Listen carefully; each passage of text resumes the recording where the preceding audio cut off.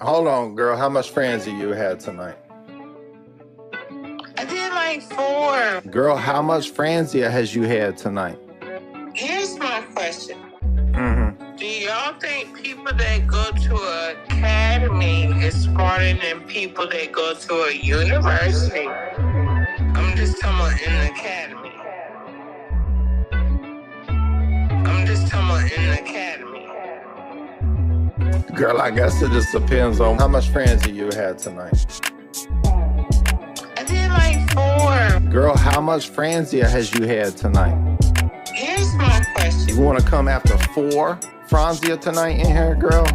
And you trying to talk academy against university? Homie, don't play that. Here's my question. Mm-hmm. Do y'all think people that go to an academy is smarter than people that go to a university? I'm just talking about in the academy. How much Franzia you had tonight? I'm just talking about in the academy. Hold on, girl. How much Franzia you had tonight? I did like 4. Girl, how much Franzia has you had tonight? Here's my question. Mm-hmm. Do y'all think people that go to an academy is smarter than people that go to a university? I'm just talking about in the academy.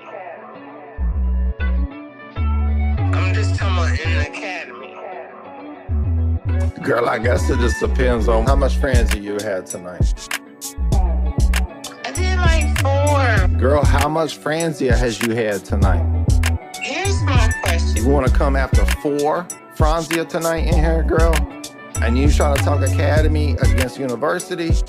Homie, don't play that. Here's my question. Mm-hmm. Do y'all think people that go to an academy is smarter than people that go to a university? I'm just talking about in the academy. How much Franzia you had tonight? I'm just talking about in the academy. Girl, I guess it just depends on how much Franzia you had tonight.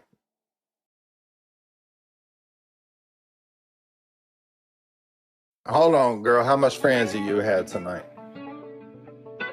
I did like 4. Girl, how much Franzia has you had tonight? Here's my question. Mm-hmm. Do y'all think people that go to an academy is smarter than people that go to a university? I'm just talking about in the academy. I'm just talking about in the academy. Girl, I guess it just depends on how much Franzia you had tonight. I did like 4. Girl, how much Franzia has you had tonight? Here's my question. You want to come after 4 Franzia tonight in here, girl? And you trying to talk academy against university? Homie, don't play that. Here's my question. Mm-hmm. Do y'all think people that go to an academy is smarter than people that go to a university? I'm just talking about in the academy. How much Franzia you had tonight? I'm just talking about in the academy. Girl, I guess it just depends on how much Franzia you had tonight.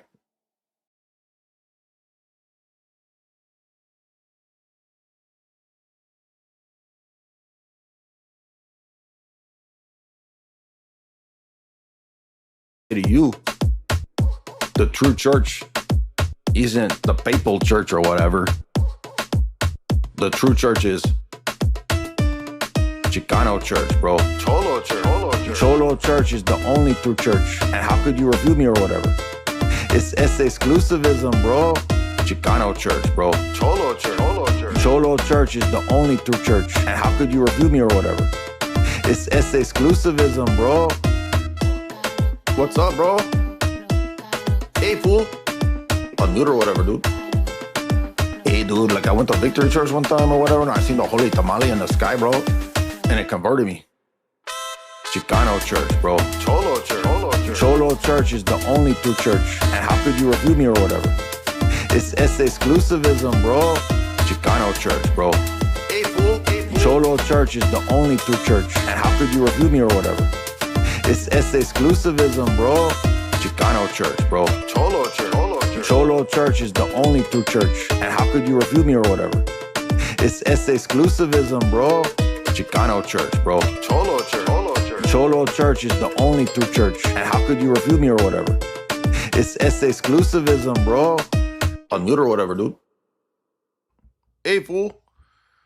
You guys ready for another open forum stream or whatever?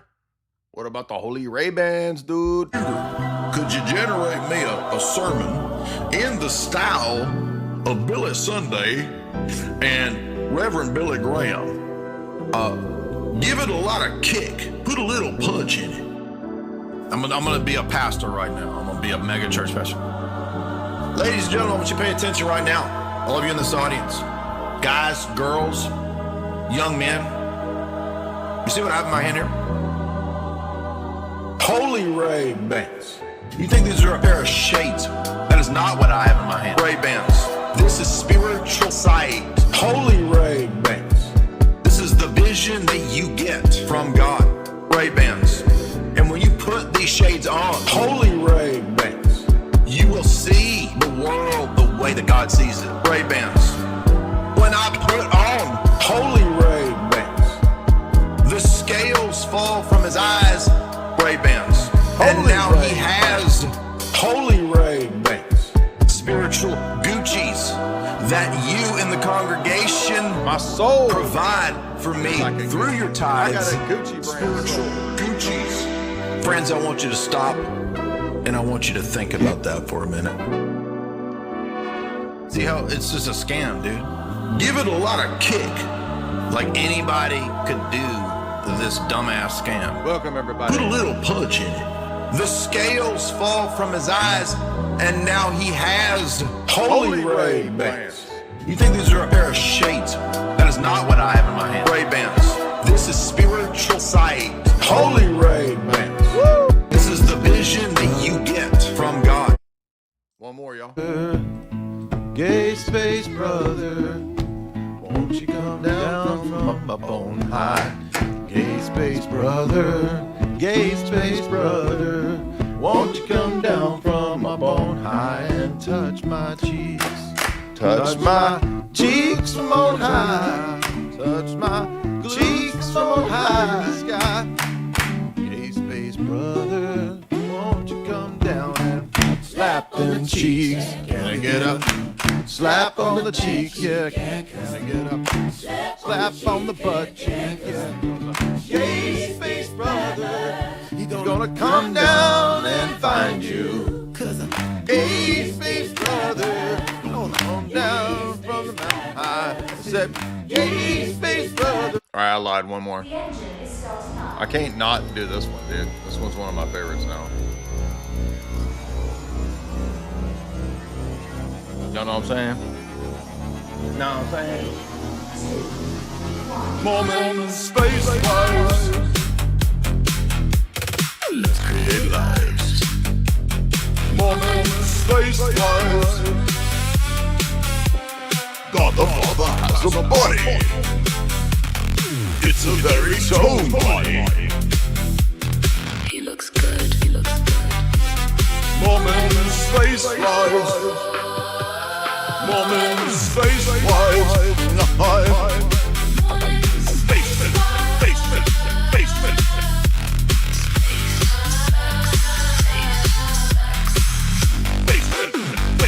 Welcome, everybody. Hit like and share.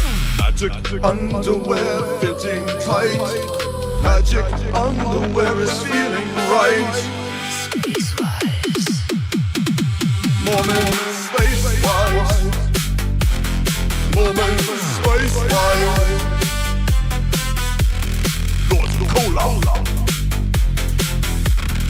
I would like to have intimacy with you. On the planet of Naboo.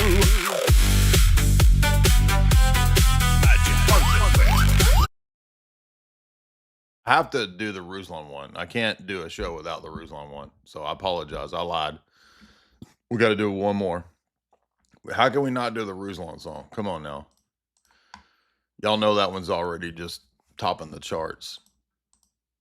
So we got to do it. We got to do it. We got to do it.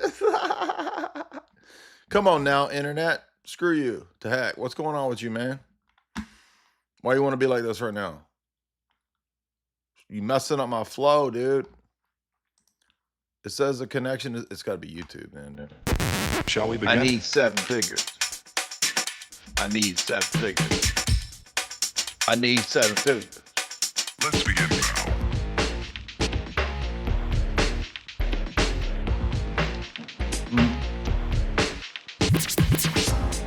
How do I monetize human beings? I like shoes.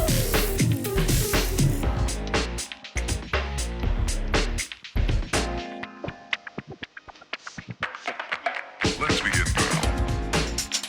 now. Every time.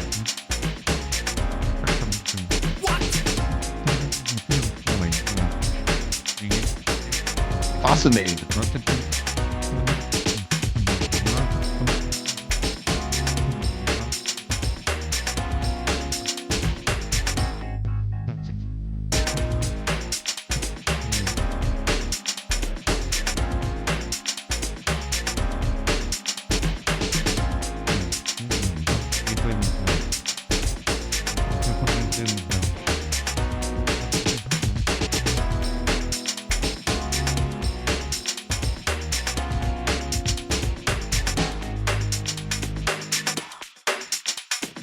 This is not a drill. Repeat, this is not a drill.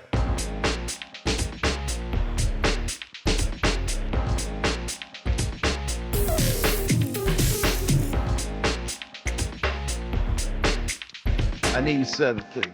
Is that all you got? Let's begin now. Yo, welcome, everybody. Let's go right to Jimmy. First call of the day. What's up, Jimmy Neutron? Jay, how are you? Good. So I've got a small disagreement. I see you've got MAGA in the debate headline. Is that okay? Yep. What is your opinion on the Iran situation? I've seen you talk about it a little bit. I think we have a small disagreement, but I want to get your opinion because my opinion's not very strong on it. A little bit. I mean, I've done like 10 podcasts in the last 2 months on it. No, I mean, I've seen a little bit of it. Oh, I see. Gotcha. Yeah, I don't believe that it was a wise decision. I do think that it was part of the strategy that Israel's had for a long time. I think that's all part of their doctrine and a lot of their documents. Okay. So I think that we don't do these things for oil, ultimately for American interests, for the dollar. That's all a bunch of excuses. I mean, Netanyahu brags that he has the U.S. by the balls. Yes, I've seen that. I agree with what you're saying. My thought on it is, and I know you're on YouTube, so I don't want to get you taken down. The things they have under Sharia law. The inner I wasn't going to share all this. Dealings they have. We all acknowledge that. What does that got to do with this, though? Hold on. What does that got to do with? What does that got to do with anything? Okay, well, here's my point. I don't think I have to live in a world where these radicals are enriching uranium. Like, I can acknowledge Israel's influence without being upset that the Ayatollah is, wherever he is right now. I think it's nuanced. That's my thing. Okay, so I don't want to live in a world where they're playing with uranium. They're crazy. So when was the story true that they're 2 weeks from a bomb? I don't believe that. I think it's nuanced. I'm not pro. I'm not MAGA brainwashed. I'm in the church as a catechumen, but I think it's a good thing that we did what we did, even though it is. I am worried about Israel, like you're saying. Okay, so, but in the case of Iran, like, why didn't you had several situations where you had multiple presidents that didn't immediately act on that? Why wouldn't they have acted on that? I'm not saying I know all the history. If we all agree that they have uranium and they're enriching it, then I think we should have done this a long time ago. Yeah, but you don't understand. Like, when I talked to John Kiriakou about it, we had a good conversation about this because as long as there is this excuse of Iran always being a threat, and not just Iran, it's also all of the other neighboring countries around Israel that Israel intentionally keeps destabilized by design. That's their strategy. The longer that, the more the conflicts are prolonged and hyped up, the worse it gets. Let me rephrase that. The better it is for Israel is what I'm trying to say. So, in other words, these conflicts and these types of destabilizations, all they do is help Israel, because it makes Israel be able to say, "Look, we're surrounded by all of our enemies," and it also doesn't explain the many times that Mossad has, for example, armed and sold weapons to Iran. Why would Viktor Ostrovsky say that Israel arms and sells weapons to Iran in the past if it wasn't because it's a perfect strategy of a constant, perpetual excuse for Western intervention and for whatever Israel wants to do? Yes, I think those are all really good points. I'm just afraid of with the midterms coming. MAGA's not great, but the Dems are so much worse. I know politics is your thing, and it's not supposed to be our thing, really. We're supposed to be focused on other stuff. But yeah, okay. But you think it's a good thing that we toppled the regime in theory, or no? Probably it sounds like no.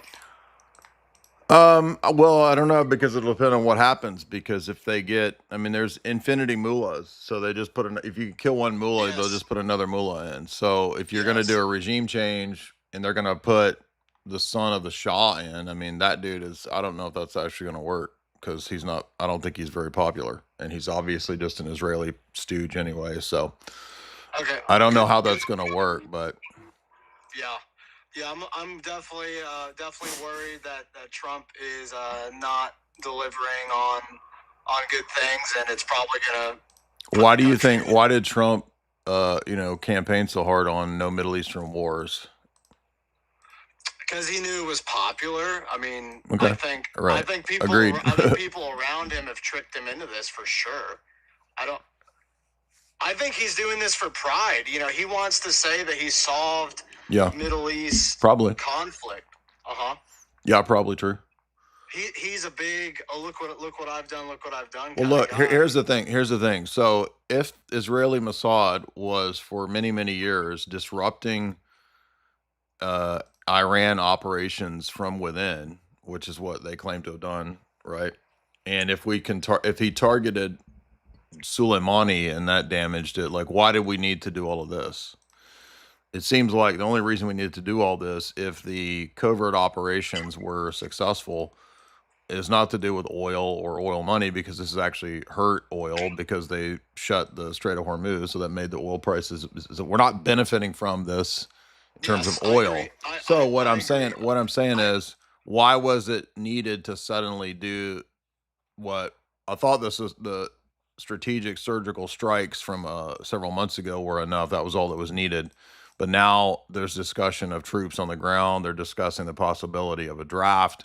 So you see that what was 2 weeks to flatten Tehran turned into 2 years to flatten the curve. Now it's going to be 10 years, because it's not Iraq. It's 10 times worse than that. It's going to be forever if there's going to be ground troops. It's going to be a forever war. And they're a culture that believes in martyrdom. They're not a culture that believes in surrendering. So what would your opinion be to get us out of this situation? Stop the bombings, and obviously end ties to Israel, just back away and I don't know. There's no easy solutions, but I would definitely cut off all of the tax money that goes to Israel. I would cut off all of that for sure. Yeah. But I don't know that there's not going to be any easy solution to Middle Eastern tribal warfare that's gone on for millennia. There is no easy solution. Yes. The priest at our parish says there's only one war, and it's always against the church. So ultimately, yeah. But modern warfare, see, that's the thing about modern warfare, is that it's not fought for what most people think it's fought for. People think when you're young, you're duped because you're, patriotic, and then you go into the military thinking that you're going to fight all the bad guys, and then you realize as you get older that most modern warfare is just for corporations and private interests, and it's based on lies. So the reason we go to war is because of some lie, because there's people that have corporate interests, and we have a giant empire. So now that we have the empire, we got to figure out what are we going to do with this empire. Well, the problem with empires is that empires collapse usually from the same patterns and structures. This is what Spengler wrote about. So we have this empire whether we like it or not, and what are we going to do with it? I'm not sure how to handle that. That's a difficult question.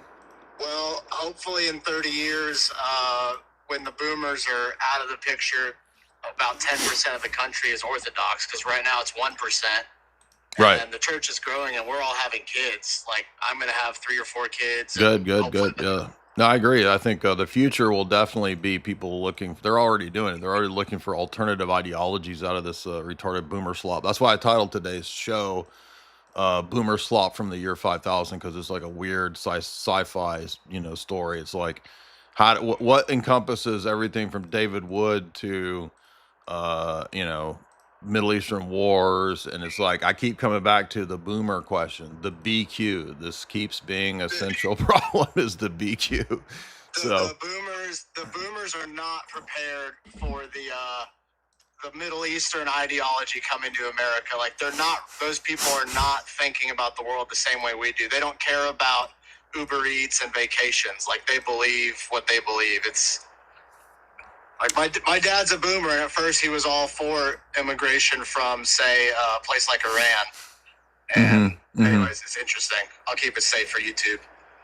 Yeah, I mean, it's a fair question to say, well, what's the solution? Because a lot of people want to yap about the politics of the Middle East. A lot of people want to bitch about it. Appreciate your call.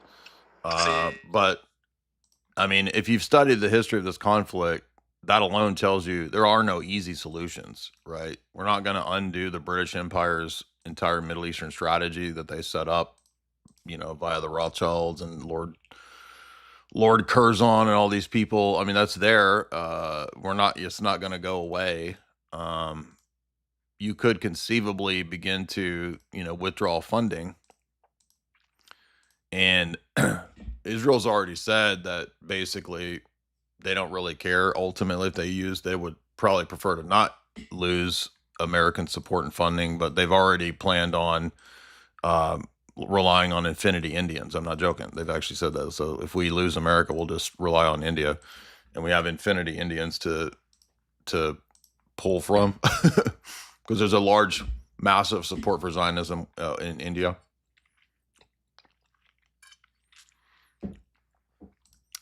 So, yeah, I don't know what the answer is here. And the other thing, too, is like everybody wants to sound off on politics and talk shit all the time, which I don't care. That's just the internet. Obviously, that's going to go on. But, like, dude, 99% of the people who talk about this shit, they've never read a book on it. They don't know what. They're just following whatever the latest meme is about Israel and AIPAC and all that, which is fine because it's a mass awakening. But that doesn't mean that any of these people have any actual solutions or ideas as to what. The real idea is nobody in the internet sphere is going to posit some super rational solution that's going to, oh, yes, like all the people in the Middle East are going to, like BB's going to be like, oh, I saw the guy on the YouTube stream. He had a good idea. Now I'm going to believe in peace. Like, what do you think is going to happen, right? So, I mean, we can sound off and bitch all day long if we want, but there is no easy solution. I mean, they tried the 2-state solution, and, you had the assassination of Yitzhak Rabin by design, by Likudniks, in my opinion, to make sure that there was no 2-state solution, that there was no sort of left Israeli solution to the problem. So, Jay out here looking like Tony Hawk. Shit, dude. Tony Hawk is a creeper, dude. He's weird as hell. I'm on Team Weckenball versus Team Tony Hawk. Y'all ought to know that. Tony Squawk over there wishes he could be like Weck, dude. Team Weck forever, dog. Let's talk about CHUD the Builder, too, because I do want to talk about news stuff, because everybody wants to talk about news stuff. And this is interesting because it relates to Orthodox Church. People don't realize, and I just found this out yesterday, that this big national news case, which is the new racially charged news case that we're going to have to hear about. I mean, it's going to be like the new Kyle Rittenhouse, dude. And we're going to hear about this for the next forever. And he was going to Orthodox Church not far away. Okay, now I have not visited this Orthodox Church, so I don't know it. It's not that far away from me, but I just never went to it because I went to other ones. And there's a big background to this case. And to be honest with you, and by the way, you can call in about whatever you want today, except tag. I'm not taking tag questions. It sucks all the air out of the room. Everybody gets bored, and then they go away, and I lose all the audience when we talk about tag questions. So take all your tag to FDA. He is the new Pope of tag, right? I'm not saying I'll never do tag. Obviously, if I debate an atheist, you guys all know I'm going to do tag. But FDA is the new official minister of tag relations in Wigartha and in Wigzantium. And that as Emperor of Wigzantium, I've appointed him to that new representative council position. And plus, I don't have the patience for these spurgs that call in and ask the same question every time. How do you get from tag to Trinity? How do you get from tag to orthodoxy? Excuse me, your tag has a flawed premise. Blah, blah, blah, blah, blah. It's like the same debate over and over and over and over. So Paisios, who everybody probably knows from Twitter sphere and the ortho sphere, is familiar with this church. Okay. And Clarksville is, first of all, it's a military town. It's where the 101st Airborne Division is. It's a giant military base there. So in military towns, you get pretty, what's the word I'm looking for? Ghetto's not the right word. Military towns are a little on the rougher side. So you get people a lot of times that you get a lot of soldiers with a lot of PTSD, a lot of anger. I'm not immediately hating on CHUD the Builder. I've never even followed this dude. I saw one clip of him the other day, the first time I'd ever seen him. So I didn't know this, right? And I had no idea he had been inquiring at the Orthodox Church. So apparently, according to Paisios, and he, in my experience, has always been an accurate reporter of details. Again, I don't know anybody at that church in person. So assuming that the report from a person who has consistently been pretty accurate, the CHUD the Builder dude was inquiring, as far as I understand, for a good while at one of the Orthodox churches in Clarksville, right? And apparently there had been a consistent pattern of problems that because he's a veteran with PTSD, he has to kind of deal with that with alcohol and all that. So I'm not knocking him. I understand vets have a really hard time with this stuff. John and I in the chat, we had a really good friend who was a vet who dealt with some of those issues for a long time. I come from a military family. Okay. I'm not a libtard shit lib that hates military people for no reason. My uncle was, as I brag, famous Cold Warrior. No, he was not in the CIA. He was in Air Force intelligence. Every time I say that, oh, he's admitting he was a CIA. No, he was in Air Force. He was offered a big Pentagon position, and he turned it down because he wanted to be a hunting fishing guide. And I do believe that story. I don't think that was a lie because my uncle was obsessed with hunting and fishing. He loved that more than anything. Anyway, so CHUD the Builder is a vet who has struggled with PTSD related issues, all of that. And of course, Orthodox Church is a perfect place for him. That's where he would find the healing. But according to Paisios, this was not going well. So he was not accepting correction from the priest, who was telling him, hey, it's probably not a good idea to do the trigger everybody with the N-word streams, right? Because if you don't know, his thing was to do live streaming and to illustrate the double standard and the hypocrisy where black people can say and do anything that they want to white people, but if a white person does it, it's the end of the world, right? Now, for those that don't know, the same situation has popped off with him because apparently some black people decided to get money together to try to get him to take care of him, if that makes sense. Allegedly, this is what's going on. I have not spent time researching all this. Apart from the streaming incident, apparently he might have had a little too much to drink at a restaurant, and then a black dude confronted him. And I don't know if there's direct video that anybody's seen. So we don't know exactly what's happened in that incident, right? And so he popped off in self-defense is what he's arguing. And now the case is demonstrating the double standard of black criminals get like 100 hours of community service for graping and unaliving people, literally. But if you're a white dude that perhaps did something that's not yet clear exactly what happened, life in prison, right? Literally 60 years, I think, is what the case is going to be. So there's a lot of nuance and issues going on here, right? And according to Paisios, whether, again, I'm not saying that he's bad because he's a white dude. I'm not being a cuck because I'm not immediately. We don't know the details, and a lot of people don't know the background. But I also know that if you're coming to the Orthodox Church, every priest is going to tell you, no, don't do live streams where you're trying to provoke black people. This is not going to be wise, right? Well, he decided, I'm going to do it anyway. So I don't know how far he got in the catechumen stage. If he even became a catechumen, maybe he just inquired. Also, as we've said for many years, people in Orthodox churches are going to have to be careful and on the lookout, because there will be feds and people doing this kind of stuff to make Orthodox look bad. I'm not saying CHUD is a fed. I don't know that. And I know any topic you talk about, dude, people automatically already have their minds made up, and they just wait for you to say something that they can then take out of context and say, look, there he is. He said it. He called that dude a fed. I did not say that. I am saying that you have to be cautious and discerning, because we just saw that the SPLC put all this money into these different fake groups, which we already knew. At the same time, we've had all of these fake dumb apologists and wiggers like frickin' Ruslan and Gavin Ortlund and David Wood. What are they saying? Ortho bros are dangerous. They're going to pop off. Something bad's going to happen. They've been already running the SPLC type of line, right?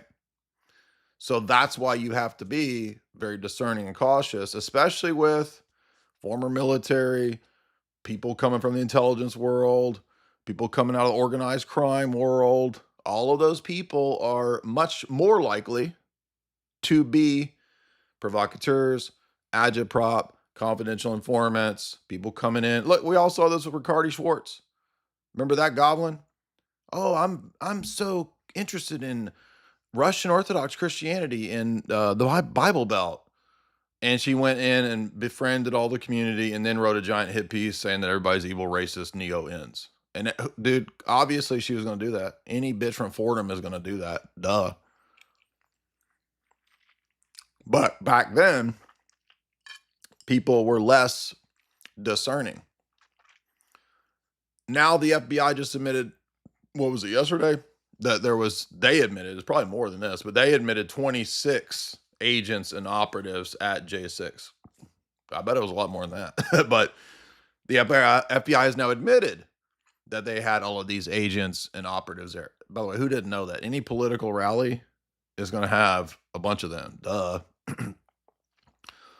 So that's why you have to be more discerning. And I'm already detecting, as orthodoxy grows and as the fake made up appellation of the ortho bro movement, which doesn't exist, I'm already telling you what they're going to do. And I can tell you, based on the way that the mouthpieces of their butt buttery, Gavin, Ruslan, David Wood, by the way, note they are all in that ziosphere. They're all in the evangelical ziosphere. They are already laying out the talking points that the ortho bros are dangerous. They're going to be violent. There is, and even though there's no evidence of this. And lo and behold, wait, what are they going to do? These people are going to immediately say, Chud the Builder, ortho bro. Watch. They're already going to do this. But we don't exactly know the case here. And according to Paisios, Paezas already told, or the CHUD was already told, if you're become Orthodox catechumen, you can't go out here trying to provoke all the black people. Even if there's a double standard, even if there's a two-tier justice system, this is not wise for a catechumen to do, if he's even a catechumen, right? So do you see what I'm saying? These goobers are looking for the violent incident to latch onto, to then say, all ortho bros bad, ortho bro movement, violent, political, racist. That's all they want. That's all they have. You saw David Wood right away. When I critiqued God Logic, what's the first thing David Wood said? Jay's critiquing him because he's black. What the hell are you talking about? So I critiqued Ridvan. I'm anti-Turk because I critiqued Ridvan. Well, David Erhan's, he's in Turkey. So that makes no sense, right? It's retarded. But these people are the lowest tier of that. And they're looking for a way to say, and I don't want to make it easier for them, is what I'm trying to say. That's why you have to be cautious and discerning about people who are, quote, converts, people who are, quote, inquiring. Yes, 9 out of 10 times, 99% of the time, probably people are actually sincerely inquiring. But you do have to be cautious and aware, okay, who is this person? What's their background? And let me give you another example. There was a person who converted a while back who is still a nightmare idiot person on the internet who had a history of grifting and converted out of being a top tier, see you at the top marketing grifter, and immediately converts and immediately has religious titles. He's a brother. And immediately is involved in publicly teaching and writing books. And all the instruction is, hey, give it some time, wait a little bit, blah, blah, blah, right? And what does he do? Everything the wrong way. Constant, total nightmare, right? Anyway, he became his own worst enemy. All I did was ever help that dude, and that dude just went crazy on me. So, and why did he go crazy? Because of one mild criticism. Just flips out, right? So the same situation here, it's like, ultimately, I don't know if it may serve as a catalyst for people to see the double tier justice system. And trolling can have definitely an effect, right? I mean, Sam Hyde trolling, for example, the TED Talk stuff. I mean, that just kind of showed how retarded TED Talk propaganda was, right? So that was an effective example of trolling in my assessment. But also we've got this epidemic now of people who are Gen Z who think that anything goes on live streams to get clicks and to go viral. So do anything, right? Which is not a healthy situation. We've advanced from people doing pranks to just absolutely crazy shit, right? Like the black dudes that ride on the bicycles and then ride up to your face, popping a wheelie like they're going to hit you, and then they steer away. This is all being done to be filmed, right? To get clicks and stuff. So there's a lot of different problems going on. And I'm going to go to a call before we watch some of this Coattail breakdown of this. We'll try to watch it in 1.5 speed. Let's see. H. Brazzi's calling in. What's up, dog?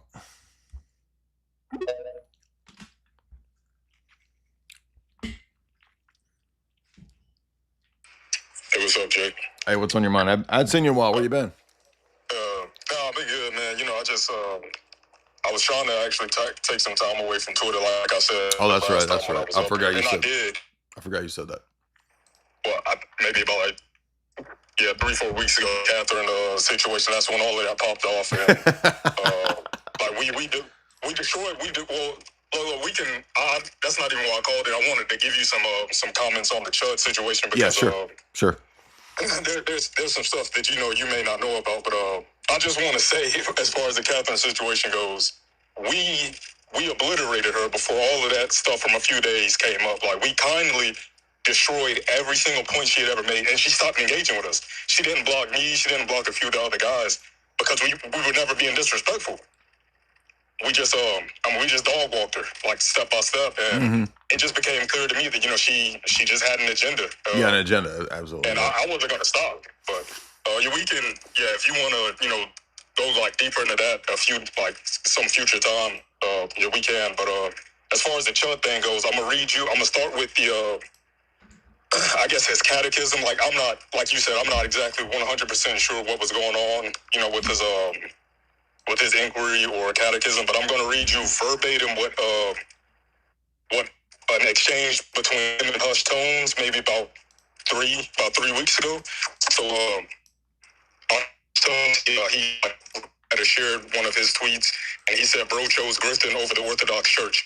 Now listen to what this mother Dalton is his actual name. Listen to what this guy says. Hold on. My So church banned me, hold on. 3 days before my first video. Hold on. Go ahead, Jeff. Hold on. You're reading Hush Tones' statement or CHUD statement? Yeah, so so Hush Tones was bro chose grifting over the Orthodox Church. Okay. Which kind of turned out to be true. So now this is what Dalton said in response. This is CHUD.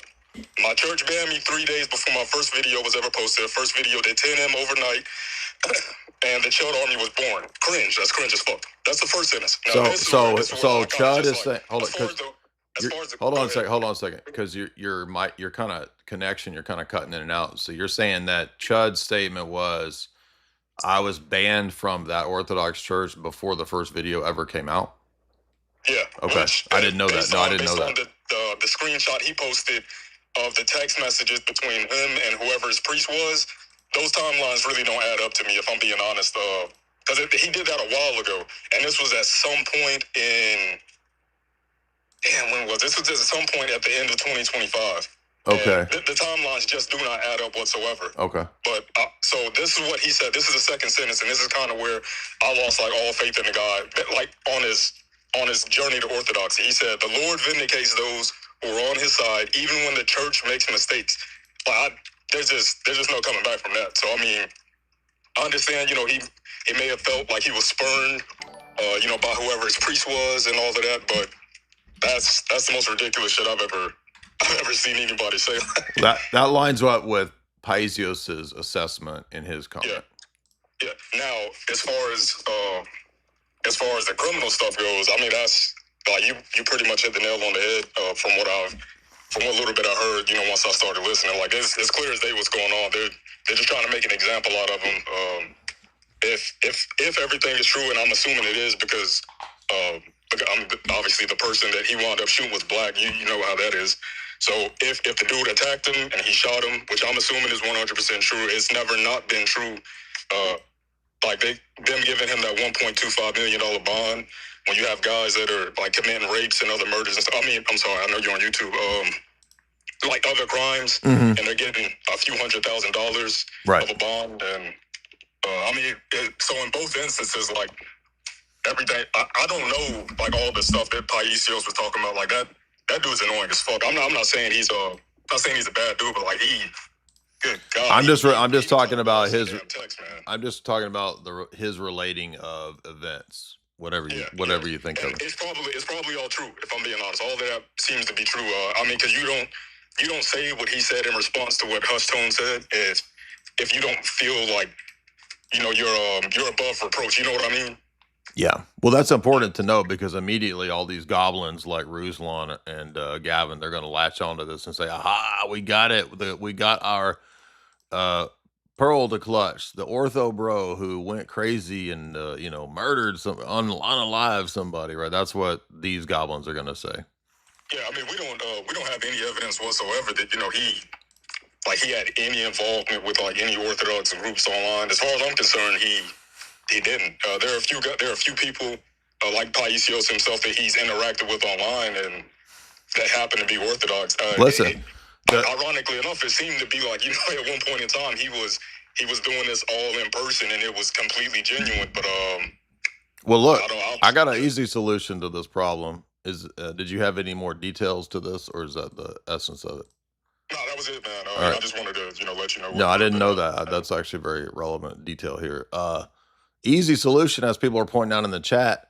all we got to do is send Chud the Builder to God Logic's favorite Zionist rabbi dude, get him clipped, get his dong clipped, and boom, there we go. Then he'll settle down. No, nobody's even thought about the circumcision solution to this problem. I'm being silly, but it's weird because everybody on the internet doesn't know any of this stuff or this background stuff, and they just want to make it about, oh, are you on the white dude side or are you on the side of the libs and the blacks? And well, there's more to this story. And even the case itself is going to be a big deal because it's going to be unclear because of Tennessee law about how self-defense actually works. And I didn't even know this. And so Myron has this lawyer on that we're going to cover here because Cotel covered this. It's a good clip from Cotel.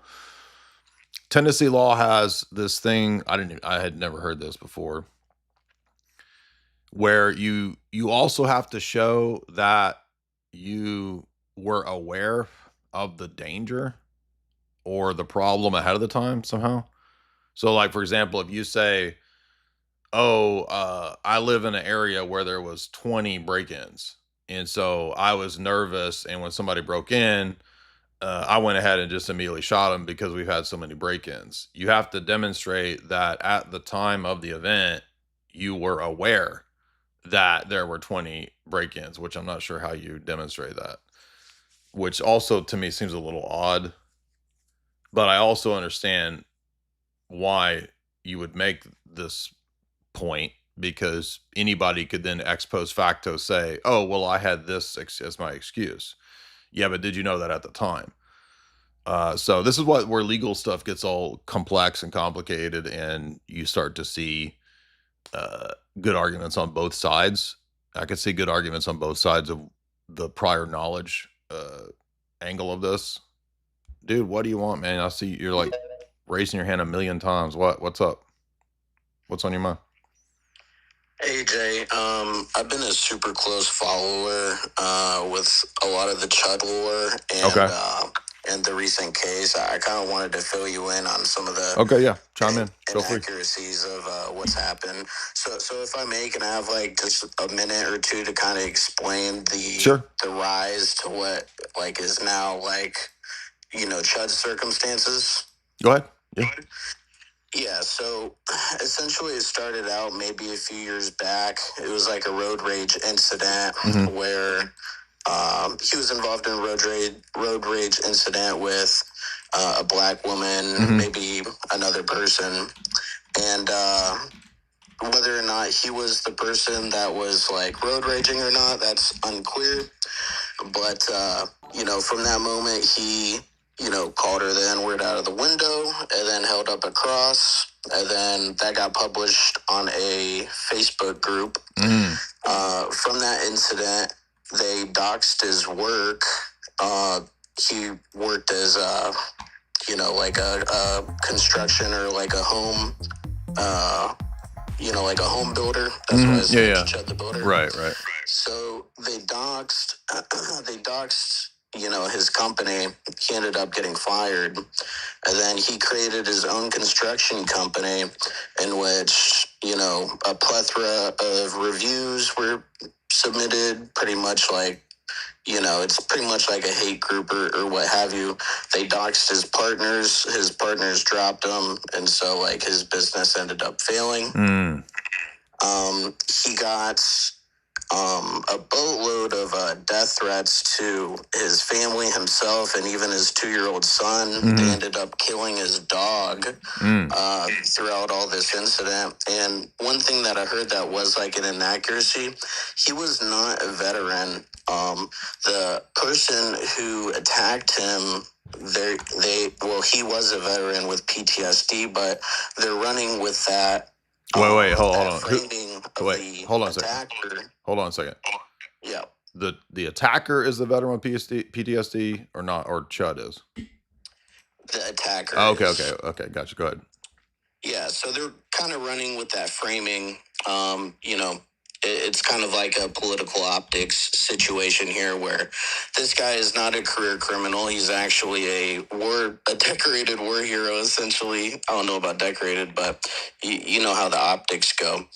But, you know, since he was kind of stripping from his way of making money and kind of maybe even alienated from his family, he started the streaming thing. And while it is highly taboo, you know, the word, if I'm to be, you know, like advocate in his defense, he doesn't go around to any random person and call them a slur. It's really more frame, and I watched his streams a couple times to kind of get filled in for like what's his approach.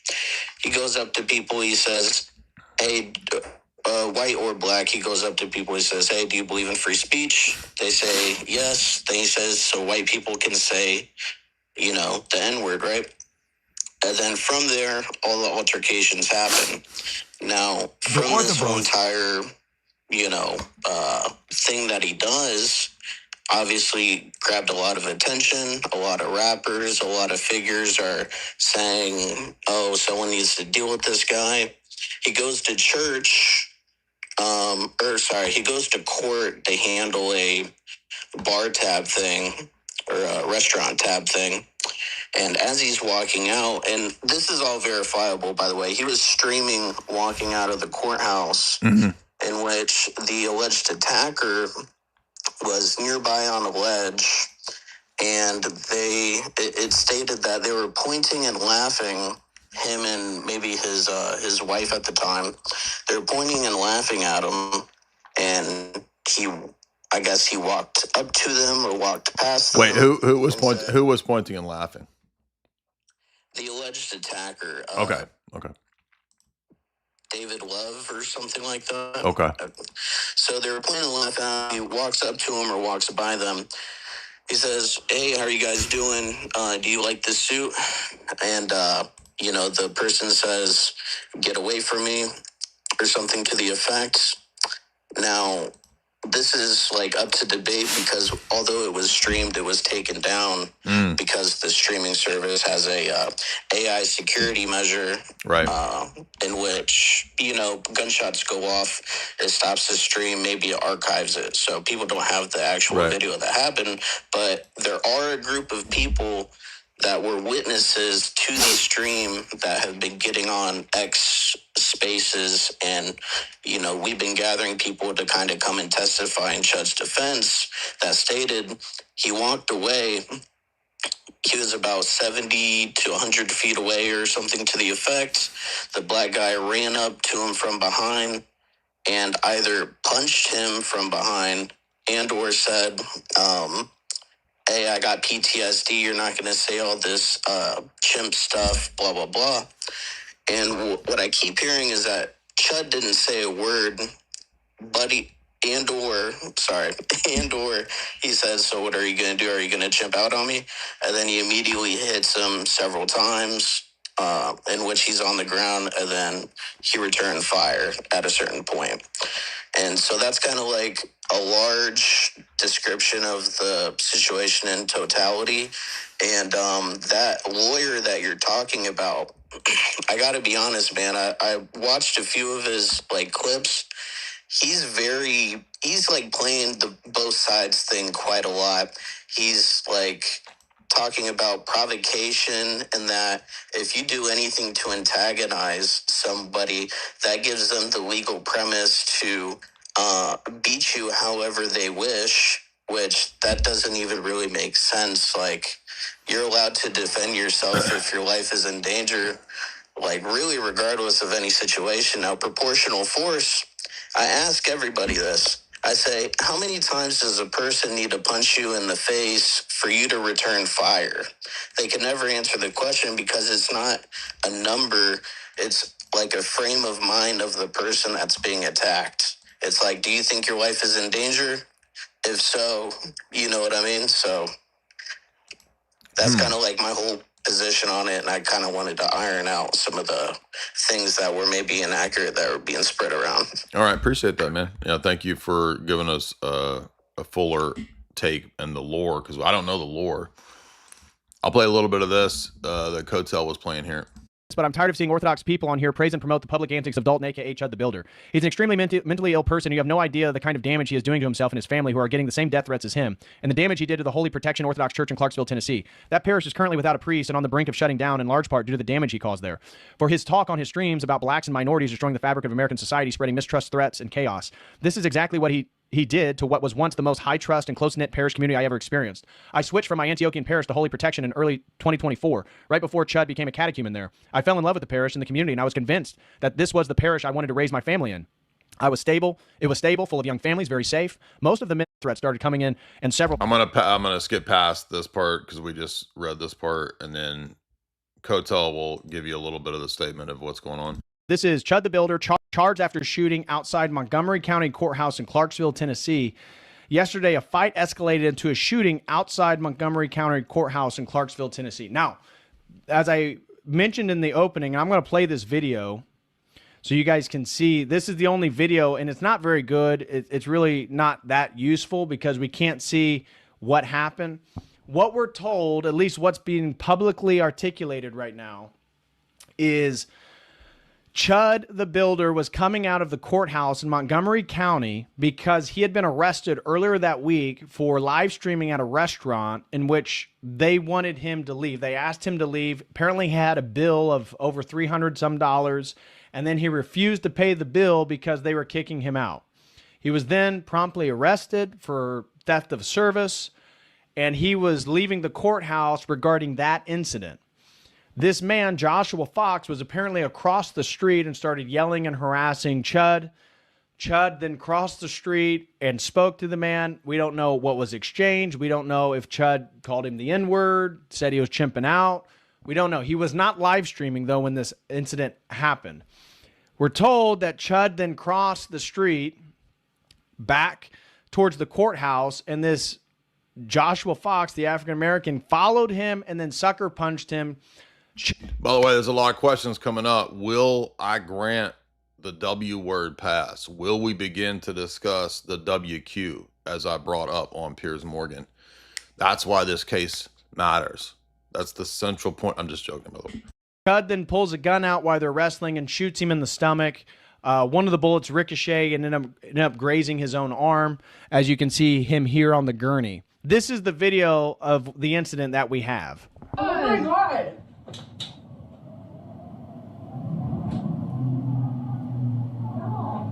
Holy shit. They're out here. Somebody got shot. Yeah.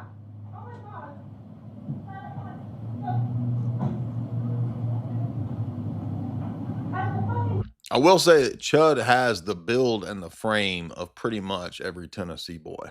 That's a Tennessee boy right there. I can admit, I heard about this and I'm like, that dude looks like a straight up Tennessee boy right there.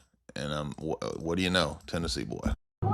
Yeah. Although he might, if he was like maybe, I don't know where he's from originally, but he definitely looks like your average Tennessee man. And you can see CHUD's famous for his cowboy hat. You can see it on the ground. And it was CHUD, but it appears to be CHUD was the one that was on top of him that threw him to the ground. They got him. They got him. Holy fuck.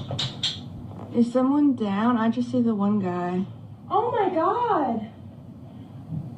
He's not dead. He was in stable condition. Both of them were in stable condition because it will go... I mean, it's going to flag the system. As you can see... By the way, the video doesn't show anything, so you can't see anything from that. Here, this is the rap sheet of the guy who... Now, this is important that the person who attacked, they're calling him, his name is Love. So, Love attacked, and his rap sheet is...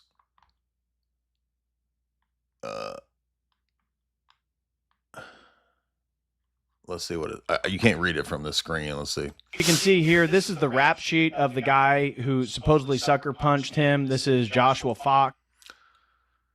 DUI, harassment, restraining orders, DUI, restraining order, reckless driving, aggravated assault, contempt of court. So feral. You can see divorce. I don't know if that's necessarily assault against twice, one of CHUD, and apparently online he had already mentioned that he wanted to kill him. Now, my thoughts watching CHUD, because he's been going viral for the last couple months. He approaches black people. He will ask them questions, often very provocative. We don't know who started what yet because all we have is people's he said, she said, because the live stream got taken down because of what happened. So it's a he said, she said, and unfortunately, when it's a he said, she said in a court system, when it comes to whites and blacks, well, believe all black people, right? He provokes people, then he calls them the N-word, and then he talks about how they're chimping out. Now, why is that viral, though? Why is it getting so many views? Because people are seeing the double standard in our culture right now, right? Look at the Joshua Fox. Look how many times he's been arrested and let out. And CHUD the Builder's bond was set at $1.25 million. Now, he is charged with attempted murder, which is a serious charge. And as I said, if convicted, he faces up to 60 years in prison. He's already 28 years old. If he is convicted, I mean, essentially that's a life sentence. So it's not that he's going to get life, but if he is found guilty of attempted murder, that's very, very serious. So the reason why I find it so... By the way, yeah, people want to... I was just thinking about, as Jim Bob said in the comments, if we're going to do guilt by association stuff, which is what all these goobers want to do, especially like the Ruslan, Gavin Ortland crowd, didn't Jeffrey Epstein have Taylor Swift on his Spotify playlist or whatever? So now I'm going to say Taylor Swift has a direct association and Jeffrey Epstein is a promoter. He's a Swiftie, dude. Nobody even thought about this angle yet. Interesting is because, as I've heard Andrew Bronca mention, we live under John Crow. Jim Crow was when it was negative towards African Americans in America, right? It was segregation, all that different stuff. Well, now we live in John Crow, where everything is weaponized against white people, and we can feel it. And the idea that these people get violent over a word like the N-word is indicative of a general problem in culture. Because if you're white, is there any name someone could call you to make you want to murder someone? No. No, you can call me... What about Wigger? What if you was Jared White and somebody called Jared White? What if they called Jared Taylor? What if someone was calling Jared Taylor a Wigger? I believe Jared Taylor might be a little angry. That's just a joke, yo. There's not a single name you could call me. Jared Taylor that would would be make like, me want to be... Jared Taylor would be like, I'm a white person. And I'll be like, I'm a Wigger person. Violent, unless you were provocative in other ways. Like, I mean, and that's part of just white culture, right? We're not as impulsive, right?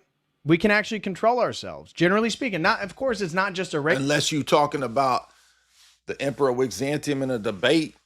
I can't control myself, son. I will pop off in a debate. I will cry. Somebody said Jay Dyer just wants to make people members of his mean girl church. That's right, son. Orthodoxy is the mean girl church. I'm trying to make all of y'all into mean girls. Racial thing, but these are the sentiments of white culture, and we see what's going on. And that's why CHUD was not a wigger. That's what I'm trying to say. CHUD appears to me to be the sort of standard issue Tennessee good old boy. That's what I think is going on. So many young people were following CHUD, but I knew because about a month ago on like Black X, Black Twitter, whatever you call it, they were literally putting up a bounty telling each other that whoever kills him, they will raise a GoFundMe. And so I knew. That's what the thing is like, you can do this kind of stuff and you want to try to call attention and awareness to it. But the problem is, like, don't you know that it's a two-tier justice system? And really, it's not going to do anything.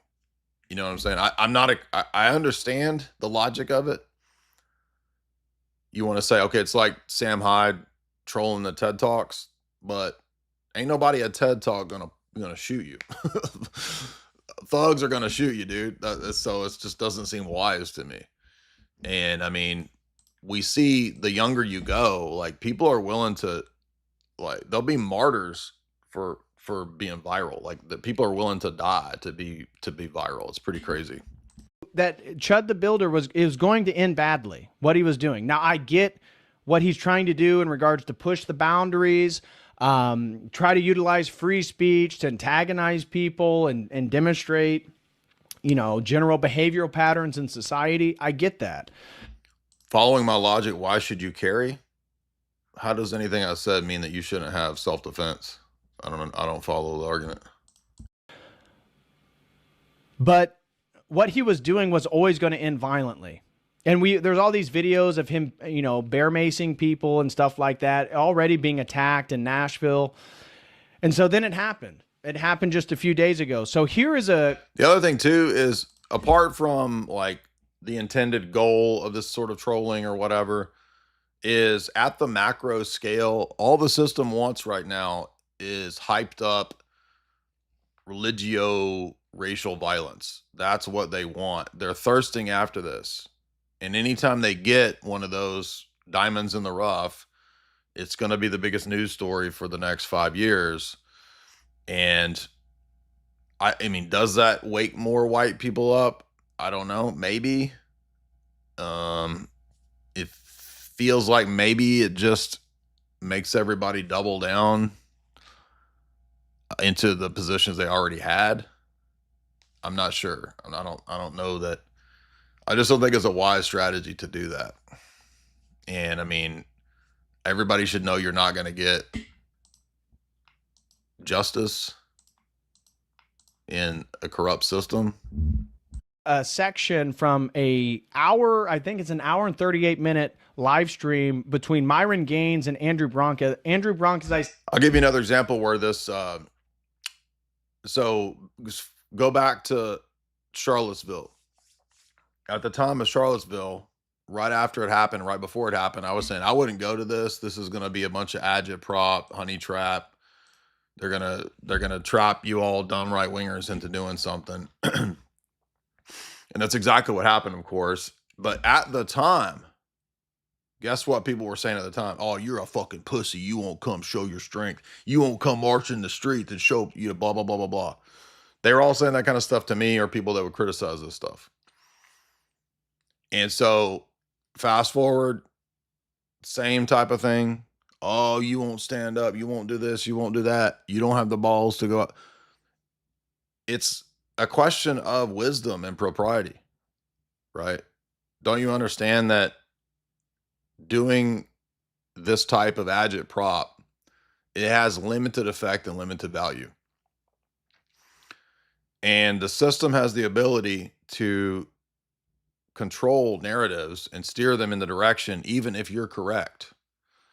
So even if CHUD ends up being vindicated in total, totally across the board, all this is ever going to be is another example that a Biden type administration or whatever, remember the whole Biden ran on Charlottesville, and all they needed was that one Heather Heyer woman getting hit by a vehicle. And that was all they needed. That was enough for the system to craft an entire story. Same with Alex Jones. All they needed was one event. The system crafts a story. Now, when you think about the SH event, nobody thinks about Lanza. They immediately think of Alex Jones. So people are too naive, especially dumb right-wingers are too stupid. They all think that, do we just get the word out, dude? No, this is libertarian conspiracy people. Been trying to get the word out for 20 years, and it doesn't do anything because the system knows how to take stories and events and create a narrative. The Skripal event, the Russia hoax, it was all retarded nonsense. They created a giant media blitz campaign for years on events that were fake. So dumb right wingers think, oh, we need the truth on our side. No, that's not how the media works. You don't just need the truth on your side. because you don't have access to the dissemination of the true story. And most of the population in the country is retarded anyway. They're not going to be able to figure out the true story. And you're not going to get objective justice in the court system. It's just stupid. The tactics, these type of tactics, I just don't know if they make any sense to do that. I mean, just take marches themselves, right? What does marching actually do? Well, it's a show of power. Well, do we live in the era when anything can be AI faked? I mean, who knows how many people went to Tommy Robinson's march? Maybe it was 1 million people, and I'm not saying they shouldn't be opposed to what's happening in the UK, but there's no easy answers to this, because most of the public is too retarded to actually figure out what's going on. And on top of that, the system, even though the mainstream media is dying, they still have the power and the ability to create entire narratives, regardless of what's true. So that's why I always come back to, like, all of this political agitprop stuff and these cases and these stories. I mean, who's going to even remember it in 5 years? Who remembers Trayvon Martin, right? And that was all a white dude killing a black dude, supposedly. Dude wasn't even white. It was a freaking Hispanic dude, Mexican dude. Martinez or whatever his name was. But we had to hear about, then we had George Floyd, right? So it should have been obvious to people after those cases that, I don't know how effective it is, but at the same time, many of those cases actually showed a lot of white people that the media hates you and you're always going to be the one that's guilty. Why? Because of slavery, dude. Because of the Confederates, because of the Civil War, right? Stuff from 200 years, 150 years ago, whatever. So I just don't know what I don't know. This just doesn't, my gut reaction is this doesn't seem wise. Although I do appreciate trolling.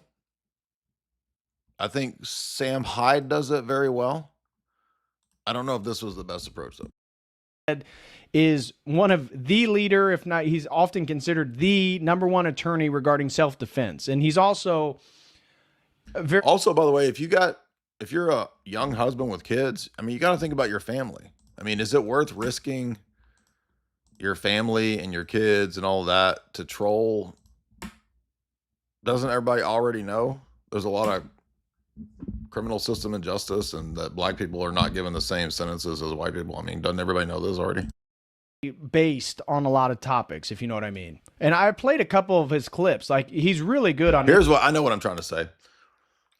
We have reached the point where you're probably not going to win over people from the other side. That's what I'm trying to say. I think we're past the point of winning people over from the other side.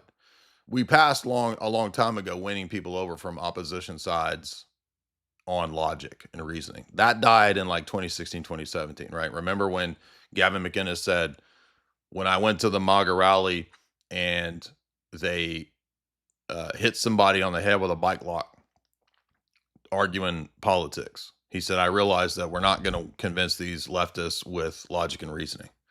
Okay, fast forward to now.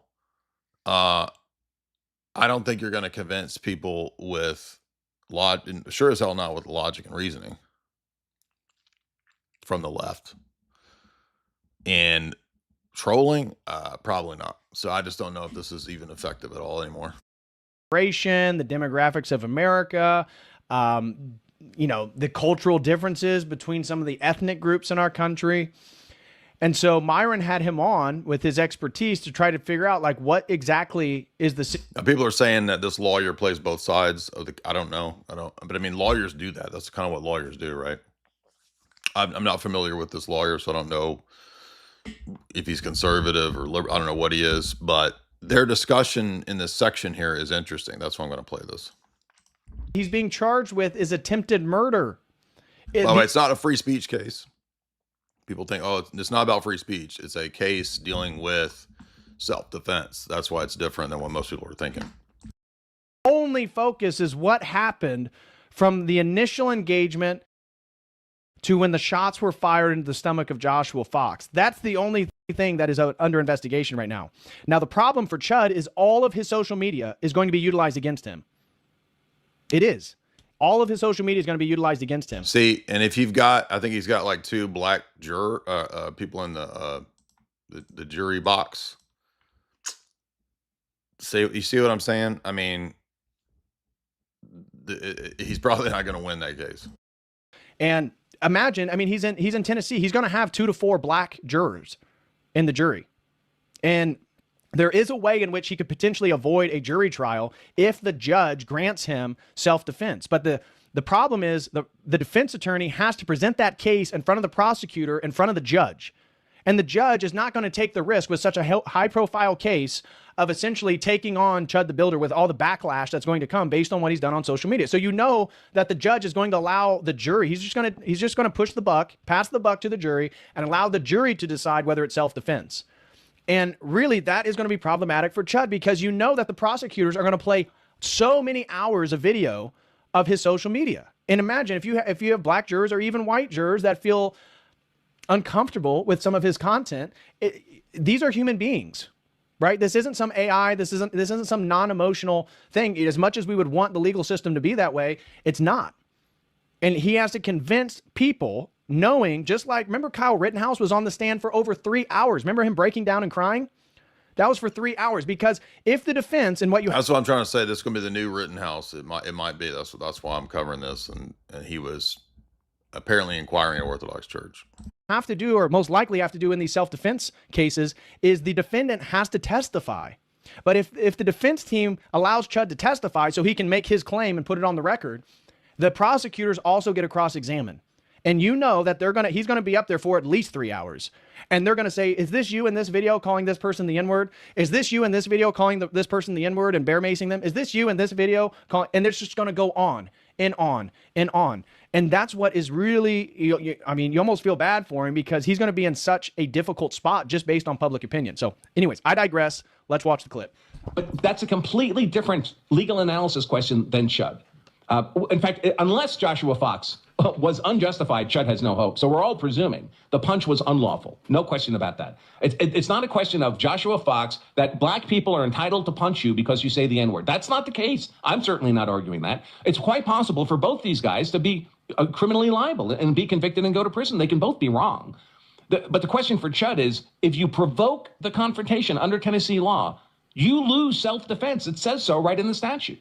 So, and look, so that will depend on what Tennessee law considers provocation, right? Because in legal stuff, it all gets very specific, right? So is it provocation to just verbally say stuff? And then it'll probably depend upon what you said verbally, right? Which will depend upon whatever the live stream data shows or whatever. So, yeah. The statute here as well. Do you remember the number by chance or no? 39-11-611. Okay. It's because I'm a pro. 39, what is it called? 39-611? 39-11-611. Tennessee Code Self-Defense. Bam. Here we go. I got it up on screen. I'm on Justia, U.S. law. And then do you want me to, is there any part of this that you want me to read it specifically or? Well, the relevant part for provocation is paragraph E. Okay. Right here. Okay. The threat or use of force against another is not justified.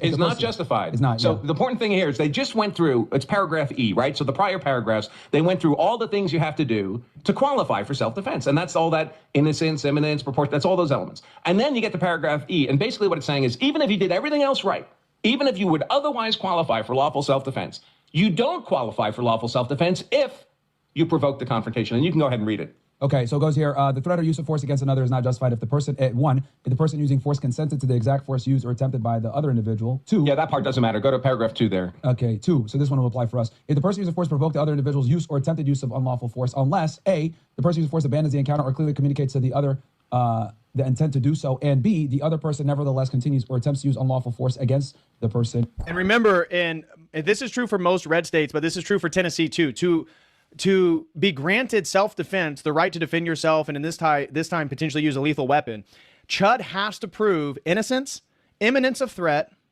proportionality responding to the threat of Joshua Fox, avoidance, and then reasonableness. And if he doesn't demonstrate all 5 of these, he cannot be granted self-defense. So again, he's in a difficult spot, and I hope he has a good defense attorney. But from what people were sharing online, he just has a public defense. Not saying that he's not a great attorney, but it's a public defense attorney. So this guy has no connection to Dalton Etherly, Chud the Builder. Or 3, the to resist a halt at a roadblock, arrest, search, or stop. And I'll forget that part. That involves not, a police stop. Yeah. So what's happening there is the statute is saying if you provoke the confrontation, you lose self-defense. Now, you can regain self-defense, even if you're provoked it, by withdrawing from the fight.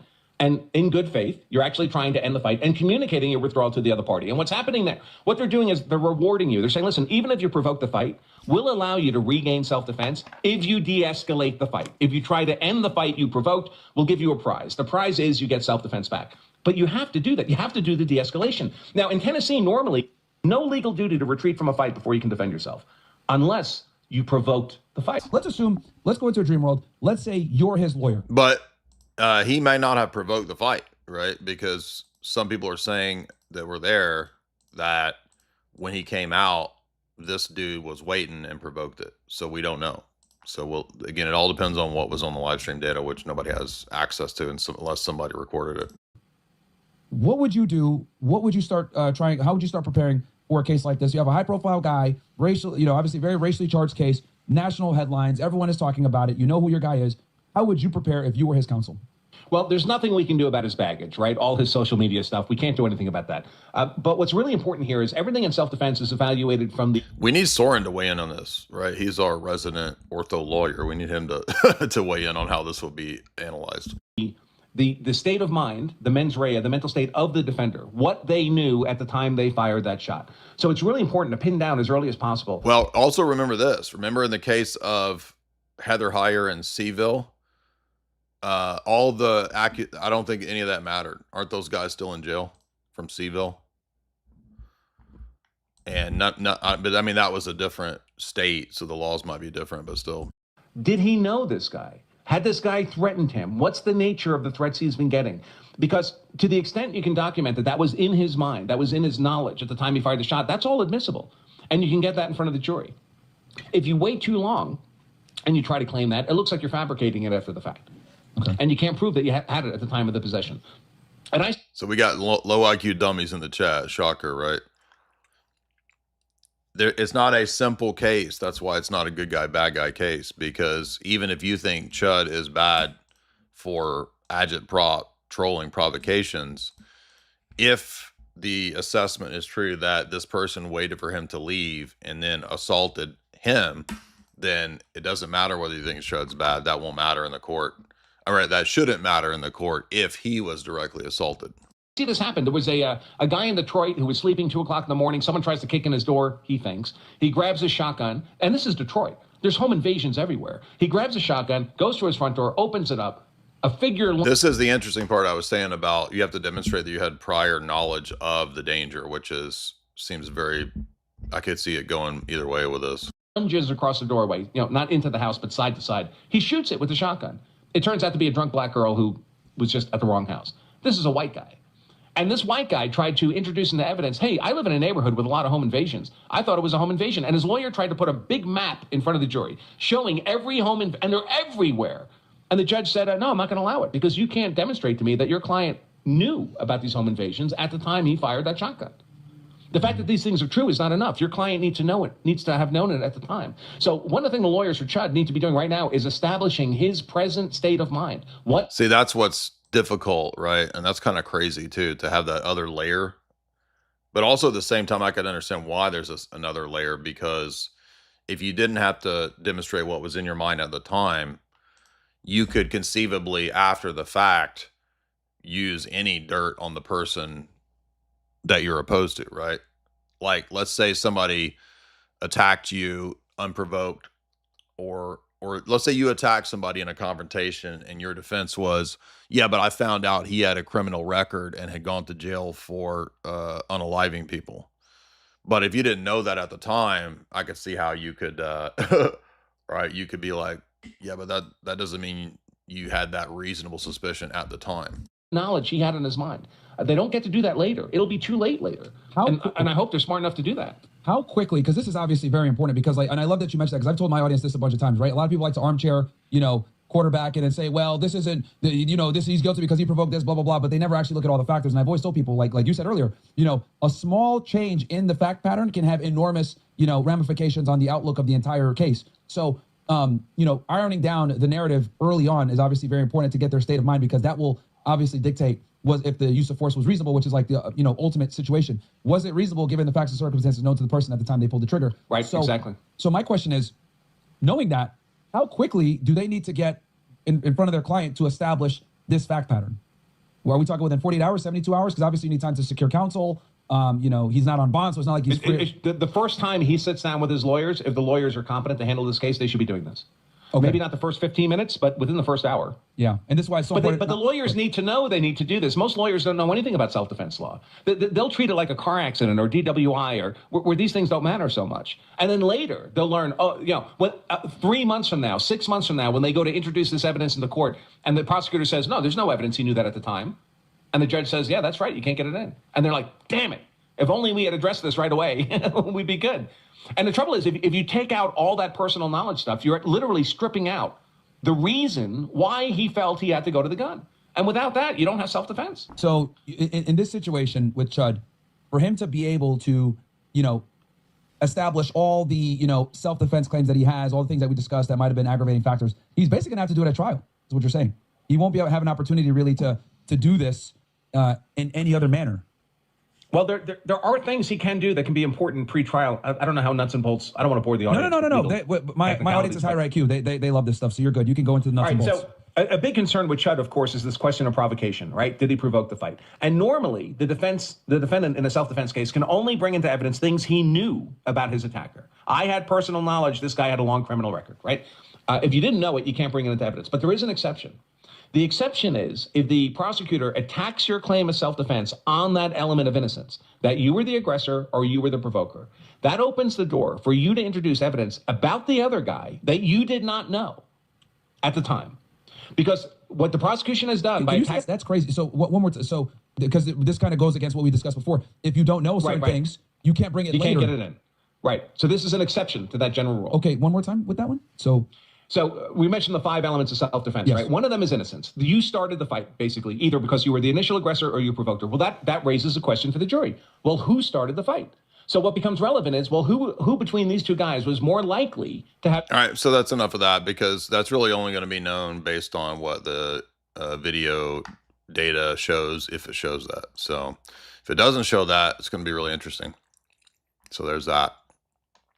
Yeah, well, I'm sorry you're bored, but this is going to be the biggest case probably in a long time. It might be the next Kyle Rittenhouse, the next George Floyd. And it matters because this dude was inquiring at Orthodox Church. Allegedly. So that's why it matters. Guys, remember we have a show sponsor, which is chalk.com, the best in supplementation on the internet. Head on over to chalk.com, CHOQ.com, into the chat right there. Use the promo code J60Life, that's JAY60LIFE, to get 60% off all those great chalk products, including that Male Vitality Stack or the Tonkat Elite or the Ashwagandha, whatever works best for you. Head on over to Male Vitality Stack, link right here. Use the promo code J60Life, that's JY60Life. You get 60% off that already discounted product right there. And I'm a big fan of chalk.com. It actually works. So go check it out. Now I'm being told that we got a couple more callers and then we'll move on. Will, what's up, Will? We're going to move on because apparently Jim Bob is saying, people are saying that Ruse Run just dropped an Ortho Bro Expose video. What's up, dude? What's up, dude? What's on your mind? There's 2 things I wanted to say. The first thing, I don't know if you saw it. I DM'd you on X. I just dropped my Catholic appraisal of Harry Potter, which you actually might find very interesting. You can feel free to use any of the points you think are interesting in your upcoming stream. I think you're going to do it, Jamie. Yeah, we're going to, yeah. Yep. I just thought you'd think that was interesting. And the second thing, I remember the other day, y'all were talking about huevos and the cojones. Who? Werewolf. Remember you were doing all like the cholo jokes? Dude, I've been doing cholo jokes all week. Which one? Werewolves? It was like last week, I think it was the stream. This guy clarified that, like, to say the part down there bottom is cojones, not huevos. Oh, huevos. Yes, I remember now. Huevos, yeah. I thought you said werewolves. I wanted to recommend a movie to you. Maybe you've seen it. I don't know. It's basically like the Mexican equivalent of The Godfather if it were like a comedy. It's called El Infierno, Hell. It came out in 2010. Okay. It actually touches on Vatican connections to the war on drugs, which I think you might find fascinating. A comedy movie? Mexican cartel leader, he has, like, you see his in his office, he has a picture with him and his wife shaking hands with John Paul II. Really? Yeah. Oh, yeah. Yeah, and the priest, the local priest in Mexico blesses all of, like, the weapons and stuff like that. Okay. Which, I mean, I know that that's not necessarily evil, but it's just kind of goofy. It sounds funny. I'll have to check that out, man. Appreciate that. Yeah, it's good. All right. Somebody said Jim Bob wanted to join. Easiest way to do that would be if Jim Bob joins on the Twitter chat. So if Jim Bob, if you're watching, come into the Twitter space, because it's just it's a whole other issue when I try to bring people up on the collab cam within Streamlabs. So come on Twitter space if you want to join. You're welcome to join here. People are saying we need to. But this doesn't even look like, you know what's so funny is, like, these people don't even want to address any of the theology, and they never will. They just want to do drama streams. That's all they want, is drama streams, drama nonsense. By the way, the link is right here if you want to call in on whatever topics. We're going to move away from, I'm married, dude. How could I be gay if I'm married? And also, how could I be gay if I identify as a diva, as a BIPOC queen? So you got me wrong. You don't even know your facts, son. You would get blown out of court bringing them falsities.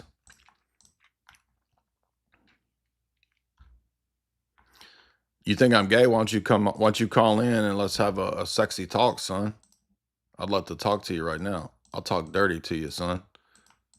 I'll whisper dirties in your ear if you call in right now. Thinking I'm gay? We'll find out who's gay. We'll find out who's the gayest. I'll talk dirtier than you, son. Dude looking for a date. Dude's date maxing on my stream. Thomas. Oh, we did that one. Storm the Cat, $10. Seinfeld had similar themes to Twin Peaks. Seinfeld? The episode in the Chinese restaurant, everything is red. And they feel like they're waiting for forever. Maybe they were making a Twin Peaks joke. In another episode, George fears that different worlds are colliding. Digital Crusader. Yeah, I don't read the $1 super chats anymore. Digital Crusader, $5. Have you heard about Jason Giorgiani? Yeah, of course. He's a lunatic. He now says he's a kind of Satanist promoting Prometheism. I know. He's a lunatic. Ortho Piper, $5. Jay, you mean, but you correct. I'm not even mean. What are you talking about? This is so stupid. Vulpes, $5. BIPOC money for Pope Jatarius Tylenol Dyer. I like it. Lil Rob. Ruslan released a video on Ortho Bros. I got it right here. Jim Bob said he want to talk about it. Well, Jim Bob, call in, dog. I'll bring you up. Ruda Boy, $5. Does the war in Iran have anything to do with the city of London? I'm sure it does. Usually things connect back to all the big financial centers. Spirit of Geneva, $3. Jay, I'm Presbyterian. I'm in the Reformed apologetic sphere. I remain intellectually unconvinced. Okay, well, why don't you call in? My heart and soul is yearning, and I am in turmoil. Well, then call in, dude. Spirit of Geneva, call in. Smoky Plant, $10. Focus on social consequences and risk management. If a bunch of riots break out, we ought not stand around and say, I wonder if the riots are justified. If a local community is attacked, for example, defending households is important. Yeah, I mean, I think, like, it's important to see, though, in this case, for example, though, what are the actual requirements of self-defense? So a lot of y'all saying, this is boring. Well, if you get in a situation where self-defense comes up, maybe you want to know what the lowest bar that you have to hit for self-defense actually is. So maybe you want to know that. By the way, you can call in the link in the chat. I've given it many times. You can also send a super chat with Streamlabs or natively through YouTube. Before we go to Ruslan and his newest hit piece, which I'm sure is going to be really high tier, real quick, I want y'all to listen to a song. I'm gonna go TT and I'll be right back. Let's see, what's a good song? What y'all want to hear right now? What PP song? While I go PP, what song y'all want to hear? You want to hear Unmute? We hadn't heard that one in a while. Let's hear Unmute. Jamie! Could you make me an espresso? Okay, we're gonna open it up. Let's keep it on topic. 1 + 1 + 1 = 3. Icons are idolatry. J, but J, can I talk? But it was an ex-cathedra. If God is real, why does he allow evil? Why do you pray to dead people? Traditions of men, it's a no-brainer. You're such a tyrannical reigner.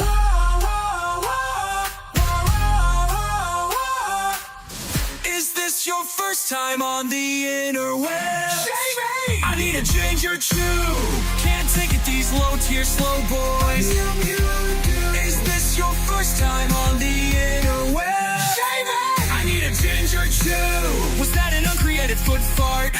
Unmute, dude. Stop repeating my name, dude. You goobers call in, or I'll boot you. Where did we get the Bible from? Have you read the canons of Franzia? What are you, Catholic? Are you Protestant? I'm not trying to be mean, but do you have an actual argument? There is only one church. You are in a cult. You're a goblin, a demon, a boomer tard. Quick question. Do we have any Diddy-back venerators in the chat? Oh! Is this your first time on the interwebs? Jamie! I need a ginger too. Can't take it, these low-tier slow boys. Is this your first time on the interwebs? Jamie! I need a ginger too. If you're a wine mom, front of the line. Unmute, dude.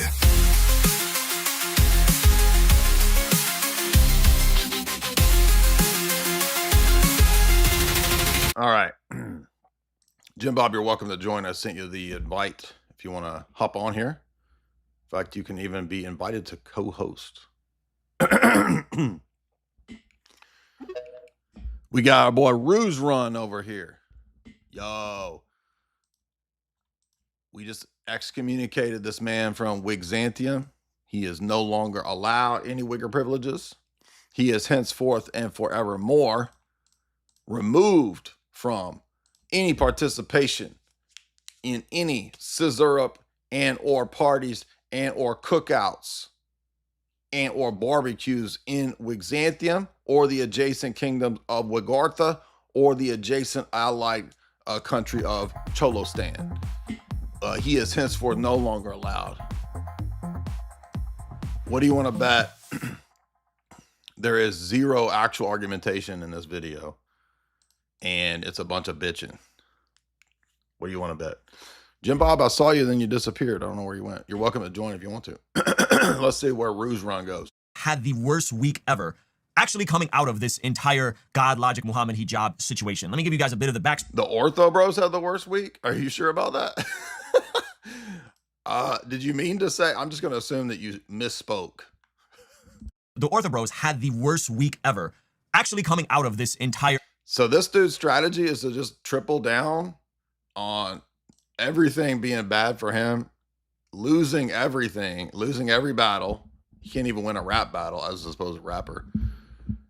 And his strategy is to quadruple down that the Ortho Bros are losing when Ruslan is over here at synagogues that actually circumcised young Don, right? Turned him into no dong.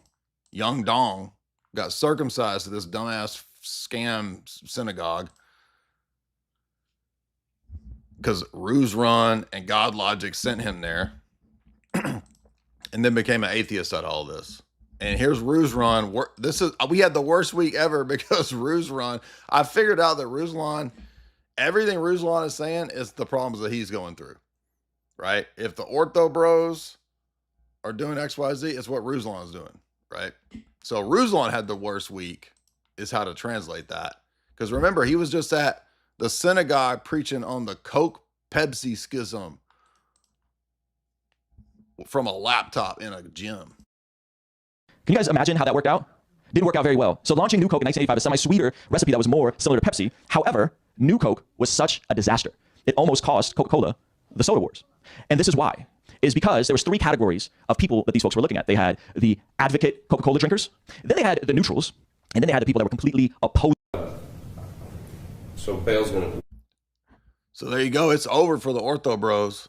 We got shut down by Rap Church. We saw that Ruslan's Rap Church charges $2,000 for counseling on how to church plant. $2,000 to talk to his grift pastor at Rap Church on how to plant a church. We saw that this week. At every angle, at every turn, these people are making absolute fools of themselves. But it's the worst week the ortho bros have ever had. Even though Andrew just showed that David Wood can't even say what the solas are and if he believes the 5 solas. 20 years of apologetics, and he can't say basic Protestant theology positions and if he holds to them as a Protestant evangelical apologist. God, logic, Muhammad, hijab situation. Let me give you guys a bit of the backstory, how I'm loosely involved in some of this, how they're attempting to put out fires by going on every single... By the way, this dummy is the cause of all of this. So he's leaving out the fact that he admitted in his other video that he was wrong to pit 2 apologists against a catechumen. So he admitted the whole thing, that everything started from, that it was all his fault. Platform. Basically, in the last week, there's been all sorts of infighting between orthobro apologists. If you guys don't know who orthobros are, they're kind of distinct. Actually, there's been no infighting with orthobro apologists. Every orthobro and orthobro apologist is on the same page here. So I guess he just misspoke there. From Eastern Orthodox folks who are generally very pleasant and very chill.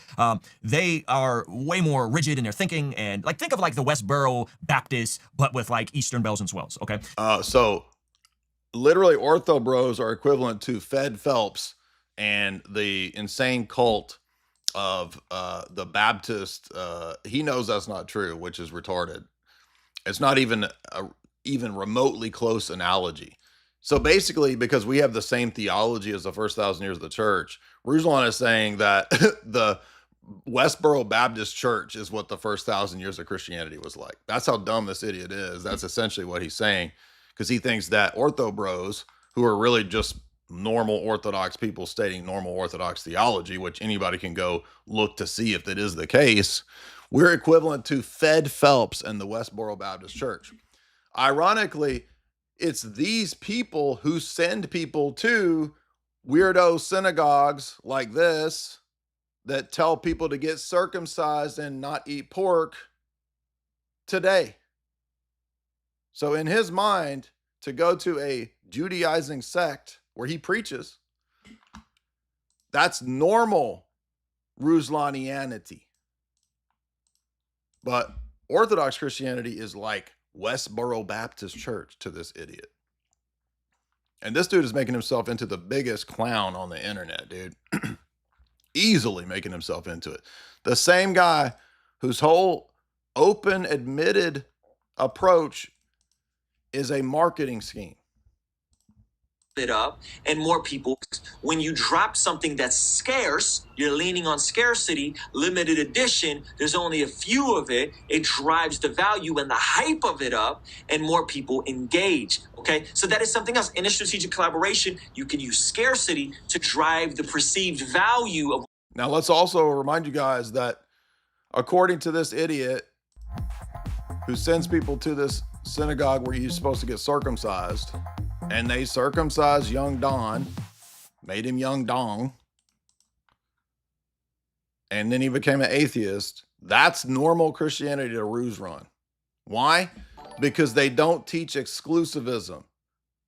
But guess what? What have we seen all week long? Turns out, Inspiring Philosophy, God Logic, Ruslan, Gavin Ortlund, Wes Huff, they are exclusivists. What? Yes. Turns out they are exclusively dogmatic that you can't be exclusivist. So that's a version of exclusivism, dummies. You all say that you can't go to a church that teaches that it's the true church. So you have to teach that all the churches are the true church. You idiots, that's another version of you're the true church. It's just an ecumenist version of it, dummies. This is how stupid these people are. Now, Cleve, and let me remind you, this is the person that's telling you about the true church, this idiot. 100,000 on TikTok, 300,000, 500,000. How do I monetize these people? You know what I mean? How do I monetize these people? That's who you're going to for true Christianity here, this idiot. This is his pastor. His pastor teaches entire sermons on how to be a good tither, and they can spot right away if you're not going to be a good tither right there. Some people in here that are like, well, I tried to tithe and I couldn't afford to tithe, or I did the tithe and I still was broke. And I'd say a bad budgeter will be a broke tither. So this rap church has already got it all mapped out as to whether or not they're interested in having you in terms of whether you're going to be able to tithe or not. That's the decoding that marketing speak right there, right? Okay, so you're not able to do the 10% tithe, which according to average income of San Diego is $10,000 a year.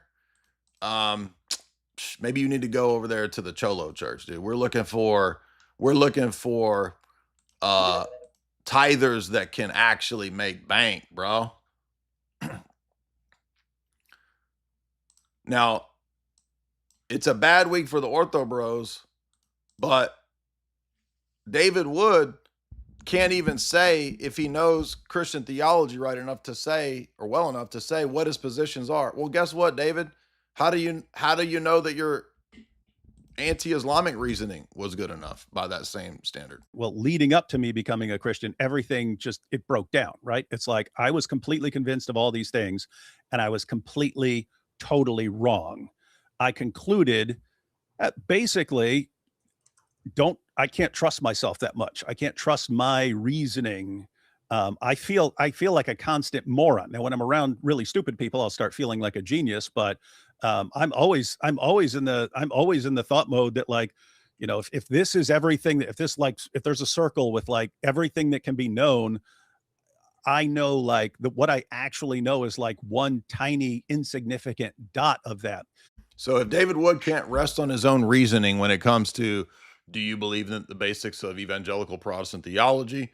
20 years into this, he doesn't know. His answer is, I can't trust my own reasoning, which is all false humility, because David Wood is an admitted narcissistic psychopath, admittedly.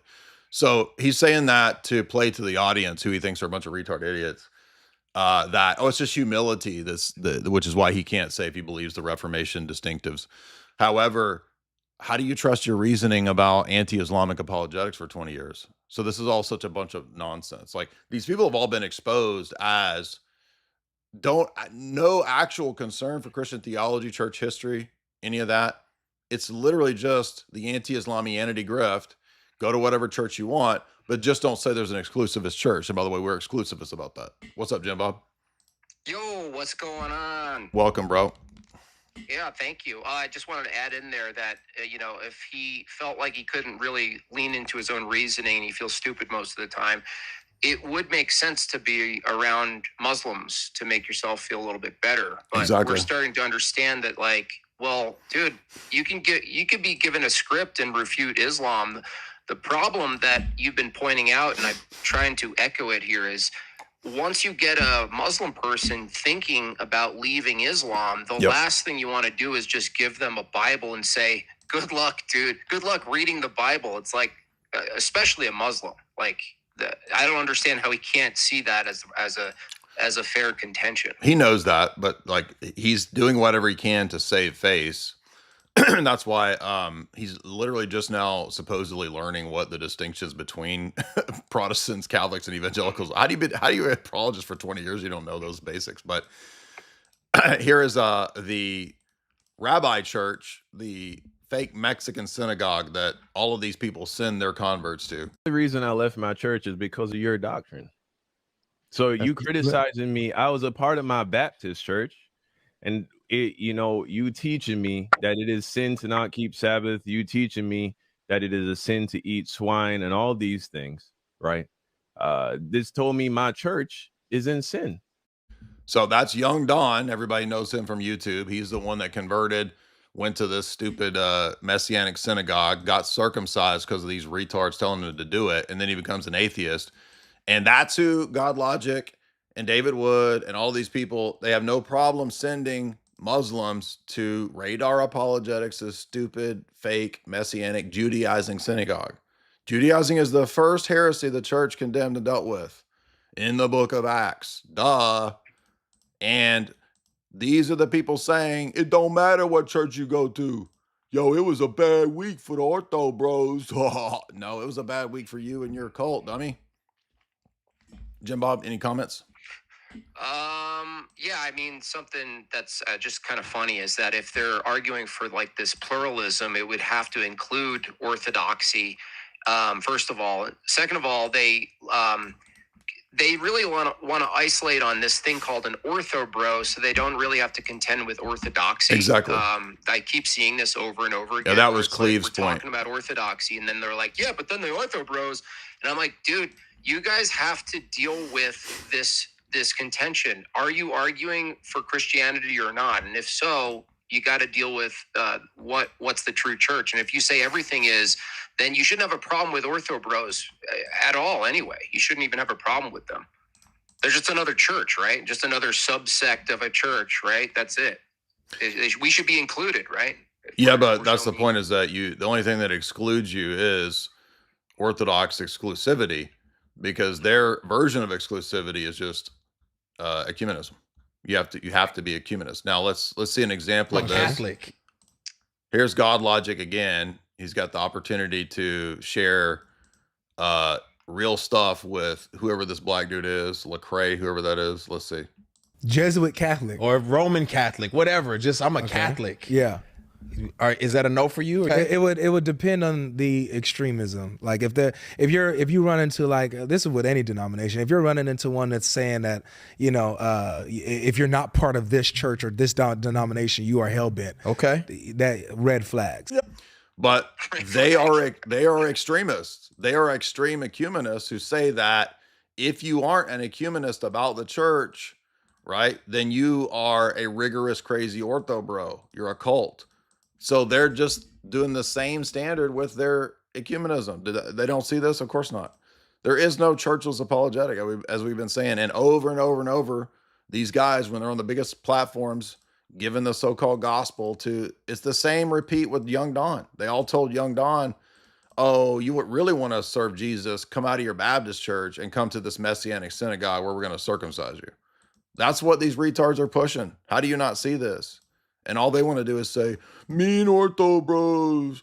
On what basis is it mean to tell people that there is one true church and that it's not the Messianic synagogue with Mexican rabbi rappers? All right, let's play some of Ruslan, and then Jim Bob, feel free to comment. So they were initially upset at God Logic. Okay, follow along for a second. They were upset at God Logic because God Logic did a live stream that then redirected to his second channel, which is ran by his friend Life, which then redirected to JP's live stream, where at some point in the night, JP was speaking to an inquirer of Eastern Orthodoxy, and then they were talking him out of becoming Eastern Orthodox.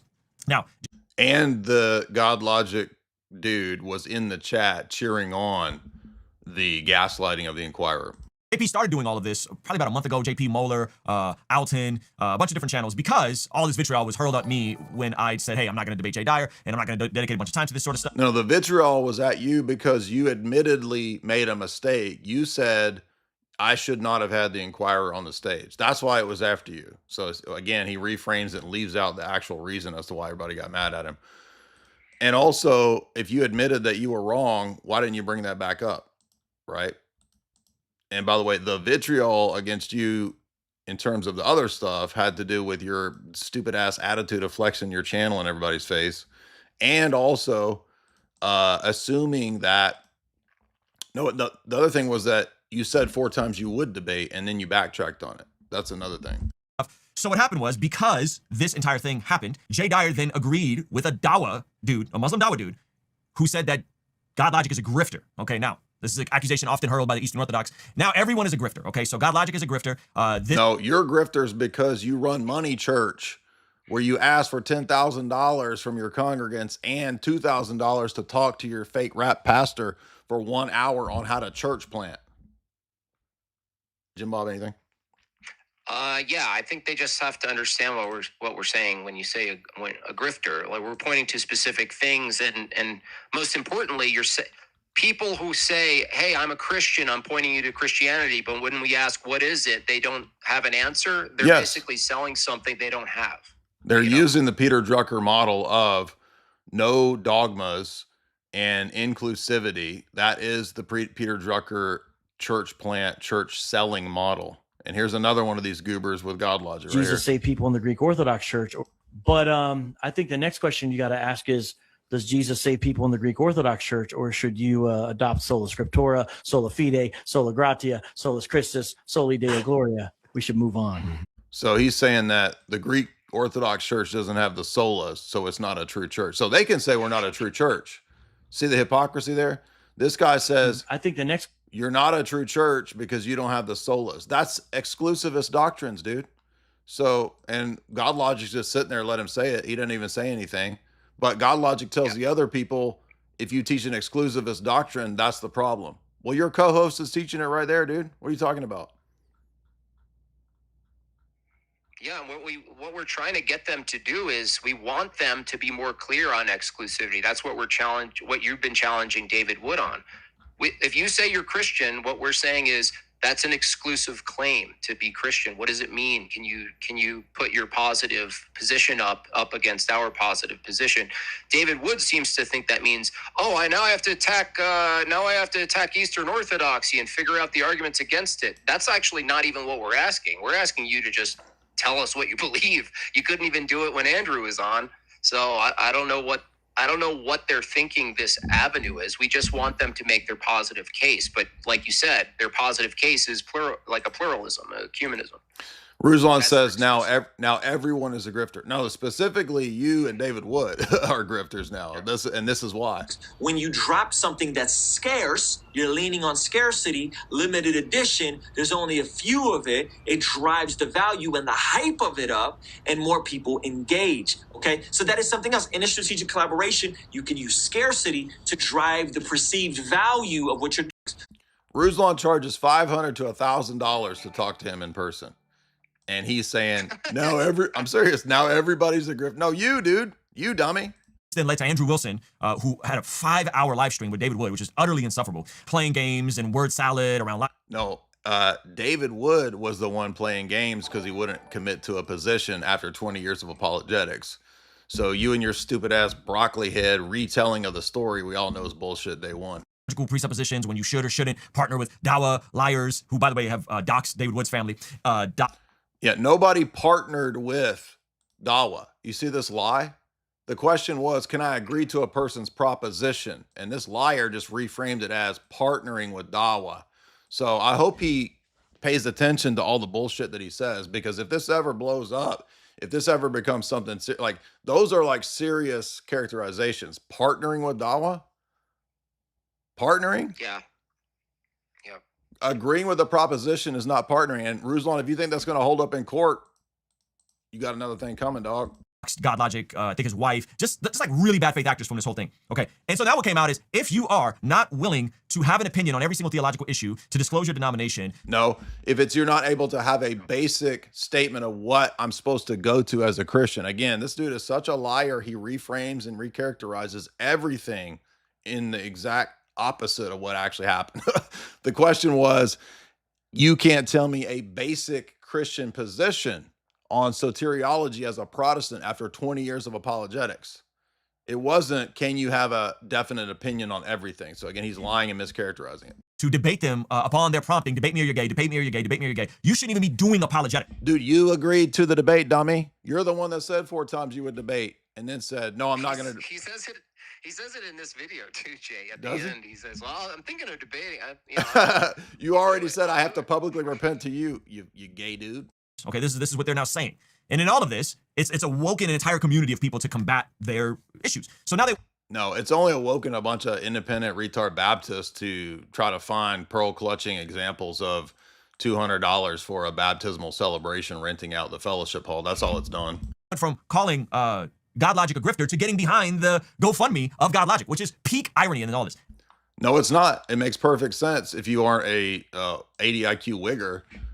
I support God Logic against being irrationally sued by he doesn't understand a person can have nuance in this. I don't want a live streamer to be able to be sued when it was agreed that they could restream the broadcast, because I'm a live streamer, dummy. It affects anyone in the live streaming community, because if Mohammed Hijab won that case, it would affect all live streamers. Right. And God Logic was correct in that case. That doesn't mean that I have to agree with God Logic's non-exclusivist, exclusivity, dogmatic, ecumenist claim, dummy.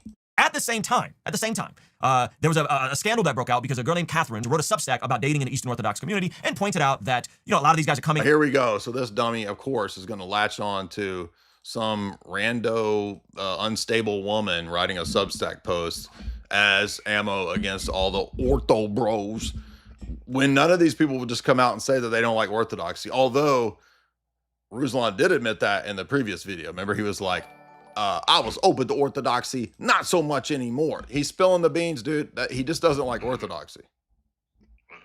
Any comment? Yeah, no, I think you're on to the game, and everyone kind of knew the game to begin with, but it finally is finding its head, which is like, you guys can't just stay on the fence with broad Christianity. And it's not a good enough excuse to have a business about it. We're going to press you on what you actually believe, because you're actually misleading people. Exactly.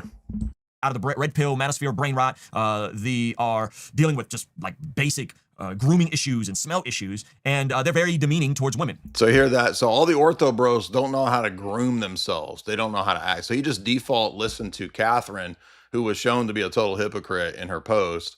And it's all the ortho bros who don't take shower. Dude, you go to freaking rap church. You got broccoli hair. You wear your stupid Godly Ambition t-shirts when you preach. Look at your freaking grooming skills, dude. You got to want to be Afro because you wish you were black. I am black. You wish you were me, dude. What you talking about? Now and all that, they then exposed revenge porn of this poor girl, okay? Which then divided the online orthobros even more. Another lie. No, they didn't. That's a lie too. That's another lie. They blacked out the images and the one that was a bikini photo. So everybody who shows a photo that's that's so basically every website with a swimsuit is revenge porn now. Right. This dude is so retarded, man. You see why he put our debate when we were on friendly terms behind the paywall? Because I called out about 4 fallacies when we had our 2-hour debate. And he put that, of course, behind the paywall, right? Because he knows that, and remember he said in his last video, yo, they want to talk about freaking fallacies and all this stuff. I don't care about fallacies. Don't nobody care about fallacies. He thinks fallacies are like just a tactic. It's just word salad, according to him. Yeah, for the first time, we saw orthobros finally calling him out. And then, this is all the same week, mind you. So they go from God Logic is a grifter. Shocker, he sides with the mentally unstable feminist to attack the ortho bros. Shocker, right? Doesn't even know what the story, doesn't even know what happened. Just side with anybody who hates ortho bros, right? Now, notice how different it is from our approach. I debate the Muslims for 8 years straight, 9 years straight.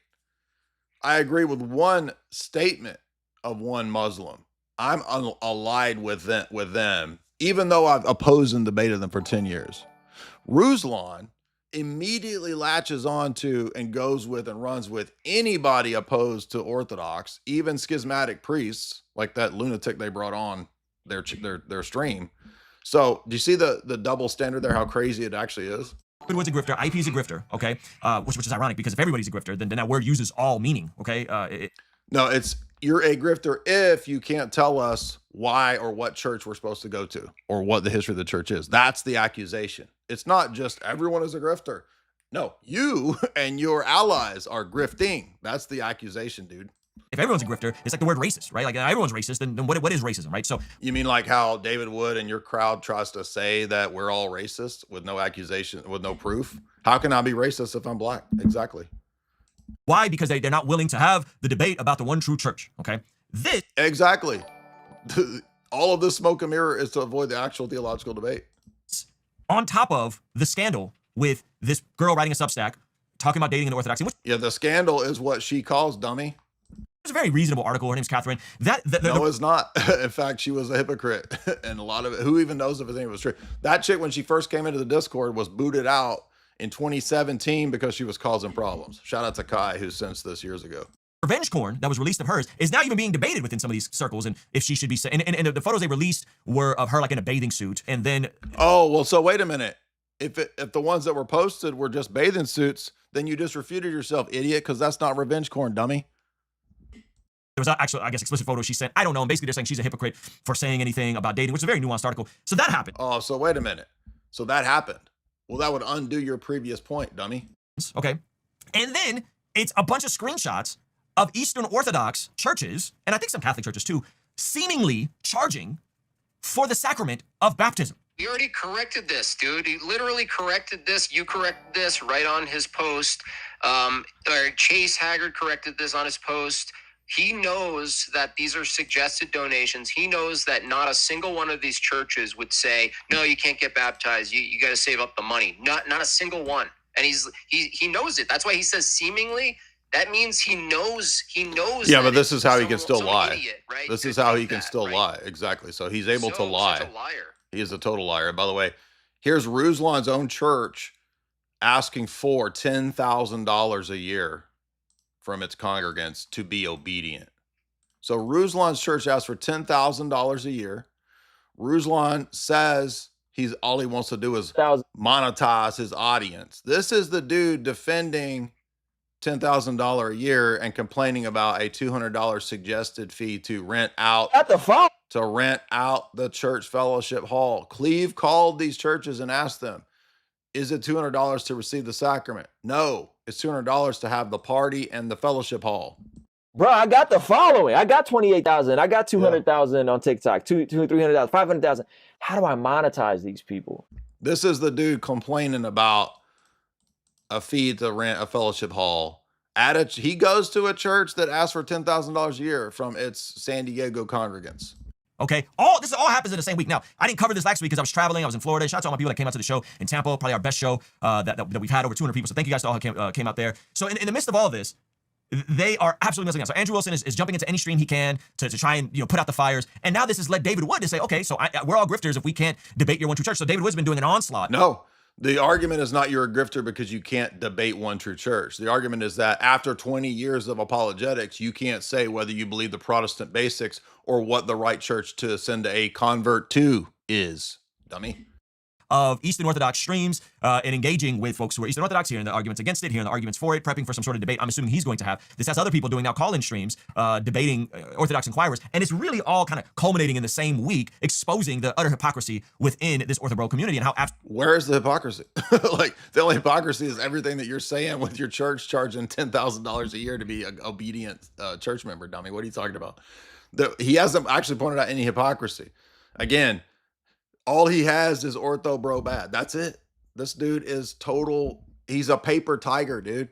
He doesn't know what fallacies are, as you saw from my debate with him. He even says, I don't care about fallacies. And this dummy thinks he's going to debate. It's a joke. Deluded they are. Now, I want to draw a clear distinction. I think there's a difference between good faith Eastern Orthodox Christians who. No, so this is not what's going on, right? Because he just means I like any of the fake and gay ortho people who won't say that there's one true church, right? That's all this means. Any comment, Jim Bob? Feel free to.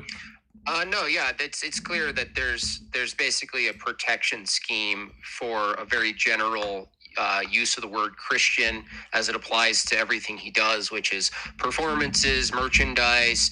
It's a wider net. And the reality is, once you actually argue for the true church and you're a part of the true church, you obviously that's not a priority. That's something that's going to get hit when you say the truth. It's just how it is. And so they're just he especially is just protecting it. It seems like he's protecting like basically a network of people. It is a network. And we saw, for example, that David Wood is funded by a Middle Eastern country. His outfit is, and so it might even all just be a giant funded grift scheme that's actually political in its orientation, maybe even above anything to do with religion. It might actually just be money that's being put into these groups to promote certain types of non-denominational pro-Zionist types of Christianity. BG says for $5, I was going to convert to Orthodoxy, but I decided I can't because you're mean, so I'm Mormon now. Mormons actually have a great corporate structure, and they actually give you the tools to be your own God. All these guys should become Mormon because Mormons are the actual corporate church. So if you want actual business church, become a Mormon, dude.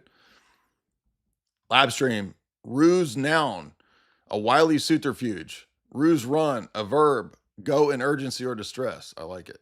None of your business, $5. I would rather go to Cholo Church than Ruslan's Protestant slop rap church. What you mean, essay? Yeah, I argued that on the last stream. I'd rather go to Cholo Church than gay rap church. Jan Huntes says, somebody asks Ruslan where you got his herd at. Looks like he cut it with a Floby, dude. I wonder if does he actually have the fake afro, or does he, like, would his hair normally be a bunch of like beautiful locks? Like if he grew out his side locks, if he became the Orthodox Jew, would it be curly or would it be golden and glorious? Jordan, $5. Even if I granted their view, if you look at Pascal's wager, Orthodoxy is always true, and it's the only rational position to go to if they didn't like it, even if they don't like it. Well, like Jim Bob said, like, well, wait a minute. If all the churches are the true church, then you have to include Orthodoxy. Hinkler, $8. I've not watched the stream if you got to the UFOs yet. I don't know if you know about Stephen Greer, but he has CE5 protocols. Well, Stephen Greer is crazy. He trusts to channel aliens. So, I mean, I don't know why anybody would listen to somebody trying to channel aliens. But we have not gotten to the new alien news yet. Ordered Fitness, $10. If you convert to Judaism, you get circumcised, but then you turn around and get a sex change. What happens then? Does that undo the circumcision? Fair question. High on Jack, $5. Isn't Ruslan and company, what they do, falling into money changers? Absolutely. Yeah, it's like, but look, in this world of these goobers, the morals are all inverted, right? Grifting on people through religion is nothing. But if you said a mean word on the internet, it's everything, because they swallow gnats and strain camels. Deep, $5 says, this is my Indian tax brother. Big time, $5. No denomination fatigue. And here's the tax payment for that. Exactly. J Bend, $20. I went to Rhythm Church. It's going to get you a church for a couple months. When I move outside during a tithe sermon, they legit ask me for local drug dealers for that 10%. I like how it's just a bunch of gibberish. Yo, I tried to go to Rhythm Church. They went outside and asked the drug dealer for a 10% cut. DJ says for $20, I need 7 figures. You need 7 figures. None of your business, $5. It's like saying I'm a monk at the Buddhist temple, but at home, you're not even at the temple. You just shave your head. Straight white male. This JP dude on the internet actually has the IQ of a Muslim. Yeah, they're actually retarded people. Like, they're not. I think their whole strategy is to never actually have any real debate. It's just cause as much stir to get clicks and attention. That's the only way they can grow their little tiny channels. See other Christians as brothers and sisters in Christ. This would seem like a brother named Fearless Truth, who believes that, hey, if you're a Christian and you place your faith in Jesus, you are a Christian. No, they would prefer you to be a part of the Orthodox Church, but he would say, hey, you're still a brother in the faith, right? This is someone that's close to God. Yeah, well, I don't know that Nick actually said that, but that's all, whether Nick said that or not, it's still not true. Just because you profess faith in Christ, it doesn't make you a brother in Christianity or in the church. As we saw in the first 1,000 years of the church, anyone that disagreed with anything in the Niceno-Constantinopolitan Creed was not considered within the bounds of Christianity at all. So if you're outside of the Nicene Creed, you're not within, quote, Christianity. That's the delineator. So whether Nick said that or not, which I don't trust anything Ruslan says, it doesn't matter because it's not true.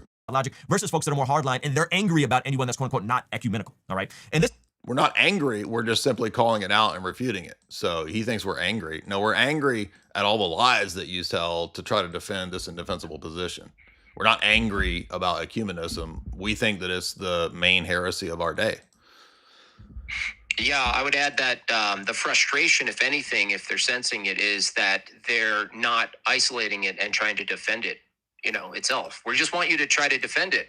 And they're like, no, we're just going to point out how you guys are flustered and mean and annoyed about us, but we're not going to actually try to defend this general ecumenist view that anybody who says, Jesus Christ is Lord is a Christian and the rest is history. No, we don't. It's never been done that way. Yeah, just ask these people why a Mormon isn't a Christian if they say Jesus Or a Jehovah Witness, yeah. Yeah, they say Jesus is Lord. Well, Mormons are better because Jehovah's Witnesses won't say the Trinity, but a Mormon will say, I believe in Father, Son, and Holy Spirit. Sure. So it's even better with the Mormon example because they have the same propositions, but they attribute obviously different meaning to the propositions, which is the whole point of why you can't be a churchless apologist. This all culminated, David Wood's stream yesterday, which you guys should all check out, where he points out just some of the utter brain rot that is coming out from these folks and the memes and the craziness here. Okay, so check this out.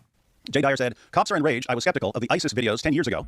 Right. So because I said, when did this is a tweet from they didn't point out that this is a tweet from 8 years ago, where I reported on Fox News saying that the video looks staged. Right. And then they tried to twist that into, they're trying to now get the cops on their side. That's the strategy here, because the cops hate us as much as these people hate us.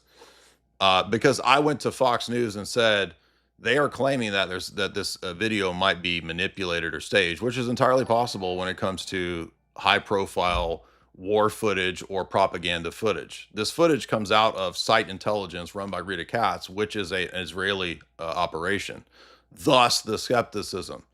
Now, the dispute became whether or not we can say the Coptics are Christian martyrs. We can't say that because we don't include people on our calendar outside of the church. When I explained this, I said, we don't know. Those people might end up in heaven because in the Orthodox perspective, Christ can join people to his mystical body in extra normative means, but they're not going to be on our calendar. Same reason Thomas Aquinas won't be on the calendar of the Orthodox Church celebrated as a saint. So this is Charlie Kirk. Or Charlie Kirk, exactly.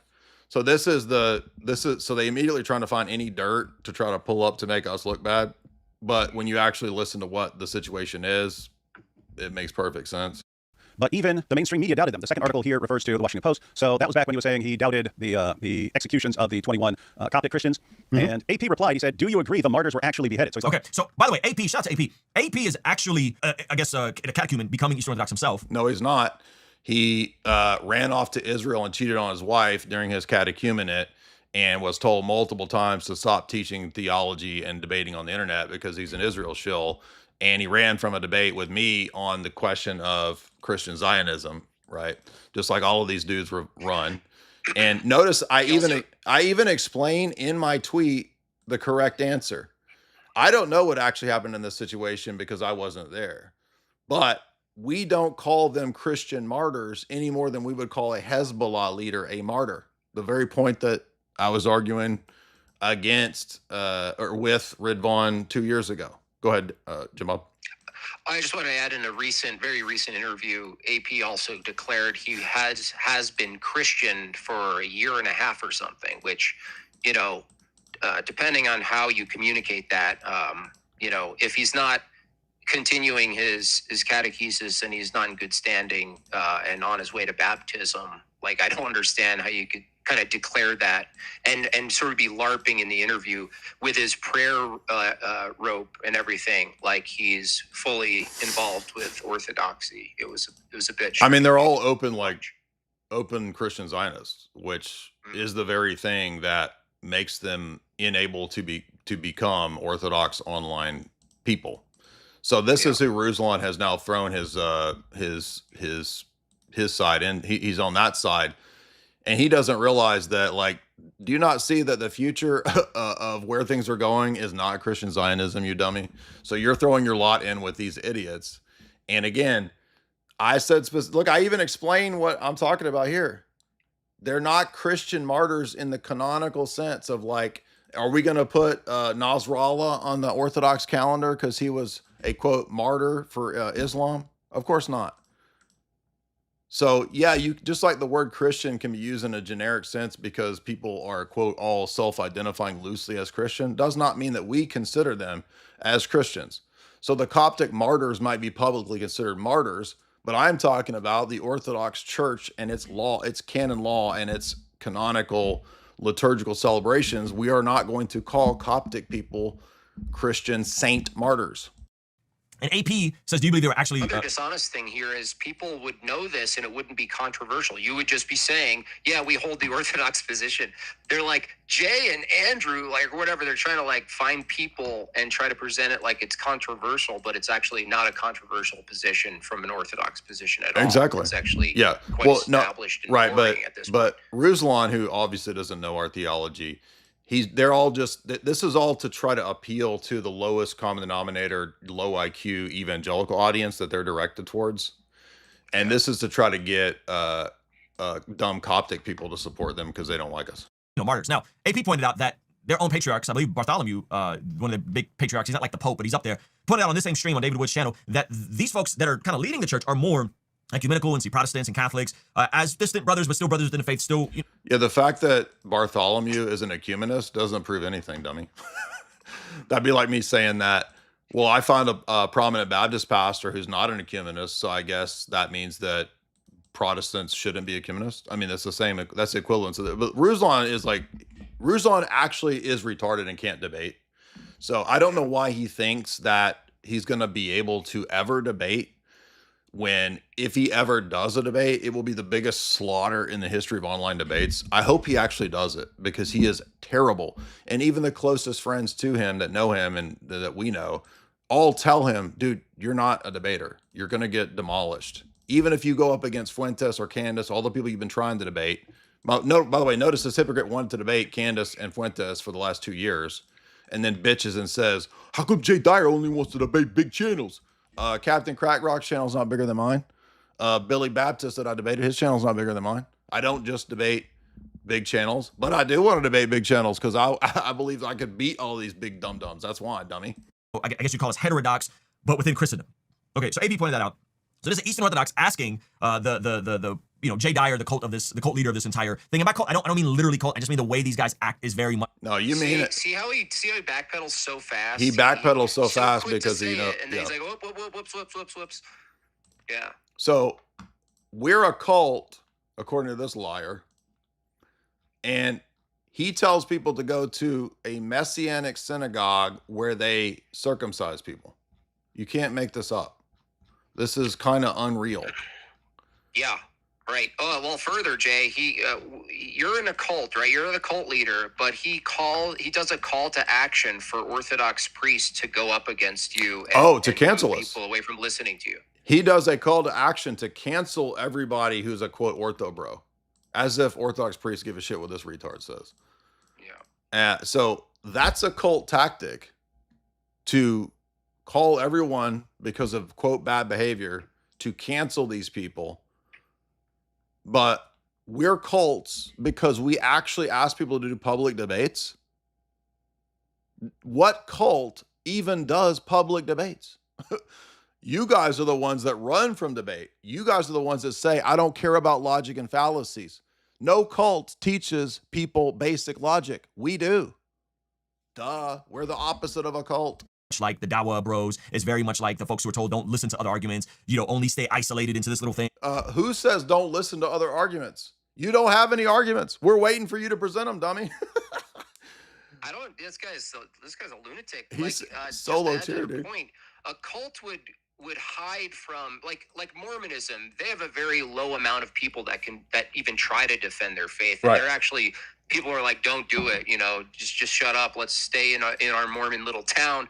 And but Orthodox people who are at least vocal online, we seek the confrontation. We seek the examination of both our own view and other view, and we like to compare it. Like, there's nothing you could ever find in a cult that went out into the world and put itself in a vulnerable position to weaken its leader, right? Well, that's a total opposite of orthodoxy. Exactly. And far from hiding the arguments of other people, we are begging you to do a public debate on the issues. This is so bullshit. And anyone that challenges orthodoxy is a bad person. So no, anybody that challenges orthodoxy should be able to come present the arguments in a debate. This whole stupid hit piece here is a steering of the narrative. So he's just doing like media tactics to try to steer the narrative. It's like CNN level stuff. It's nothing to do with like formal debates, and because we all know this retard is not going to formally debate. He says this to Jay Dyer, and this is Jay Dyer's response. Like, do you think it actually happened now? Do you agree the martyrs were actually beheaded? And Jay says, I don't know what happened. I don't call them martyrs any more than I call Hezbollah leaders a martyr. Yeah, exactly. So they're not martyrs because they weren't martyred for the true church, and they're basically in the same category as Hezbollah jihadis. You wouldn't call them human. So this retard actually thinks that me just stating the Orthodox position that we don't have martyrs outside of the church, which means canonically received and accepted as saints in the calendar, he thinks that's the same thing as a person who is a independent fundamentalist Baptist cult leader, right, who says that you have to be in my IFB cult to be saved. By the way, again, we publicly reject the confessions of the heterodox groups. We don't make determinations on individuals' salvation. And in the case of these Coptic martyrs, I said, so-called, it's entirely possible that they could be united to the mystical body through baptism of desire, something like that, baptism of blood. We don't know. But what I do know is that they're not going to be on the Orthodox calendar. That's what I said, and that's what I meant. Of course, they don't know anything about that, and they don't care. Well, those guys martyrs because they're outside the church, just like these Copts were. Okay, now this is an important distinction to make because, again, within Eastern Orthodoxy, there seems to be some division on this particular issue. This is also a fallacy, by the way. So what? Because there are ecumenists in the world of Orthodoxy, this somehow means that, oh, you see, Orthodox, they don't agree, dude. They don't agree. Yeah, but all that shows is that people disagree. That doesn't prove Orthodoxy false. I want to say they've had some councils about this, and I want to say 10 out of the 14 or 15 different, they wouldn't say different Orthodox churches, but different, Roman, the Romanians, the Russians, a good chunk of them are actually becoming more ecumenical. That some may even say they might. There were some councils about this? What? Where were the ecumenical? I don't know. Where were the ecumenist councils, Ruslan? Churches, but different, Roman, the Romanian. Let's make sure I heard what he said there. Let's go back. I want to say they've had some councils about this, and I want to say 10 out of the 14 or 15 different, they wouldn't say different Orthodox. So according to Ruslan, there were some 10 of the jurisdictions that were doing ecumenist councils. Okay, what are those, Ruslan? What are you even talking about? Churches, but different, Roman, He probably means the Council of Crete, which is a big failure, didn't go anywhere. That must be what he's talking about. Romanians, the Russians, a good chunk of them are actually becoming more ecumenical. That some may even say they might have their Vatican II moment where they. Oh, interesting. I like how he's likening it to Vatican II, which has proven our point, right? So if it's like Vatican II and it's ecumenism, that's actually an argument in our favor because our whole argument is that Vatican II departed from the tradition of the church. So Ruslan is indirectly disproving Novus Ordo Catholicism too. Did you want to say something, Jim Bob? Yeah, I don't know. I mean, based on his reasoning, his criterion for division, then pretty much like the entirety of the early church and keeping it in one piece throughout the ages, he has to say like it was divided the whole time, right? That like how could he go back with this argument back to the beginning of the church and everything that followed? How could he trust any of that based on this one thing that people disagreed on stuff? I just don't understand. Well, again, not only do these individuals themselves not know basic logical fallacies, they actually are trusting as well that emotional appeals will score a lot better with their audience than actual logical argumentation and church history and theology. Which is true, right? Exactly Which true. is actually true, yeah. So from a tactics perspective, this was actually smart of Ruslan to do this retard level type of appeal because he has a retard audience. So here we have, for example, in the Niceno-Constantinopolitan Creed, you have the statement, "We confess one holy Catholic Apostolic Church." That's in the Niceno-Constantinopolitan Creed. And when we look at the people who composed that creed, at Constantinople I, if we look at the Cappadocians, then we look at the theology for the succeeding centuries, the way that that was understood was you believe in baptismal regeneration and you believe in a visible institutional entity, the Orthodox Catholic Church, right? And Rome, by the way, agrees that that was the perspective for the first 1,000 years, right? So accepting the post-Novus Ordo, the Latin Church, even though we think they were in schism, even the Latin Papal Church up until Vatican II agreed that for the first 1,000 years of the church, yes, it was absolutely the case that there was one visible institutional body that makes up what the one Holy Catholic Apostolic Church is. Those are the four marks, right? No rap church existed. There is no rap church that has the four marks. No mind church, I call it, the church in your mind, where you Yes. just self-declare it like a trans person does. Right. Yeah, they have trans church, right? They Rap, do, they really rap do. church is trans church. Acknowledge that folks who are outside the church can still experience salvation. But there are more of these hardliners, and unfortunately, the face of the orthobros are the more hardliners. If you're not Eastern Orthodox, you're not a Christian, you don't have salvation, okay? So it's a big mess internally within their own. So this is another lie. We never made the determination of individuals that they cannot ever be in some way united to the mystical body. We don't know people's destinies. What we know is that their public confessions in those religions are heterodox, and we have a duty to tell them to become orthodox. So, but I mean, of course, this dude is not ever going to care about nuance. Ranks and the overlap with the patriarch in Russia, one of the patriarchs in Russia, who's a billionaire in business with Putin, has a lot of overlap with the Russian government. Oh, here we go. And by the way, this explains too why when I went on his stream, he started trying to grill me, implying and insinuating that I had some connection to Russia because I go to Rokor. And if you saw the podcast that we did, there was this weird section where he suddenly started wanting to defend the Ukraine and why Putin bad and all this kind of stuff. And I don't care about criticizing Putin. You can make a criticism of Putin, doesn't bother me at all. But he wanted to turn it into a pro-NATO thing, which makes me think, why the hell does this dude care about NATO? But I also recall, I think he had, from his Armenian heritage, there is some issue with Russia, which leads to some sort of, I don't know if it goes back to the Cold War or whatever, but then it goes back to political animosity that his Armenian heritage has with Soviets, perhaps. And that's why he's immediately turning it into if you go watch our podcast, there's a section where he starts trying to defend NATO. And we have about a 10-20 minute argument about whether or not NATO was the source of the provocation against Russia, which I think that it was. And I don't have a problem. Like I would criticize Putin, for example. He's bringing in his own type of technocratic stuff. Putin has a too positive attitude of Islam in terms of Moscow, right? That kind of stuff. That's fine. Make those criticisms, but how does that make me somehow, linked to Russia or tied to Russia? So these liars are going to keep doing the same old thing that they've always tried to do. By the way, when Ridvan converted, supposedly immediately what he did do, start defending the Ukraine. Remember when he told Father Michael Lill and Father Whiteford and others that there was no persecution of Orthodox Church in the Ukraine?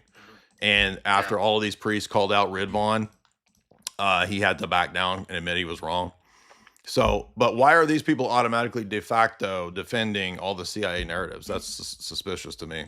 A lot of these guys are coming out of the Russian Orthodox side of the church. So like, ooh, big bad Russian Orthodox. But by the way, does he not realize that most of the Antiochians who have a connection to the Middle East are also not Zionists, you dummy? It's not just Russians. What are you talking about?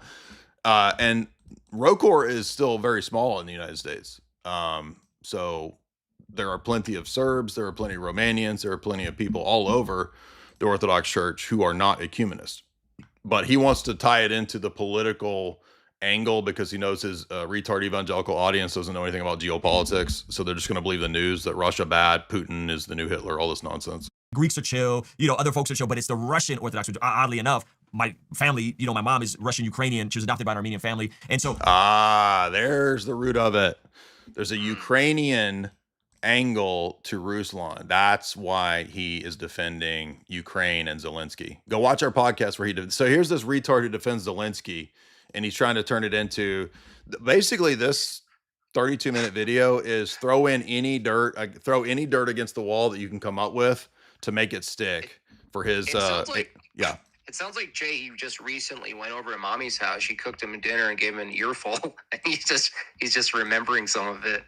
Yeah, it's like Yeah, literally throw anything against the wall, find any dirt, find this old tweet, which is a nothing burger, throw it against the wall. Dyer's KGB. I mean, he's running with like the lowest tier shit too. Like, dude, you got to do better ops research than this, bro. This is weak shit. This is all very interesting overlap with the corrupt side of the Russian Orthodox, particularly that's in business and in bed with. By the way, how does he know that Kirill is a billionaire? Who is? Is this from the New York Times? I mean, did you go to rap church that asked for $1,000 or $10,000 from your congregants? So, and the source of the supposed, I mean, I don't know what his finances are, but the accusation that Kirill is a billionaire. I mean, what's the proof of that, right? This is just assertions, and I guarantee it's coming out of like the New York Times and other CIA mouthpieces. Vladimir Putin and all the issues with Ukraine. Positive, like he's like the billionaire who's an ecumenist. You know, it's like what? Well, wait a minute. What? Yeah. What? Hold on. So wouldn't that be like? Wouldn't he be like a top player in your scheme? Right? What if Kirill is an ecumenist who's a billionaire? Then he's like mastered rap. He's mastered business church. Yeah. So he should be a hero to you. Not being in communion with other Eastern Orthodox churches, so they blame. He would be the first saint of rap church, right? They point out the issues within the non-denom space, the Protestant space, and it's like, man, you have churches that are fighting right now that aren't in communion with each other. Yeah, dummy. This is the low tier. This was Michael Lofton's line of argument. You got problems in your church too, dog. Yeah, the argument is not we don't have problems, you do, therefore ours is true. The argument is you don't have a church at all. You have no conception of church. So it matters largely what the problem is, not just is there any problem. Of course, everybody has problems. Every church has phonies. Every church has corruption. The question is your issue a system level defeater, right? A corrupt patriarch, of which there have been many, is not a system level defeater for orthodoxy. Having no doctrine of the church is a system level defeater for your grift. That won't even acknowledge in favor of, whether it's at the level of the social stuff that goes on, like policing Orthodox people and how they act and how they talk, to how the church operates in general. Isn't he arguing for some normative structure itself? But then he's denying it. He's doing both at the same time. Yeah, wouldn't there have to be a normative structure to control or to try to corral the corruption in the church? Sacraments, okay? Now you guys can do the research on your own for all this stuff, but this is all fairly public information. How come you didn't cite any of it? You just asserted it, right? Like, Kirill is a billionaire. Well, where's the proof of that? That is scandalizing to the church, as far as I'm concerned, and they're upset that Christians don't want to disclose denominations, or Avery or David Wood doesn't want to. No, that's not. We're not upset because they won't say where they go. They won't say what they're defending. He's got to know that. Like, this is so low tier, dude. I keep just saying it's just sad how little they expect of their audience. They're so cynical that they know that the more irrational and the more fallacious and the more emotional appeals they do, that will actually resonate with their retard audience. Drop everything they're doing in debate. Who is the one true church? And then what? Joy Behar on The View talk about Trump, but you're Trump. Like, yeah, the church is Trump. Ruslan has the equivalent of Trump derangement syndrome. Exactly. One more here. So this is from Andrew Wilson, and I want people to understand like what these guys actually believe about people outside their church. So this is yeah, but at least we believe something. We can't get what you believe. You won't even say. Andrew Wilson. This is Andrew Wilson, and he's got two memes there. So the meme on the left was one that was sent to him to describe what's going on with the Orthobros, and then he fixed it. So I'll show you the. And by the way, go check out this stream with David Wood. He sat down with Dr. Tony, who went over and it made a long. 1 second, Jay. I just want to point out again, they go in between. I'm not attacking orthodoxy. I'm attacking orthobros. But this is an orthodox position about martyrs, right? This is not Andrew Wilson and Jay Dyer's like personal you didn't conjure this yourself, when they were talking about that. So they keep switching. I'm not attacking Eastern Orthodoxy, the theology. Well, I'm attacking Andrew Wilson and Jay Meanie Pants. But Tony Costa's whole podcast is actually against Orthodox theology. Right. And look behind Tony Costa, he's got a menorah. Mm-hmm. Why does a Calvinist have a menorah in the background? Can you guys see that?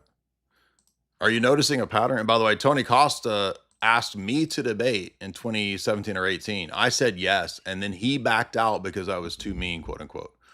These are the absolute coward. They're the most pussy-footed cowards on the internet, dude. These people are so snaky, cowardly, pathetic. They don't have any actual argumentation. The only strategy here is make as much fuss about ortho bro bad, anything to avoid an actual debate. And they learned nothing from the Roman Catholics who did this exact same strategy. Now, a little side note, I don't know if this is true because I don't follow the drama, but according to Scam Shamu, Michael Lofton is so tired of the papacy and pope-splaining that he's actually, all he does on his channel, according to Scam Shamu, is bitch about the Israel conflict. So basically, Sam Shamu alleges that Lofton is on the edge of agnosticism and atheism because he's so let down by the papacy in the last year or so, because all it is political drama streams now. He doesn't care about apologetics. Isn't that interesting? Because Michael Lofton, for the last several years, had the exact same strategy as these goobers. These goobers are doing what Lofton did, and guess what? It's going to be the exact same trajectory. When you defend incessantly bullshit, nonsense, and use this as a deflective technique to not actually address the issues or to do an actual debate, what ends up happening is you will burn out. You will go off into the irrelevance sphere.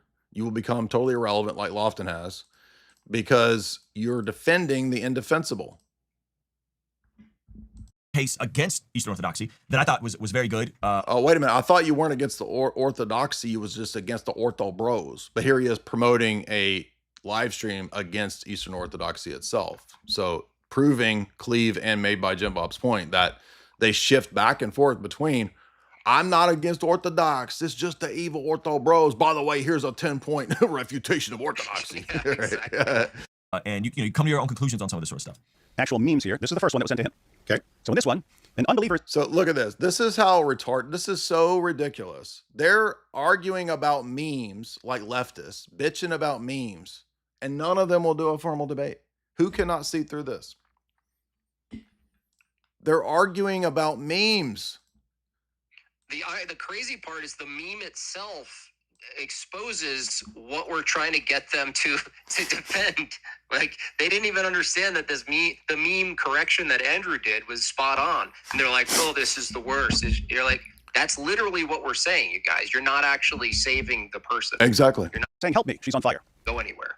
And a Christian runs up and says, yeah, but see, that's the irony here, is that the guy with the water hose is like pulling up and being like, yeah, but in other words, there's no water in the hose because you're not telling them where to go.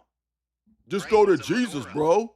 Imagine being an 80 IQ Muslim who actually does want to convert, like Jim Bob said, and your response is, here's a 2,000-page, extremely difficult book. Good luck. Yeah, exactly. Yeah. I mean, what are you talking about? don't worry, here comes the water of life. So this is meant to describe preaching the gospel to the person, everyone. And then he finds out what the... Yeah, we don't agree or believe that you have the gospel. You're just assuming that anti-Islamianity is the gospel. That is what is in question. So come prove that. Oh, they can't. And it's the hose isn't working.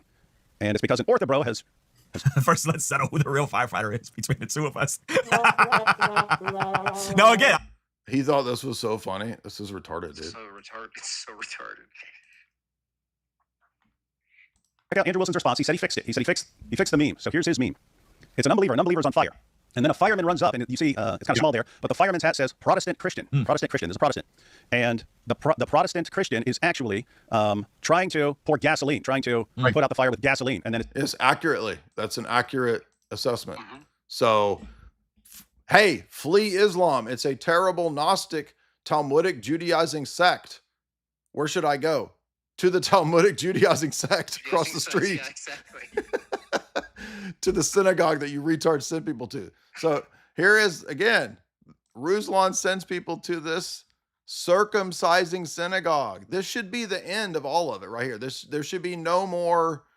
This shouldn't even be a debate after this. But again, the people in these spheres are so dumb that they don't even see a problem with sending young dong to a Didn't work out very well. circumcising So launching New cult. Coke in 1985, a semi-sweeter recipe that was more similar to Pepsi. However, It's all emotion to this. He just totally doesn't get the point of it, and he goes right into just like moralizing. That's because he doesn't understand actually how to debate. He thinks that debate is just what he's doing, where you just try to present the best smear tactics, because it's all 80 IQ shit anyway for his audience. The Orthodox guy who unhooks it to keep the Protestant Christian from pouring gasoline on this person. Well, Yeah. I mean, what amazing heroes the Orthodox. What amazing. You're amazing, bro. It's all just emo. Are. What amazing heroes are they? I mean, if it wasn't for them, who else would be going on all these streams and calling all these women whores? Who else would be the most insufferable people on the internet? So wait a minute. That's not all Andrew does. Andrew does just go on streams and call people whores, right? If you go through the total catalog of the countless times that he has been on whatever podcast and debated and argued with countless feminists, the instances of that actually happening is very small. And by the way, some women are actually whores, dummy. So why would it be wrong to say, when many women actually self-identify as whores, to say that? Secondly, the ortho bros mistreating women is very minimal compared to what is actually going on out there when you look at real sins and real problems. Let me give an example. What's worse? An ortho bro being mean on X, and by the way, anybody can create a profile who even knows if real ortho bros are this. I'll give you an example. I saw a profile the other day. It was supposedly an ortho bro, literally just created, no comments. The only comment was, "It's time to legalize grape." Dude, that's not a, that's who, anybody could do that. That could be Gavin's sock account. I don't know that it is. I'm just saying, allegedly it could, it's a joke. But compare that to Gavin Ortland's church hiring a known Skittles pastor secretly married to a man. They knew it. They still hired him. And then only after people called it out did they say, okay, it's time for him to be dismissed. Now, what's worse? And where is Ruslan calling out Gavin Skittles' church? Oh, he didn't call it out. By the way, I'll just add that it says a lot that the OnlyFans whore is more willing to debate her view than you are. Oh, that was a sick burn right there. Exactly. Who else would be coddling next to the grapers and the racists? Who dropping the N-word unironically? Oh, there we go. So we racist over in this sphere. We racist because they're dropping the N-word, dog. Oh, Ruslan, the social justice warrior of 2026. Heroes are these guys, man. They're really fighting. Ruslan, you a dumb wigger. How's that? The against the real evils of the world, which is Christians putting out fires and doing all the evangelizing. The real evils of the world? How about gay church that you never called out, that you're best buddies with? Oh, and by the way, translating all the church fathers and the patristic fathers for you guys and getting you guys copies of the Bible. What? Translating the church fathers for you guys? What are you talking about? You dummy. The Greeks already had the translation for centuries. The Orthodox already had the church fathers translated natively into Greek, you dummy. Oh, but because an Anglican translated the Philip Schaff set, this guy is a retard, dude. Else could do this than the Orthobros. Yes. So this is how they view this. Now again, that was the weirdest like flex ever, because Philip Schaff translated the church fathers set as if there weren't Roman Catholic translations already of the church fathers before Philip Schaff. I'm making the distinction Orthobros because it seems like the vast majority of these Eastern Orthodox cities or regions are becoming more ecumenical, which I think is great, because I think these are stupid. Personally, I think these are stupid things to fight. This is a stupid argument anyway. That'd be like saying, well, many Western countries are becoming more gay, so I guess gay's good and it's winning. Right. Hey, real quick. Whether you're Protestant, Orthodox, Catholic, or maybe you're not even sure what you are, here's something that every follower of Jesus can lock arms on. Oh no, what's he trying to sell now? Let's see what his sales pitch is. I hope it's something good. Is it consulting with Ruslan's pastor, which costs $1,000 an hour for the full package on how to plant a church? And by the way, Rachel had a great idea. I bet you if you were a woman and you paid $1,000 to Ruslan's pastor on how to church plant, he would tell you how as a woman to be a preacher in church plant. Somebody needs to test that out to see if they will. Did you hear that, Jimbo? Sorry, bro. It kicked me for a second. So you know that Ruslan's pastor charges like $1,000 for the full package to consult on how to church plant. And Rachel had a good idea that a woman should call and pay that money to see if they will teach a woman how to preach and teach at a church plant. Because I bet you for $1,000 they will. That would be amazing. It would be. In fact, I may start offering these people money to debate, because number one, then it will show that they're grifters because they actually will debate. If I offer them like $2,000 or $3,000 to do a debate, like, will that make them actually do the debate? And then if they will do the debate, then it'll show that they're grifters, and then they'll lose, right? So I can tempt them with their vice. Yeah. Yeah, you know what you should do, Jay, just to make it really difficult for them is you should launch a fundraiser to your audience to debate Ruslan.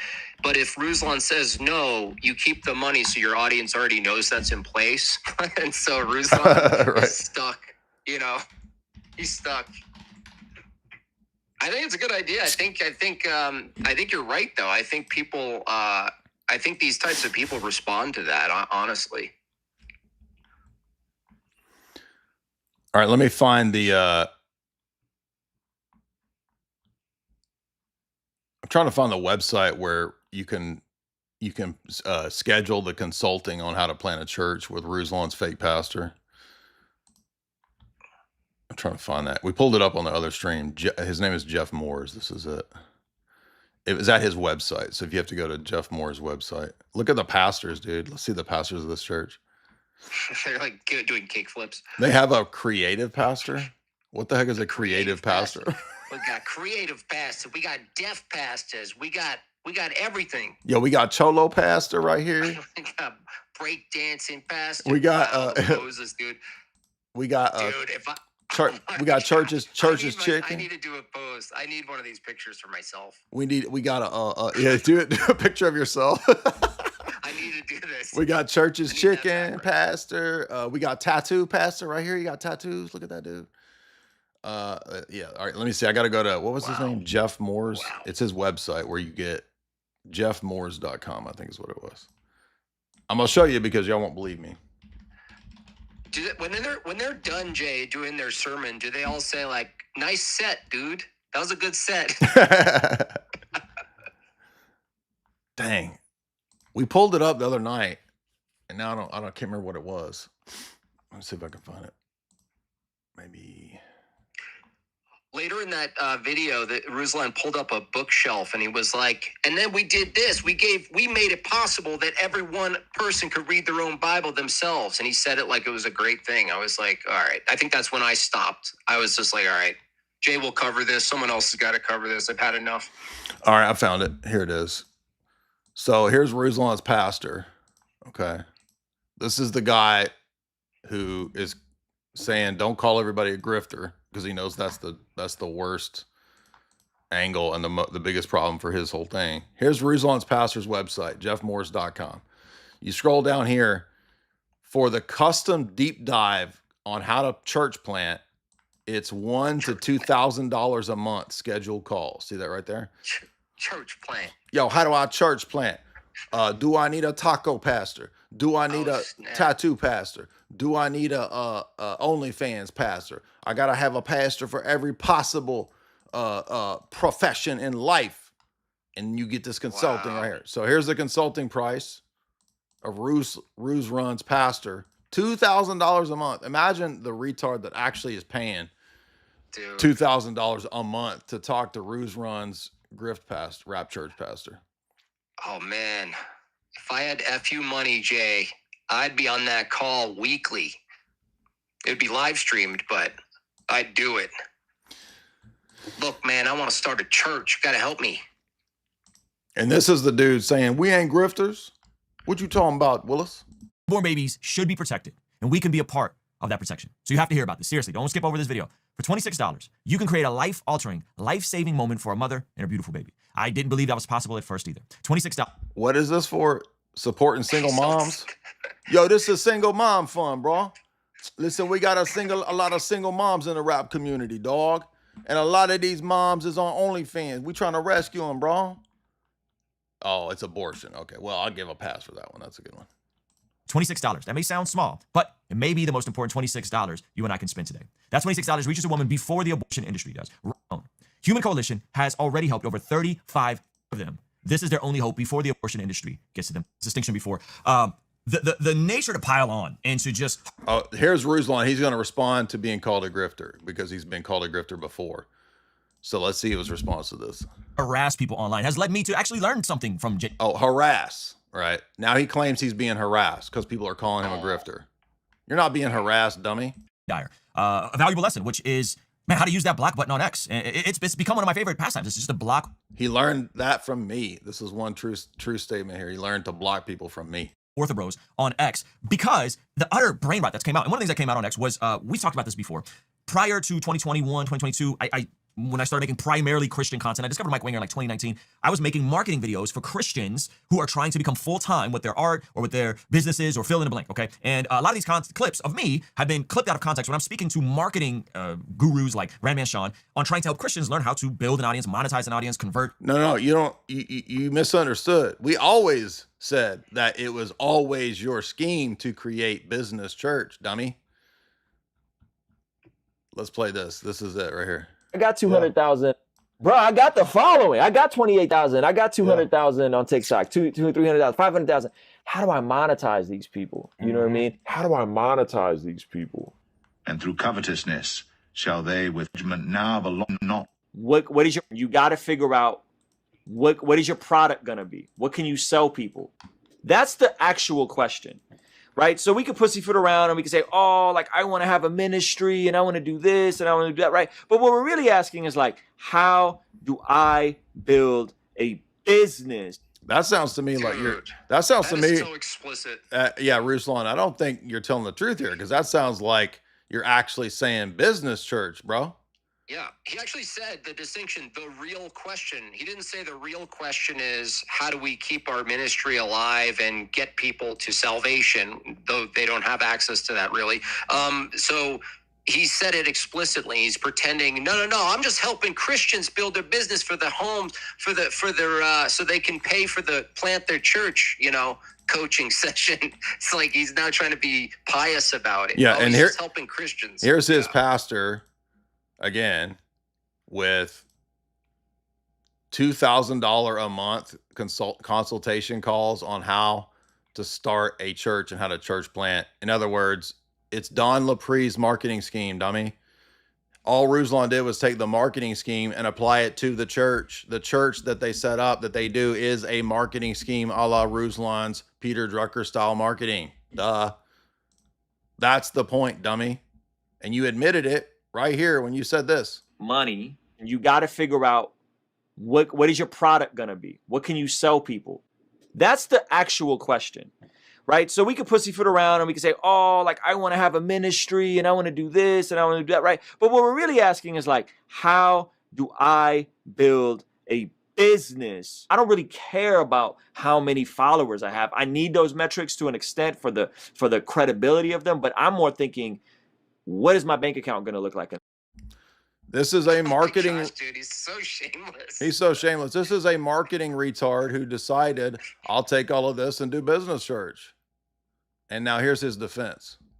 People so they can make a living and sustain themselves. Okay, now this all these videos are back up. So one of the videos that's been clipped is me talking to Brandman Sean, who's a marketing guy. I actually talk about Brandman Sean in my book Godly Ambition. You should go get that. It's a great book. We talk about He even promotes the book in the middle of this.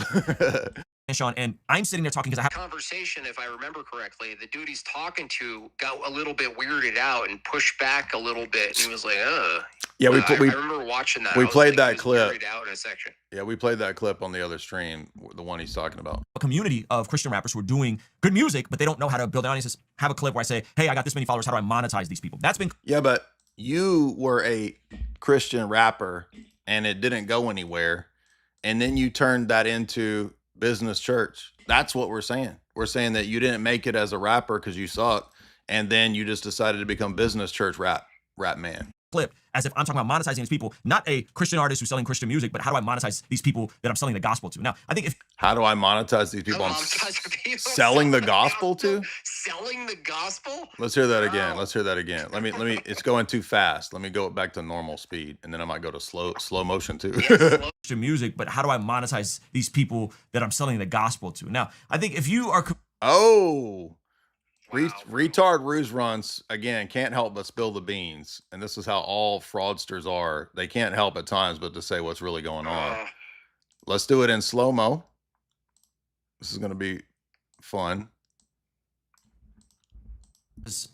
Have a clip where I say, hey, I got this many followers. How do I monetize these people? That's been clipped as if I'm talking about monetizing these people, not a Christian artist who's selling Christian music, but how do I monetize these people that I'm selling the gospel to? Now, I think if you are confused on what we do here, we don't sell the gospel. The gospel is free. It's available for everyone, everywhere. You can walk into. Wait a minute. Which one is it? He always doing backpedaling. He's always doing little Band-Aid work, isn't he? Whoopsie.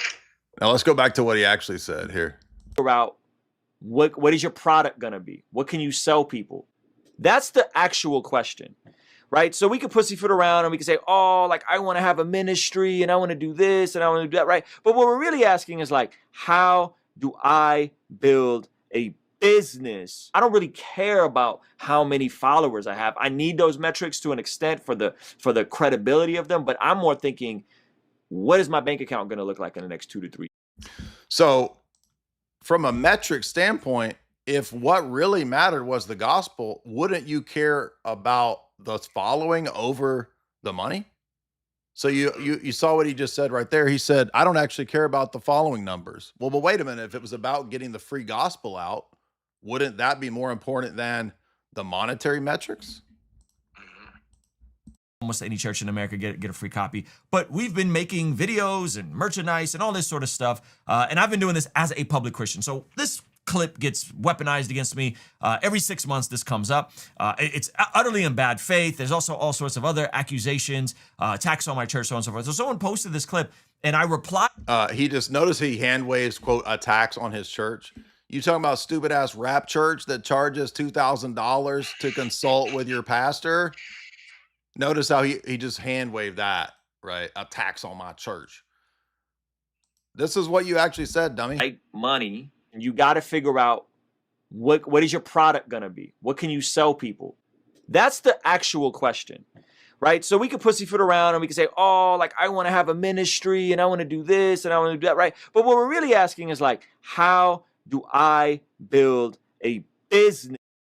So you see how he put if a ministry, not that it's a real ministry at all, but a ministry on a weight scale versus the thing he's actually saying is the question. The ministry is like down a whole level on the scale, and he's even the way he said it. He's like, oh, I know you want to pussyfoot around. I get it. You want a ministry. Isn't that cute? But what we're really talking about is money, dog. Exactly. This dummy says it in the clip. He gives it away, and now he's got to backpedal. With one of the screenshots of seemingly Orthodox churches charging for the sacrament of baptism. Simply pointing out, hey, if you're going to attack me for helping Christians. Yeah, but Ruslan, this has been addressed, and you know that it wasn't charging for the sacrament of baptism. You've been corrected on this multiple times. So now he's just straight up lying, right? Because he keeps pushing this. But Ruslan, would you care to correct us on Pastor Jeff Moore's deep dive consulting for $2,000 a month on how to church plant? Church plant. More like y'all's a bunch of church plants. For reals, dog. Christian rappers 6 years ago, figure out how to monetize their audiences. And by the way, the fact that you were working with Christian rappers 7 years ago is actually worse for you, dummy, because you were trying to tell them how to get paid with religion 7 years ago. That's basically admitting, yo, I've been in this grift game for almost a decade, son. He's admitting it again. And not see the plank in your own eye of you guys seemingly charging for the sacrament of baptism. Seemingly. What a snake, dude. He admits. So he knows he's been corrected. He knows he's been corrected.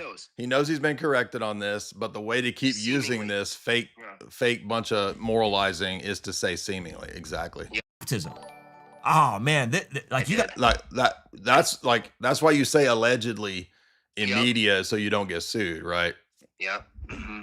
Guys are beyond cooked. right? Now, do I think every Orthodox church is charging for baptisms? No. Do I think this is a normative process in their church? No. Ruslan, the difference also here, let's say for the sake of argument that there was an Orthodox church that was actually charging for the sacrament of baptism. The irony is that what your dumb church does is 10 times worse. I don't mean Protestantism as a quote church. It's not a church. Your rap church is 10 times worse, dummy. That's the accusation.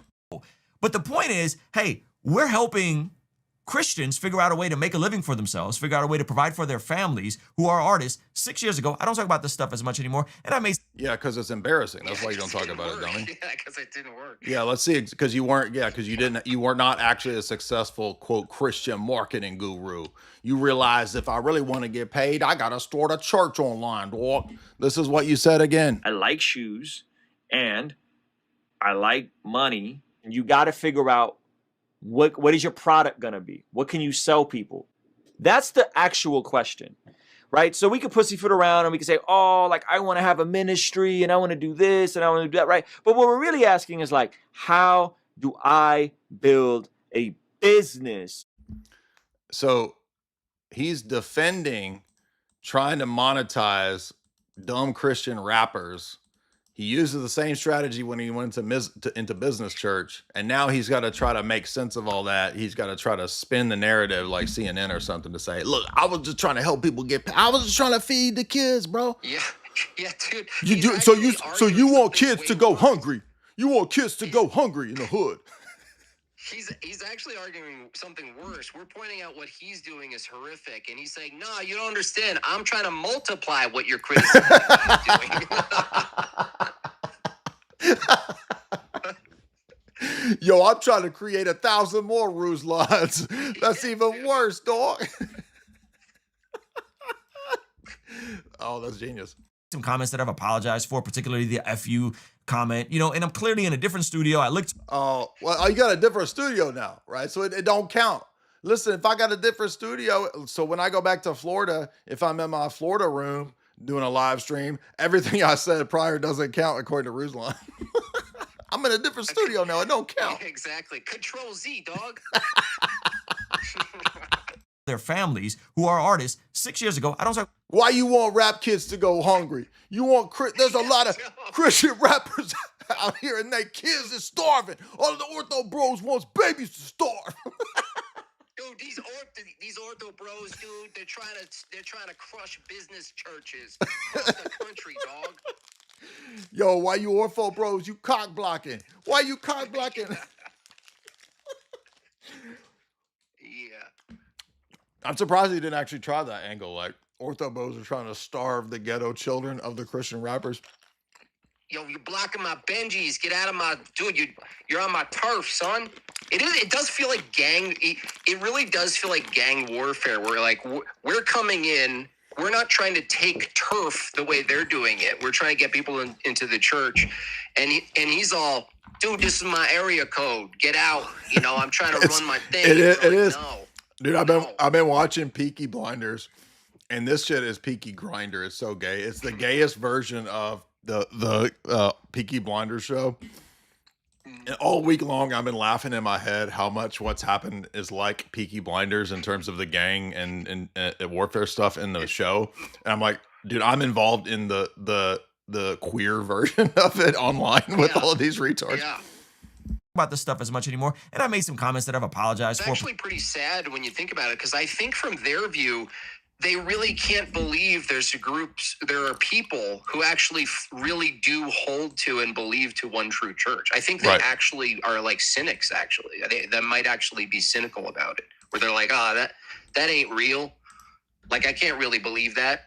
No, that's an angle. That's one level of this, because a lot of these people are actually stupid. Like they're not educated on any of the topics that they're speaking about, and they don't know the basics of anything. Ruslan thought we had councils of ecumenism. Ecumenism. The ecumenism councils where recently the jurisdiction said. Ecumenism councils. I mean, these are idiots. Particularly the FU comment, you know, and I'm clearly in a different studio. Oh, I didn't even know Ruslan said a 4-letter word. Look at this. Look at this dumb hypocrite. He said "F you," and now the Ortho Bros is bad. And by the way, he's in a different studio. If you say a cuss word, just go to. You got to get a different studio to make up for it. Their families who are artists 6 years ago. I don't talk about this stuff as much anymore. And I made some comments that I've apologized for, particularly the "F you" comment. You know, and I'm clearly in a different studio. I look totally different. I'm wearing a beanie. This wearing a beanie? What the hell is that? What is this, dude? Dude. What? Look, I'm clearly look, so this that was a different sim. This this retard is talking about, yo, I had different downloadable content skins on back then, dog. I'm different, bro. I got a different costume, man. Dude, I had like Jordans, like they were good, don't get me wrong. But they're different ones. I got like new ones from like, you know, dude, total different. Yo, back hat. then I don't even wear that style anymore. Yo, back then I had an orange beanie. I was wearing jorts, Michael Jordans. I got different drip now, dog. I'm a different person. This is the dog. I didn't even have this arm sleeve yet. I didn't have this green tattoo right here, a Slimer. I got a Slimer tattoo on my right arm. Do you see that Slimer right there? I'm a different person, bro. The peak of leftist brain rot of trying to take when leftists would take stuff from people's Twitter accounts. Dude, leftist brain rot. He thinks what we're doing is leftist brain rot. Dude, you all have mastered the SPLC leftist technique of immediately saying the Ortho Bros are a dangerous cult. It's going to end darkly. There's a dark cloud above the Ortho Bros and it's going to end bad. All this stupid leftist bullshit talking point. But we're the leftist tactics. Yeah, sure. 10 years ago, something stupid they said when they were younger and then taking it. This ain't 10 years ago, dummy. This is like 2020 era. Repurposing it and literally canceling people. They tried to do this to Kevin Hart. This is what they tried to do to me. And Hey, look, he's admitting it's bad. Like, you got to choose, dude. You could just say, look, that sounded really bad. You know, I was after money.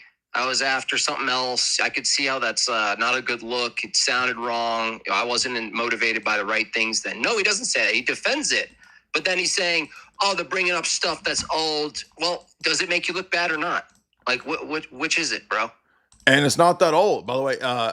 In COVID, he was defending pro-trans, pro-Skittles Andrew Yang. He was part of Yang Gang. So that's not that long ago. I'm in a new studio, dog. I got a different hair. I got a broccoli afro now, dog. I'm straight up. I'm reformed. Why? Because they, again, gross miscalculation.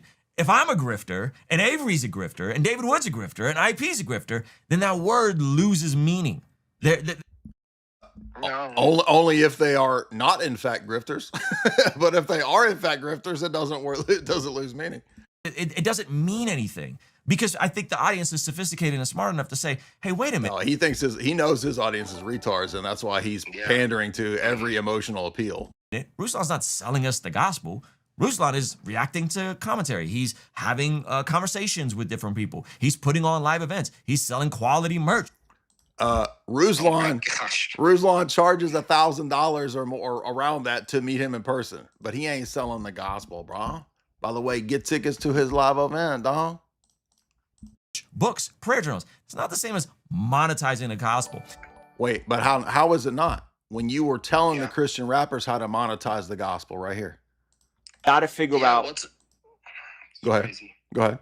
No, I was just gonna say he can't decide what he's actually doing, how to frame himself and what he's doing. Like he's actually trying to distinguish himself from his theology and say, no, I'm just running a business, dog. I just happen to be, no church, rhythm church Christian. I don't really talk about that. Dude, your entire identity is gospel centric, as like Johnny Chang would say, right? What we're saying is you're selling a false gospel, whether you're selling merch or not. Guess what? We'd still go after you if you didn't have shitty merch, dude.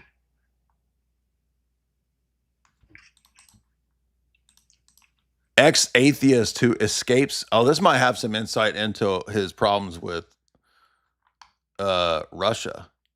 Ex-atheist who escapes communism becomes Christian YouTuber.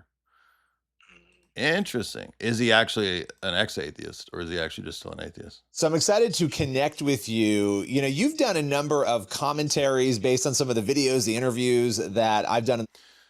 Yeah, I'm starting to think that he actually might just be a cynical still an atheist grifter. And okay, so he mentions the Armenian genocide, which, by the way, how is he going to be a pro-Zionist if he's going to bitch about the Armenian genocide? Everybody knows the history of that stuff. But because the Soviet Union persecuted Armenians, that's why he thinks that he's got a vendetta against Putin, even though Russia is not socialist anymore. That doesn't matter to these people. I want to see his website because I'm trying to find how much he charges for his shitty merch. Yeah, I want a tank top, dude. I want a jersey I want a jersey to say Godly Ambition and Ruslan name on the back. Can we get a Bless God broccoli afro wig to wear? Let's see. Yeah. Godly Ambition, bro. You want to start? It could be a part of his movement. Look, he started a movement. Look at this bullshit, dude. A movement. Yo, you gotta understand. Bless God is a marketing movement. It's a marketing revolution. We're doing this. And Ruslan is on tour right now. He's in the Godly Ambition tour. How many cities? Oh, two cities. She was like, yo, I can't talk to you. I'm on tour. How many cities you doing? 2? Yo, I'm too busy to talk to you, man. Don't you know I'm on tour? Where you at? I'll be at 2 cities. Where is the store? Okay, look, here's his fellow grifters. Wes Huff. Ruslan is awesome. And then token black dude. Ruslan is awesome. And then a bunch of damn faces and random heads. Who are these people? Gavin Ortland. Ruslan is awesome.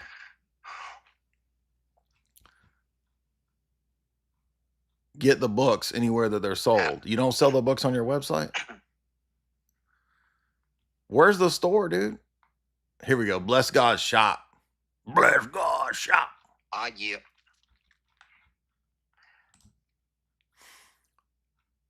So he doesn't even have a store. You just got to go to freaking Target. So bizarre, dude. It's like their congregation is just a corporate, like, dead entity. Yeah. With like characters. It's so weird to look at. You can't unsee it. I mean, you've seen the clips of his pastor, right? No. Oh, those are great, dude. Yeah. This is him right here.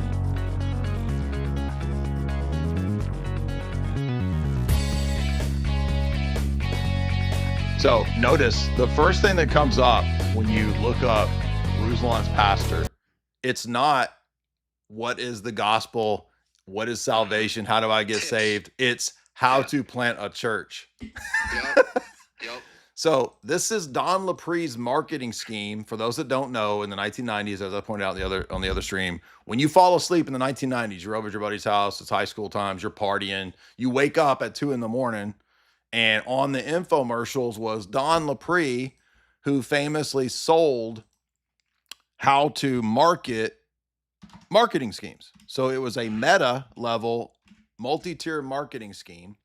And what Don LaPree would teach you is how to place tiny classified ads in print publications to learn how to print tiny ads in classified ads for publications. And so you sell a course on how to sell courses. Okay. That was Don LaPree's whole system. I'll show you right here. This is USA, America's favorite cable network. The show you are watching is a paid program or advertisement. USA Network is not responsible for the claims and representations made by the sponsor. The program you are watching is a paid advertisement for money-making secrets. I just spent 5 minutes on the phone placing one classified ad in the newspaper, and as a result, I'm going to make over $1,000 cash in my pocket. How would you like to make 10 times what you're currently making? How would you like to start making more money in one day than you can working all week long for someone else? And how would you like to start making this kind of money next week? If you want to... So this was a multi-tier marketing scheme where Don LaPree teaches you how to teach people multi-tier marketing schemes. Literally, that's what it was. It's a famous case. By the way, Don LaPree ended up, I think, unalived because he had organized crime debts. And you can watch a whole documentary on him here. There's a documentary called The Pitchman about Don Lapre. So you're saying this model is kind of made famous, but it's not directly linked necessarily, or did he actually explicitly learn from this? No, this is my assessment that that there's a whole, when you, in the world of marketing and marketing strategies, a lot of them are, shocker, grifters. And so they look and they study all the different patterns and techniques that other marketing multi-tier people have done. And the reason, because they're obviously, a lot of them are grifters, right? They easily will fall over into criminal operations and criminal schemes. And one of the most famous cases was Don Lapre, who it's just funny because what I'm saying is that the multi-tier marketing scheme that Don Lapre had of, you're going to make money because I'm going to teach you how I teach people to make marketing classes, right? Right. Marketing schemes. I'm saying Ruslan's pastor's model is, I'm going to teach you how to church plant to set up a franchise that makes you money. Watch. Here's Ruslan's pastor.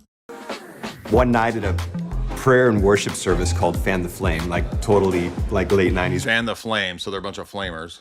Early 2000s name, but I was worshiping and the Lord just hit me with a vision. And I was standing in front of him. So notice, Ruslan's pastor's apostolic pedigree is, I was worshiping at Fan the Flame as a flamer, and God hit me with a vision to plant churches. Group of young people.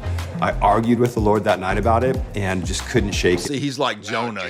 He's a prophet like Jonah. He didn't want to be called to ministry, but then he saw some dollar signs and he was ready to go. It ended up being called into youth ministry, saw great youth revival take place, but again, didn't necessarily want to be a lead pastor. About 2010, though, I really started to feel a call to possibly plant a church. So, see, planting churches for these people at Business Church is literally the franchise model, right? Yep. It's like Subway franchises, right? They're doing it with Business Church. And by the way, this part I can say is actually explicit. All of these people in this world of marketed churches, they follow the model of Peter Drucker. And you guys don't know, we covered him the other day. I'll show you. Peter Drucker was a businessman who basically was the guru to Rick Warren, the purpose-driven church and the big mega church movement, right? So Peter Drucker, who was admittedly not even a Christian, was a management theorist expert. He wrote all of these books and consulted the Fortune 100 on management theories, etc. And if you listen to Rick Warren, and we played this on the other stream, Rick Warren was like, oh, my master is Peter Drucker. I got everything from him. We played all these clips on the other day. I'm not going to redo that. No wonder, dude. No wonder they're all, not all, but especially Ruslan here. If this is his system, orthodox argumentation and pulling people away from that is literally their income. Like, that is their income. That is exactly what this is. It's undoing their business model. That's why we are like, this is the online gay version of Peaky Blinders. It's Peaky Grinder. So again, I'm going to play a little bit of this video because it's a very important backstory to what's actually going on here. I'll play it fast. So we'll listen to this. Community church is no church. Where did this idea of community church come from? I don't remember seeing the word community in a church name when I was a kid. Churches were typically identified by their denomination name or by a scriptural term like faith, grace, hope, or some other key biblical word. Where I live, there is literally a church on every corner, and many today use the word emergent church. Emergent church slash Rick Warren style mega church is from Peter Drucker, right? And this video is going to explain the marketing strategy of Peter Drucker to don't use theology terms. Rhythm church. Hello. community in their church name, while others use words that express some kind of cultural relevance. Words that seem to imply an emergent church philosophy and a diverse but inclusive view of church as community. Rhythm church. I believe we can trace this phenomenon back to a man named Peter Drucker. Peter was a brilliant scholar, professor, and management consultant to government, corporations, and to the megachurch movement. It was Drucker's corporate vision that influenced megachurch pastors like Rick Warren and Bill Hybels. In fact, these men often quote Drucker and attribute much of their success to his mentorship. Though not For those that don't know, Rick Warren was, of course, the author of Purpose-Driven Life, which ended up being a $1 billion made off of that book. And it became a model for churches mainly obviously evangelical churches throughout the United States, to create the same marketing structure that Rick Warren had. And Rick Warren did the Don LaPree thing where at the end you paid $40 and Rick Warren would send you a package on how to do the marketing strategies for your church. So it was a multi-tier Rick Warren marketing stream. And then you get Saddleback Church, which was the biggest mega church, the biggest church in America for many years. I don't know if it's kind of imploded since Rick Warren, Rick Warren retired and his wife became the lead pastor. So what does that tell you about it right there? But so Bill Hybels is another one of the students of Drucker, and they've all had the biggest mega churches in America. And it's not accidental. It's an actual corporate strategy. That's what this video shows you. This is the same strategy, as you'll notice, that Ruslan's rap church is doing. Christian and not interested in Christianity from a personal perspective, Drucker saw the role of the megachurch within his idea of community as perhaps one of the greatest possible influences in society. His ability to understand community in the broadest sense, and most diverse yet inclusive sense, provided him with the tools. Do you see how you can't be exclusivist with the Peter Drucker megachurch model? Because the megachurch model thrives on lowest common denominator, most inclusive to transform, quote unquote, the community. By which to make logical connections between everything comprising his idea of community. So rather than viewing community merely as a cluster of independent components, sometimes interacting of necessity and cooperating at times on that basis, Drucker's community was more of a synthesis of ideas, disciplines, philosophies, and beliefs that allowed for the emergence and sustenance of each other, even in the face of radically conflicting ideologies. Drucker's ideas are the basis for what today we call the global community. Without his influence on government, education, business, and religion, the emergence and acceptance of the modern idea of global community would not have come about in the way that it has. So Drucker, by the way, is also part of globalization and I should read one of his texts for the Global Elite text. Nor would we be seeing a systematic and thorough integration of the idea of church, in the broadest religious sense, into the community that Drucker envisioned. In other words, the Church of Drucker's community began to find common ground with all aspects of society, and in fact started to view itself as an integral part of all that touches the lives of human beings. Not only that, but this new vision of church clung to the idea that it could retain its core Christian values without making harmful compromises in the course of becoming relevant to all people, regardless of race, belief, religion, economics, education, politic, and moral values. It became universal, not in the sense of a mystical Christian body, though that was certainly part of it. It became universal in that it was a religion for religions and a religion for the norm. So it's a supra. It's a corporate. It's a corporate superstructure church. Religious and a religion for the religious. And in some people's minds, not a religion at all, but a vehicle by which to achieve relationship with a God of your own understanding. So notice that. That's why they say it doesn't matter what the theology that you impute to Christ is. Just believe Christ is Lord. So it has to have the model of ecclesiological and theological relativism at the base, because the whole structure is built on that. That's why they have to go against us, because if we attack that, it undoes their whole corporate model. In other words, the name Jesus Christ could mean whatever you want it to mean. Oh, you hear that? For Peter Drucker's, Rick Warren's model, Jesus Christ has to mean whatever the individual thinks it is, you see. It has to, because their model necessitates it. Yet, let us not blame Peter Drucker for the distorted state of the church called community or emergent. Drucker's vision was not an internal initiative from within Christianity, but rather an external model that Drucker, a non-believer, simply proposed to men like Rick Warren and... Go ahead. Is this fellow still alive, the Drucker guy, the Drucker dude? No, I think he's long dead. I wonder, in his age, did they already have AA, or did AA spawn off of this model? Because it sounds just like, the AA type of church where God could be really anything, and Freemasonry as well has that option. I don't know that seems to be. I'm not sure when AA came about. I think it was older than Drucker, but it's the same strategy. I mean, I'll put it this way. I mean, Peter Drucker's kind of like a Warren Buffett type of corporate type of man, and Buffett appears to be obviously a Freemason. He puts the Freemasonic symbols everywhere on his books and his writing. So it's Freemasonry makes sense in the business world. I'm not saying it's true. I'm saying that the idea that I want to have business connections, that will obviously become first over personal politics and religion, right? Sure, yeah. So Freemasonry is very adjacent to the business world. But for the religious world, it makes sense to apply the principles of Freemasonry in this way, because if you want to make business church, clearly anything that could be potentially divisive is bad for the market share. Yep. Yeah. It's like that's how you know the product, that church is a product, not a Yep. path to salvation. It's an actual product, like a Nike shoe. And that's why Ruslan. Guarding it. Yep. Yeah. And that's why Ruslan says this. I like shoes. Exactly. I like money. You got to figure out what is your product going to be? What can you sell people?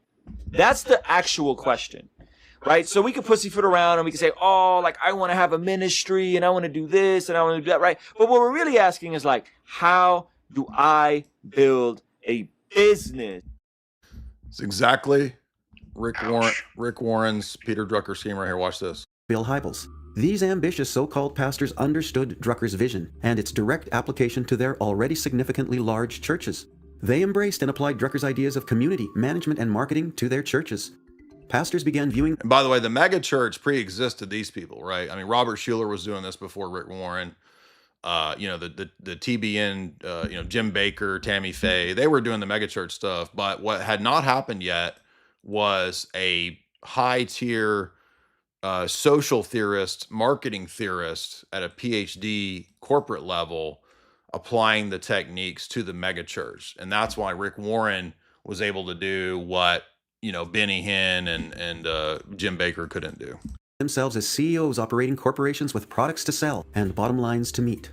And church policies and decisions became subject to demographics and the challenges of increasing market share. This necessitated the change from church as defined in the biblical sense to church as a synergistic part of Drucker's global community. While the Church of Scripture was biblical... So you understand it cannot have dogmatic positions. And that's why all the people in that sphere will not admit what their theological positions are on baptism, Eucharist, etc., because all those things violate the heart of their model. Defined as a gathering of believers, the emerging... Go ahead. Like you said, the one dogmatic position is the anti-dogmatic position. Right, and that was Drucker's position too. Church of Community redefined itself as church for the unchurched, for the unsaved, for unbelievers. Pastors like Warren and Hybels justified redefining the church in a modern context as a natural part of evolving culture, science, technology, and communications. They took it upon themselves to make church relevant to the broadest possible demographic, arguing that they could be more effective in reaching the world if their product was widely appealing. It became a numbers game. Get as many people into the church building as possible and keep them coming back became their mantra. The application of Drucker's vision worked, and participating churches grew exponentially. Along with that, so did their revenues and expenses. Now they were on a slippery slope.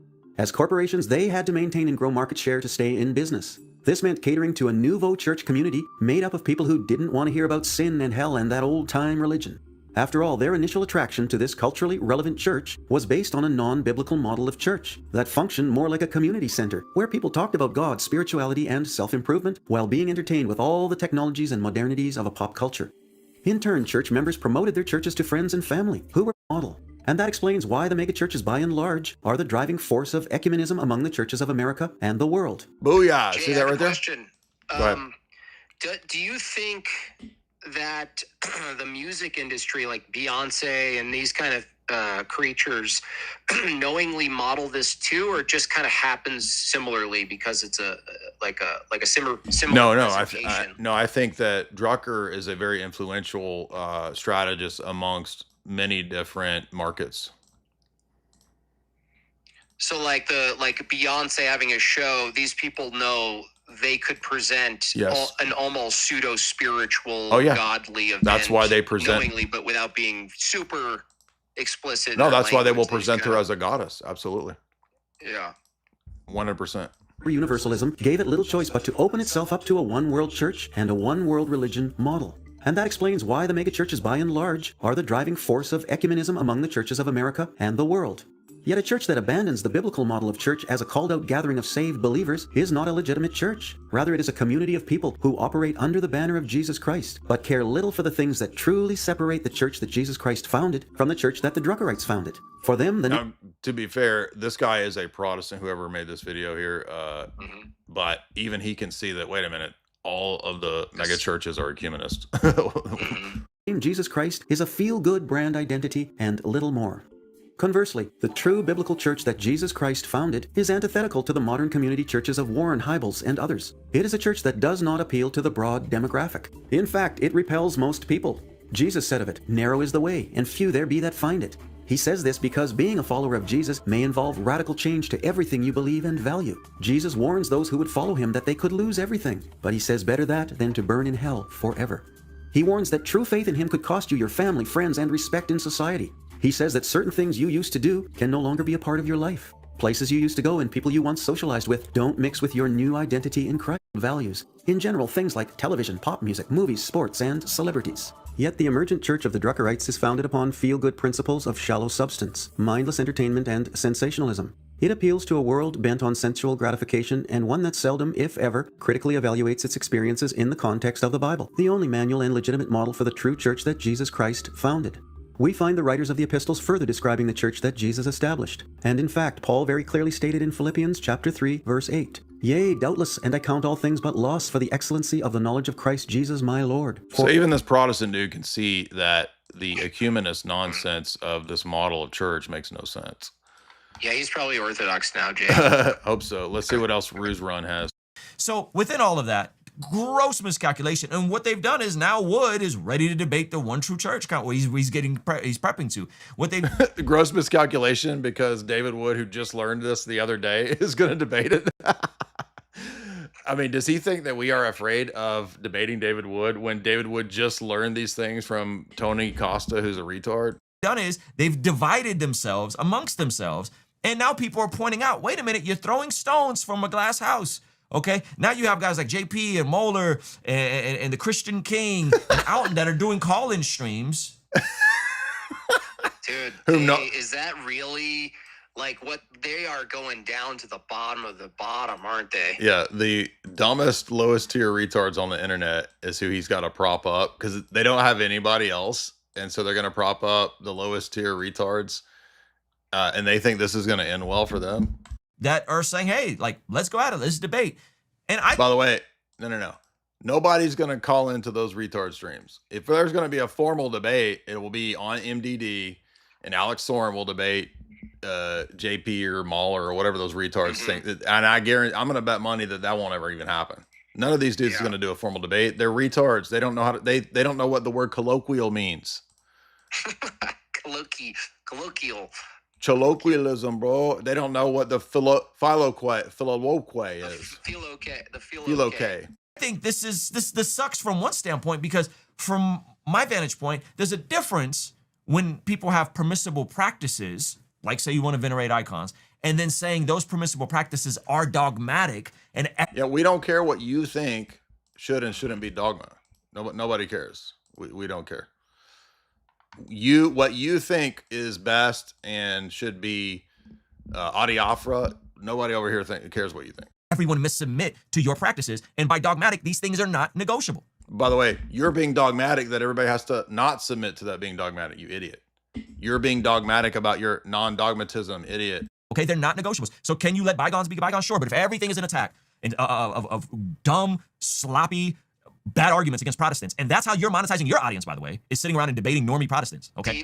See how he thinks? Now he's lying. It's all through his marketing lens of monetization. Yeah, his first thought was the model. What model is Dyer using? Oh, it's only to debate low tier idiots. No, I've debated all the top Muslims. I've debated the top atheists. I've debated the top Roman Catholics multiple times over. So it's a lie to act like all I do is debate low tier people. It's a call-in show where anybody can call in and debate.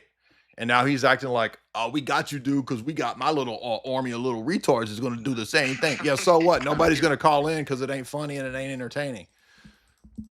And then people say, yeah, well, we're going to do that too. We're going to match that energy, okay?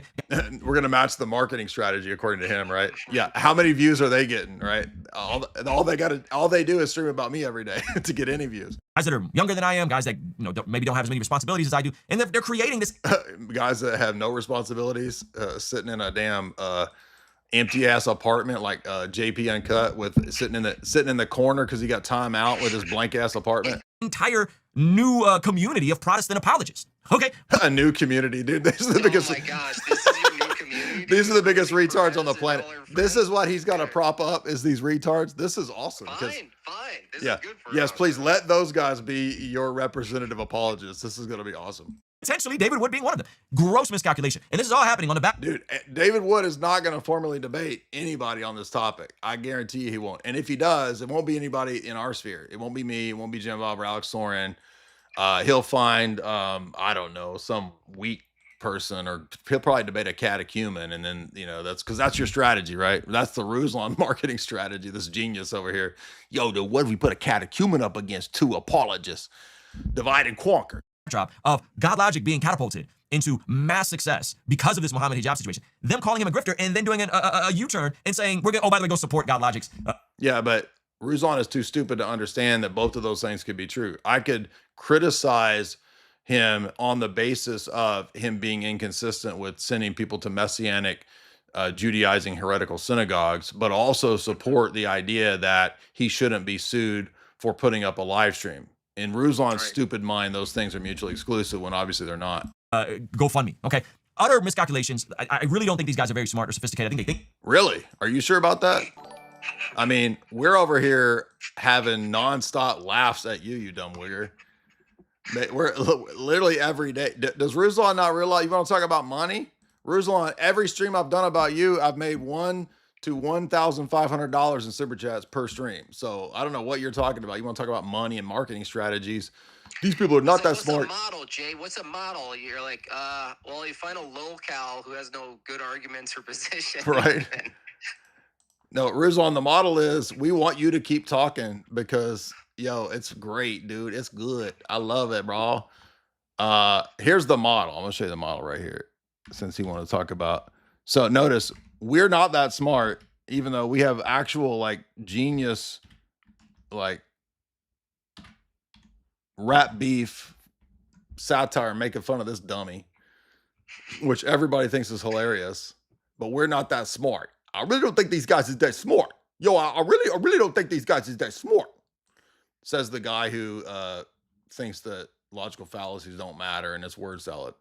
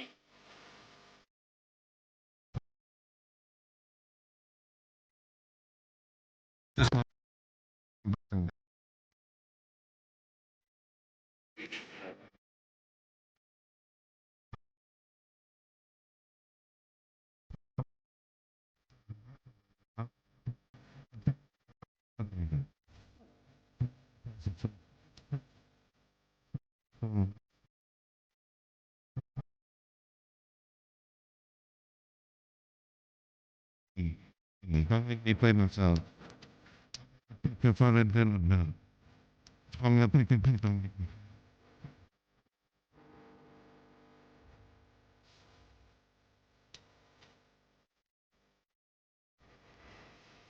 Oh, wait, Ruslan is supposedly a former gangster, right? Yeah. And hello, listener there rapping. His lines just blew everything Ruslan has ever done out of the water. And this is just a parody, like a diss track. Ruslan is supposedly a former gangster, and everybody who sent him the diss track, he blocked them, and he won't. He's so mad, dude. So he's so mad about this diss track, but he's a gangster. What gangster is so soft that a funny diss track makes them lose their mind and have to make response videos? Ruslan, you are getting played like a fiddle. Keep doing what you're doing, dummy. We love it. Also, if we're not that smart, we're stupid. Why can't one of you just do a public formal debate with me and end me? It would be, I'm stupid. It should be easy if I'm stupid to do a formal debate. Send your boy Gave and Ruslan over here. I mean, Gave and Ruslan, Gave and Ortland, Gave and Ruslan. they're smart, but it's just a total failure on their part while dealing with, at the very least, optics issues regarding charging for the sacrament of baptism and calling guys like God Logic and David Again, lying again. Nobody was charged for the sacrament of baptism. He keeps lying. Wood and IP grifters. This couldn't be more poetic. And so, yeah, if you're going to consistently hurl false and slanderous accusations against myself and friends of mine, guess what? There's gonna be. By the way, guys, hit like and share. We've got almost 3,000 live across the streams. We're almost at 1K likes over here on YouTube. Go ahead and hit like if you would. If you want to support the stream, you can do so through super chats right there, or through Streamlabs. No, wait, that's not it. That's Tony's rap video. Shout out to Hello Listener, by the way. Awesome lyrics. Like, Ruslan actually thinks we're stupid over here on our side of things. Dude, you have to be joking, man. The people that are going to say, okay, well, you can play that game, right? Now, is that done in good faith? Is it not done in good faith? I don't know what people's motives and intentions are. And I think there are a lot of good Eastern Orthodox folks behind the scenes that are trying to figure this out. And in all of this, I think this is where the question comes down to, which I think is really a question of faith. Can you have dogmatic views, meaning dogmas are not up for negotiation? They're not up for negotiation. You don't get to pick and choose dogmas, okay? Can you have dogmatic views? Because in Eastern Orthodoxy, notice what he said there. You don't get to pick and choose dogmas. Yep. Mm-hmm. Things a dogma. If some of those dogmatic views are not in the primary sources, okay? And that's where these debates are about to start going, by the way. So all this attacking of sola scriptura, all this attacking of Protestants, the question becomes, can you have views like the intercession of the saints, which is that's a dogma? Can you have views like the veneration of icons, which is a dogma, that when you look at the ante-Nicene fathers, okay, yeah, you dummy. They're in the primary sources, you retard, and you're going to get destroyed when you actually debate these topics. Do you understand that we've already been through the stuff you're bringing up 10, 20 years ago? People on our side. Don't you think I already went through this as a Protestant converting to Catholicism in 2001, too? Yeah, I'm already on to this 20 years ago. Don't you think I went and read the Apostolic Fathers to see if they actually support this information? And by the way, it's not just that, it's the Bible. The Bible is iconodual, dummy. Fathers that were writing before the Council of Nicaea. Can you look at the scriptures and not see these dogmas in there and then make these dogmas that you must hold over all Christians everywhere? And if we don't agree with these dogmas, then we're the ones. Well, that just presupposes sola scriptura, dummy. So what you think is in the primary sources in the scriptures presupposes that the scriptures alone are the primary sources, and you haven't proven that. Right. That are lukewarm or university Christians, and we don't have the fullness of the church. And I would say a reasonable person, if we're looking at the primary source, you say things in this context. It's about theology, and you say it in such a way like it's still a mystery. Like we're still trying to figure this out. Like you actually present it to your dumb audience. Like, hey guys, this stuff has just not been worked out. We're gonna still get to the bottom of this. And it's a combination of just complete dishonesty. Combined with just probably his failure to even try to examine church history at all. No, he doesn't know. He doesn't read. He's not going to read any of this stuff. Admittedly, he says, I don't care that much about theology. I'm not going to do all of this. I ain't got time for all of that. He's running a business church, dog. If you're claiming a dogma, but those dogmas aren't in the primary sources, we'll evaluate that and say, hey, yeah, this. You haven't demonstrated that the Bible alone is the source, and you've not demonstrated that they're not in the primary sources, because we always argue that they are. Now, again, from my vantage point, I think that could be permissible actions, and I think that there may have even been some Christians prior to the ante-Nicene Fathers that had these practices, but that doesn't mean that they were normative practices for all Christians as dogma. So what you get is the context of knowledge. So now he's going to admit and backtrack and say there might be some evidence of iconography in the pre-Nicene era. Oh, but wait a minute. So then you're moving the goalposts about what counts as primary sources. So when you ask about primary sources, and that shifts between patristic evidence to biblical evidence, and then you move the goalpost to say, well, there might be some church fathers in the pre-Nicene era that believed in images, but that doesn't mean it's normative. You just move the goalpost. Doctrinal development. There was development of. By the way, you have no basis to say anything theologically is normative. You're in rap church. The seeds of them were there, but they developed. Whereas the Orthodox claim that we are the one true unchanging church. Now, how can you be the one true unchanging church if your dogmas aren't found in the primary sources? Yeah, retard, they are. That's because primary sources isn't Bible alone, and they're in the Bible too, by the way. Which it's just another lie. He's just selling. He's just softening it for his audience on purpose. He's saying a question, if, right, a conditional statement like, well, if, and he doesn't think that maybe that's not true for a second. Okay. Yeah, but then it became they may be there, but even if it is, it's not in the Bible. It's like, well. Anyway, yeah, he just doesn't care. Yeah. That is what's going to be discussed. And when you hear these arguments for it, when you hear the arguments for intercession of the saints, when you hear the arguments for icon veneration, when you hear the arguments for you must confess your sins to a priest, okay, or confess your sins to God in the presence of a I thought you demanded I repent and confess my sins to you. So you do believe in you do believe in oral confession of sins, Ruslan? a priest. They'll nuance it, right? I think they're lacking. Well, yeah, because bless God is actually in Ruslan's mind when you give money to Ruslan. That's that's how you bless God, because in Ruslan's mind, Ruslan is God. Right. And I'm actually starting to think this dude actually has always been an atheist. And I think probably with David Wood too. I cannot understand. There's absolutely no possibility in my mind that you could be a Christian apologist for 20 years as a former atheist and not know whether you believe the Protestant evangelical basics. That's not possible. Well, another part of it that they get really uncomfortable with is, what do you practice? Because like, what do you believe has been the basis for like a lot of debates, and it's very useful.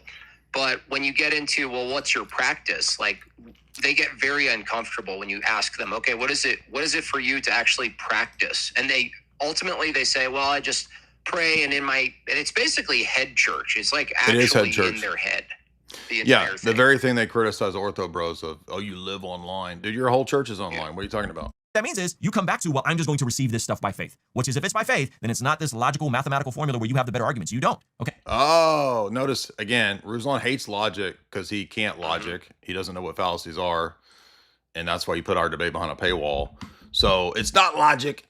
It's what's in your heart. It's faith, dog. Which is, if it's by faith, then it's not this logical mathematical formula where you have the better arguments. You don't. So wait a minute. Faith doesn't mean that I have the better arguments, but you want to do a debate to see if the sources contain iconography and have the Bible. So what? Wouldn't that require logic, you dummy? It's going to be a faith off. Is it a faith off? Right? How do you faith off? Right? Oh, it's performative. So actually, he's correct.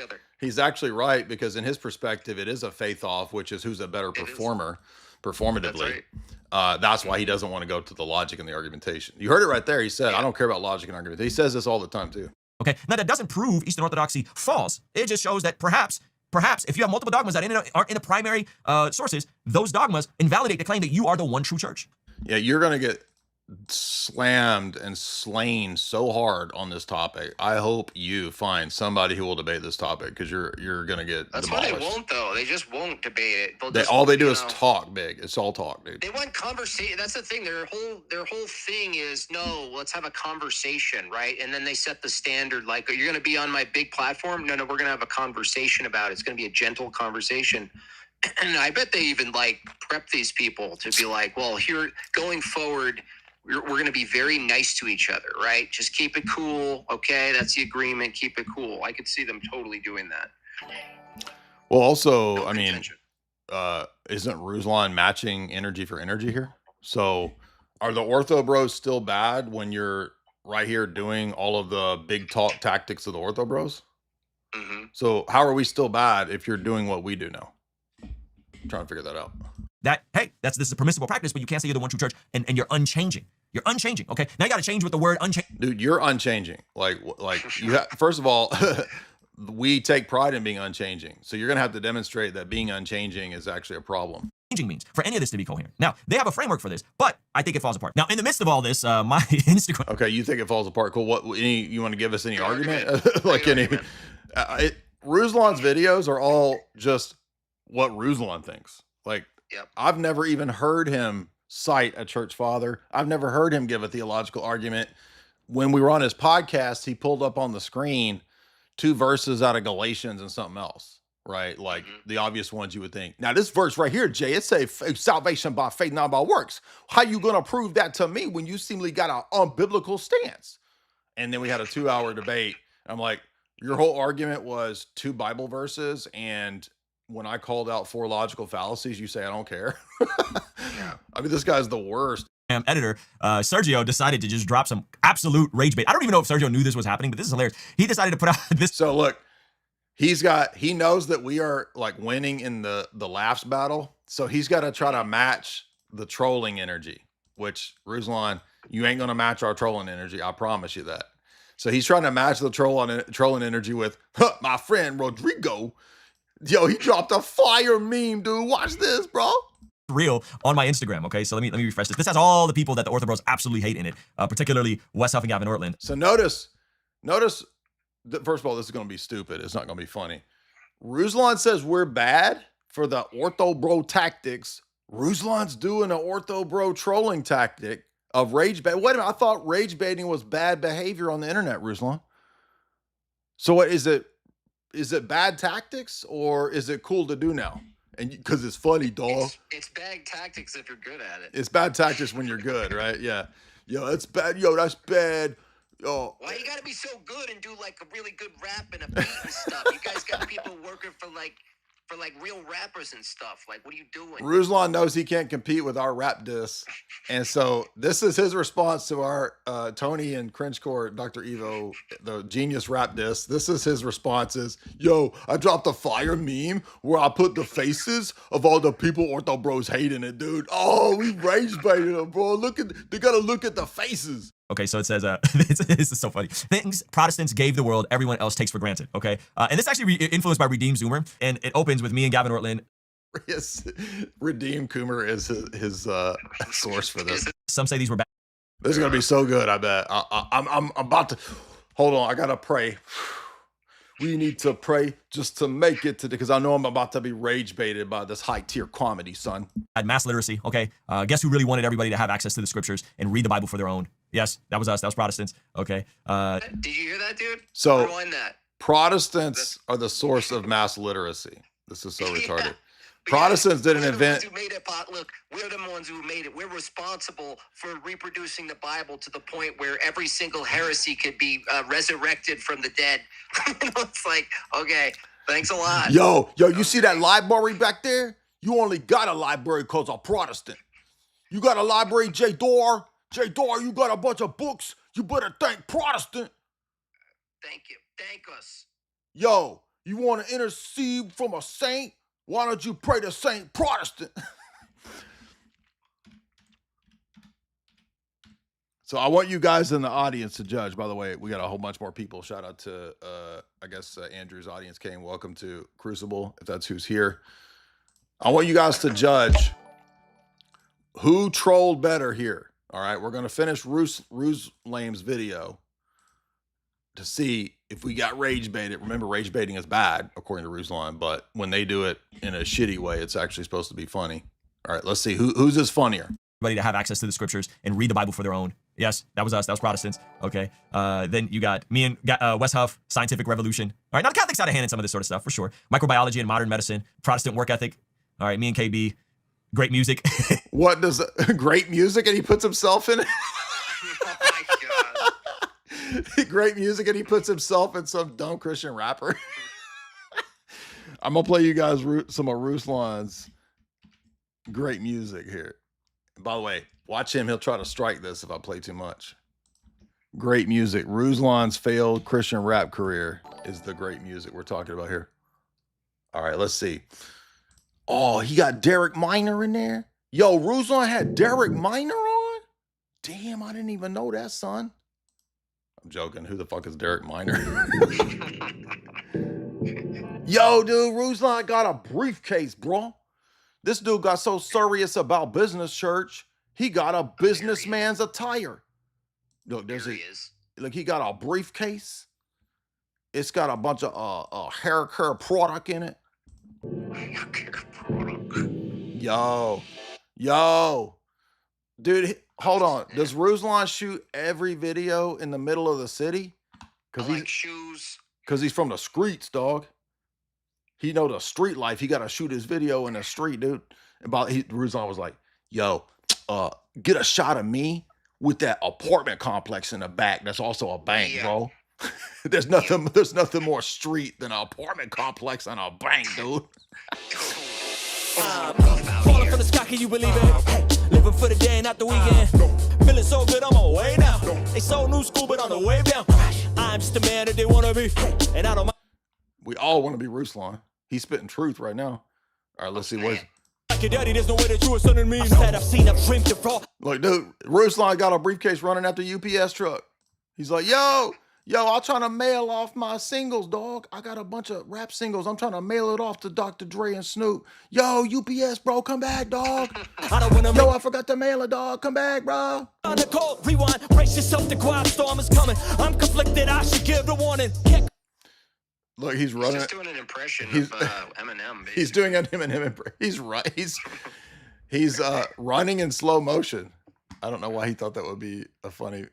Warning, kick a phone 'cause I can see the finish sooner. I can't play too much of it. He'll strike it. So let's see. Uh-oh. Who's this? And it's going down like that. And it's going down like that. And it's going. Oh shit! Look how racist Ruslan's video is. He has black people stealing his briefcase. Oh, look at that, racist, bro. Ruslan is a racist. He's got black boys stealing. Like that. That was Ruslan's. That was how he was gonna get signed, dude. He was mailing that off to Dr. Dre. That was destined for Death Row Records. This is why Ruslan didn't make it in the rap game, y'all. He's telling us the story. His lyrics. And he's got a black boy stealing a briefcase, dude. That's so racist. I can't believe. No wonder he didn't make it in the rap game. All right, I want to know about the briefcase. Yeah.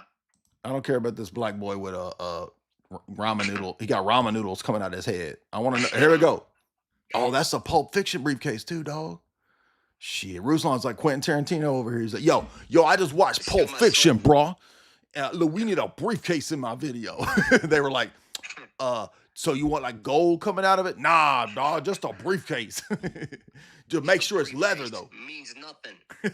What's the symbolism? Look, it'll be like Quentin Tarantino. Yo, people will be trying to decode the symbolisms in my video for years to come, like Quentin Tarantino. You can say we Dwayne Rock, we rock and roll. All the way to heaven's gates, my slip and fall. All right, let's see. Oof, I'm looking for it. Okay, so we got more lore. Okay, dude, he put the briefcase in a car. Okay. Now what happened to the briefcase? Where'd it go? Those are LLC documents for Rhythm Church. He needs to get him signed, bro. Look, so all of the black dudes in the video stole Ruslan's briefcase, and then they're all riding off in a car. And then look, the end of the video is the black people running off with his briefcase. They won. They won, dude. Now we know the backstory to why Ruslan didn't make it in rap. Because the black people stole his flow, dude. The black people stole Ruslan. That's the symbolism of the briefcase. It's Ruslan's flow. His bars, they got stole, dude. Oh, shit. People are saying, Pro Zilch says for $20, Ruslan is the gimp in Pulp Fiction. Oh, shit, dude. It all came together, dog. Don't give Ozzy new ideas, dude. That was funny. All right, here, let's see Ruslan's rage bait reel. Look at him laughing at his own. Look, this is so funny. Look, I'm the good music, dog. We got them with the bros.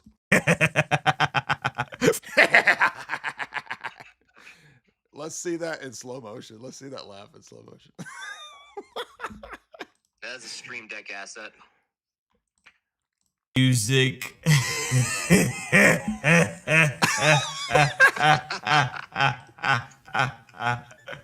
Free speech. See, you got Cliff. Oh man, This is Down syndrome, Ruse. Ruse syndrome. Let's try that again. That was great. Great music.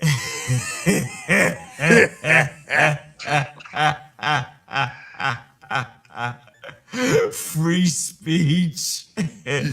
You got Cliff.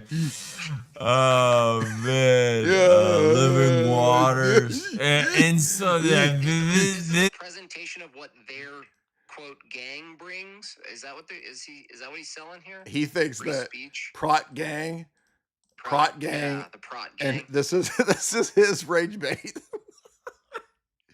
Meanwhile, we had actual fire lyrics burning his ass to the ground, and this is his response to rage bait is, yo, Protestants gave you books, dude. Yeah, you guys got no talent.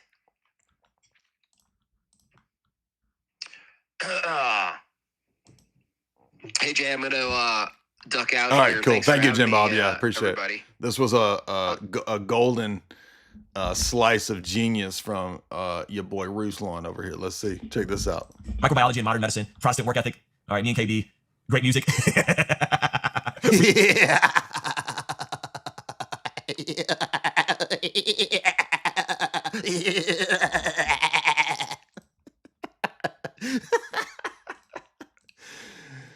Oh shit, dude, this is too funny. Final recap. Why do we need a recap when you just said a bunch of bullshit for 26 minutes? We don't need a recap, dummy. Orthobro side. So terrible week for Orthobros online. Huge miscalculations on their part. Nobody made a miscalculation except you, dummy. All right, let's speed this up. I can't listen to this retard talking normal. Playback. Partnering with the Dowell guys and flip-flopping and supporting God Logic, going after everybody and calling everybody grifters, intentionally using clips out of context of me from a month ago. And what do you think is going to happen? People are going to Yeah, but they weren't out of context. Let's play it again. Here's what you actually said, dummy. A long time lingereth not. I like shoes and I like money. And you got to figure out what is your product going to be? What can you sell people? That's the actual question, right? So we could pussyfoot around and we could say, oh, like I want to have a ministry and I want to do this and I want to do that, right? But what we're really asking is like, how do I build a business? I don't really care about how many followers I have. I need those metrics to an extent for the credibility of them, but I'm more thinking, what is my bank account going to look like in the next 2 to 3 years? So this is the guy saying, I wasn't preaching business church. All I was talking about was helping Christian rappers not have starving children's, right? Look, there's a lot of baby mamas. There's a lot of single daddy Christian rappers. You want their kids to go homeless and not have food in their bellies?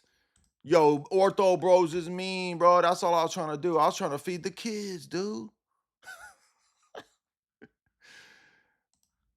I think there's other issues with the Oriental Orthodox claiming to be the one true church and the true Orthodox claiming to be the one true church. And you got billionaire patriarchs who have said stuff like, yeah, you haven't proven that that's actually true. You're just citing New York Times articles, dummy. By the way, these people are so low tier that they actually think that if there's multiple people claiming to be the one true church, that is somehow an argument against the one true church. This is so stupid. That'd be like if multiple people don't think 2 + 2 is 4, then we don't know if 2 + 2 is 4. That's how stupid this is. That's why this guy doesn't want to have a formal debate and constantly says, yo, I don't care about the logics. What you want to logics me, bro? all Muslims and Christians worship the same creator God. Sounds a lot like Vatican II, okay? And all this stuff is being waved away. Why? Because I think my prediction is this is only going to create more and more divisions within the Eastern Orthodox community because you're adding... Wait, what does Vatican II have to do with this? Oh, he's talking about because Kirill has made if Bartholomew makes an ecumenical statement, by the way, does he not realize that the Russian Patriarchate just put out a statement that Christians and Muslims don't worship the same God? I mean, that was literally stated last week, and he's acting like that didn't happen. But also, it doesn't matter if there's a patriarch who's a heretic, dummy. Microscope and unnecessary scrutiny from constantly attacking Protestants. And we were like, man, you guys do you. But I think it's crossed a threshold and it's only going to get worse. And I'm here. I'm here to watch and enjoy and eventually have some conversations, signal boost some of this stuff. That doesn't mean that I think my Eastern Orthodox friends are not Christians. But wait a minute, because you are saying that the only dogma that you can't be unfolding about or unbending about is if you have an exclusivist church. That's what y'all are saying on your streams. That's what God Logic just said. So that's not true. That's not my position. And that's not the normative Protestant position. What that means is, hey, if you're... There is no normative Protestant position, you idiot. Going to be hypercritical. He doesn't even know. I guarantee he doesn't know what normative means. He thinks it just is the normal. I bet he thinks normative is normal, like majority. That's not what normative means, you retard. If you're going to have this hypercritical spirit about everything and everyone, guess what? There's going to be people that are... Dude, nobody is having a hypercritical spirit about everything and everyone. It's specifically the error of saying that it doesn't matter what church you go to. It's very specific. And he keeps lying throughout this video. gonna want to match that. There's gonna be people like David Wood that are gonna say, okay, cool. Yeah, I'm happy for people to match it. We've been asking forever for people to match it. And David Wood would not do a formal debate with me on the topic. He already declined. None of your gay crew will do a public formal debate with me on this topic. God Logic won't. IP won't. Gavin Ortland won't. Right? Wes Huff won't. You won't. You already said you would 4 times and then said, but he got to repent to me publicly before I do it. I'm going to sit and I'm going to learn from your guys' best sources. I'm going to learn from the other best. Wait a minute. How are you going to sit and learn when you just said a minute ago, we don't have evidence in the primary sources, but you're going to sit and learn? So you don't actually know whether we have evidence in the primary sources, you retard? Sources, and we're going to examine and we're going to have this one true church debate. And I think it's good. I think it's fine. Yeah, right. Who's going to have that? When and where? I won't hold my breath. Okay. And then Protestants have to look at the same information and say, hey, yeah, what we're doing is a retrieval method. We're trying to retrieve the original 100 years of the church post. Oh, so now he's a restorationist. This retard doesn't even know what he's arguing for. Now he's a restorationist, that Protestants are retrieving the original first 100 years of the church. How are you going to retrieve the first 100 years of the church when you don't even have the Bible yet, dummy? There was no completed canon in the first 100 years of the church. So obviously they weren't sola scriptura.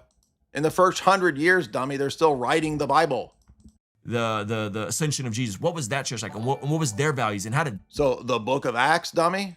You mean where they have synods and where they have episcopacy? They gather. And by the way, I don't think either church looks like the way the early church looked. For the record, I don't think they... Nobody gives a shit what you think. You just admitted that you got to learn from the people on the topic. So you admitted you don't actually know. So who gives a shit what you think, dummy?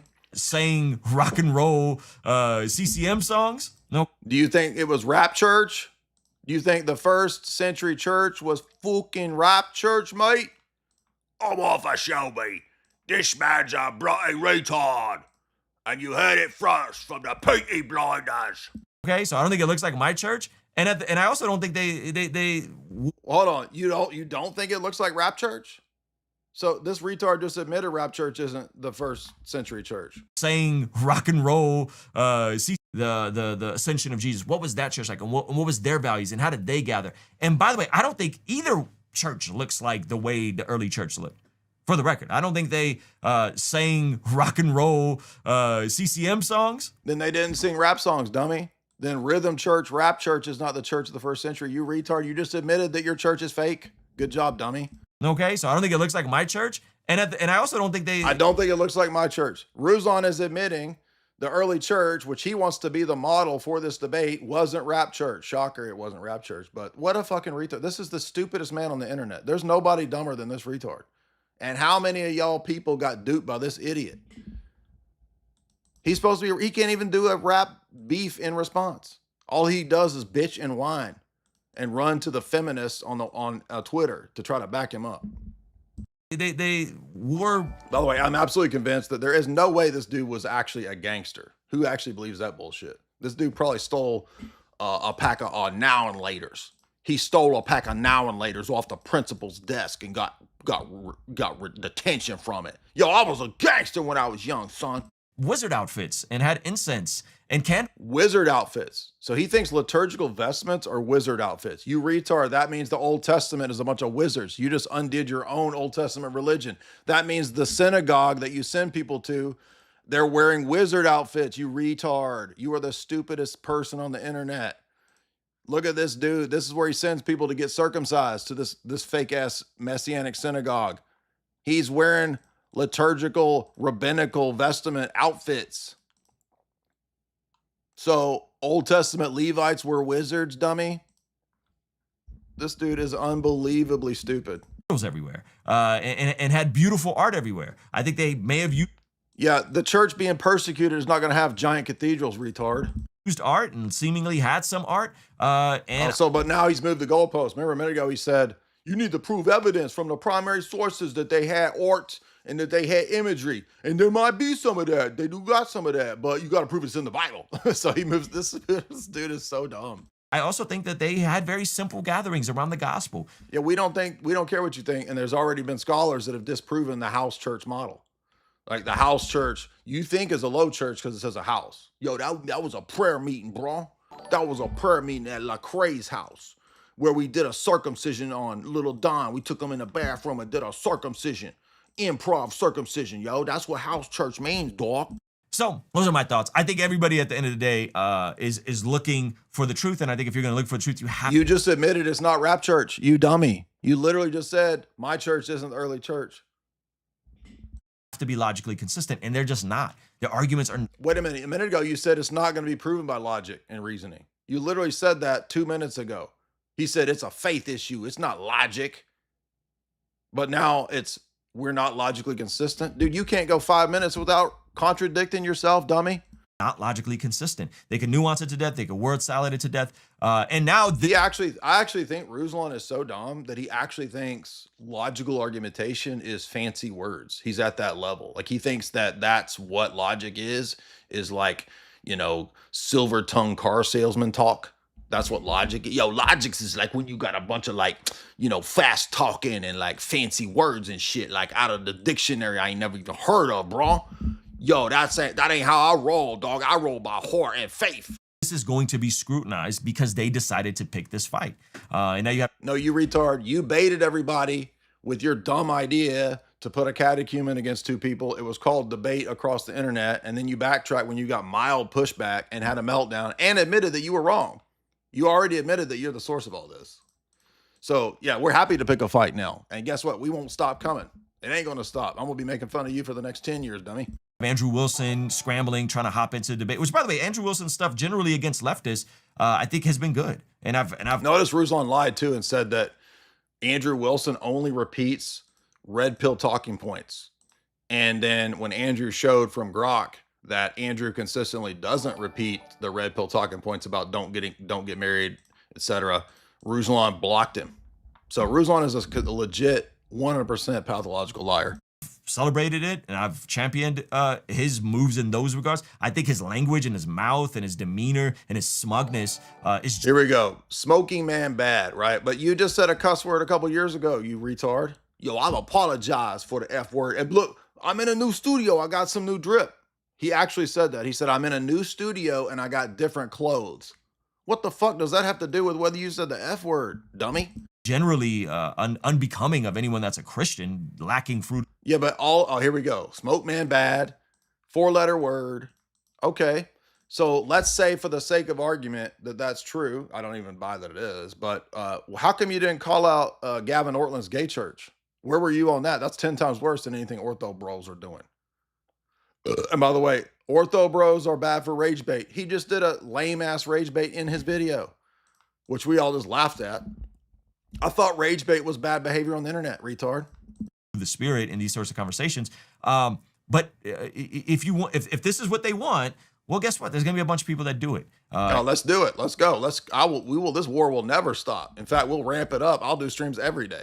And there's gonna be a bunch of people that go there with them. I'm not gonna keep talking about this because I don't want to bring more attention. Who is even gonna go? He's flexing David Wood as if David Wood is some like we're scared of David Wood. I already asked David Wood to do a formal debate and he wouldn't do it. David Wood just learned 2 days ago what the Orthodox positions are on basics. David Wood can't say if he believes the Reformation solas. You think he's your ace in the hole? You are a legit moron. To unnecessary drama with this regard because I think this is only casting more and more division. But this is my video on it for the month. Yeah, but we're not in league with you. We're already divided against you. So what you talking about creating more division?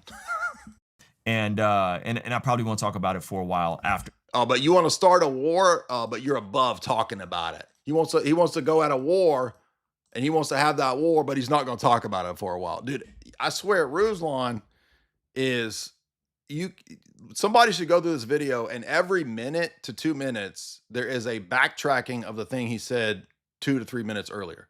That's all he ever does. Every statement is backtracked and contradicted within 3 to 4 minutes within the freaking video. Unbelievable.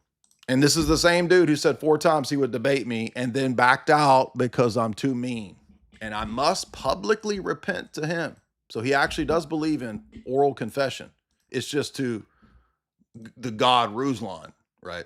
As much as they want to debate me into a friendly chat over nonsense, I'm going to just... Wait a minute. How is it nonsense when you just said you're about to go on the offensive and you're going to have these battles, but you won't debate even though you said you will, but also it's nonsense. So if it's nonsense, why are you going to war over it?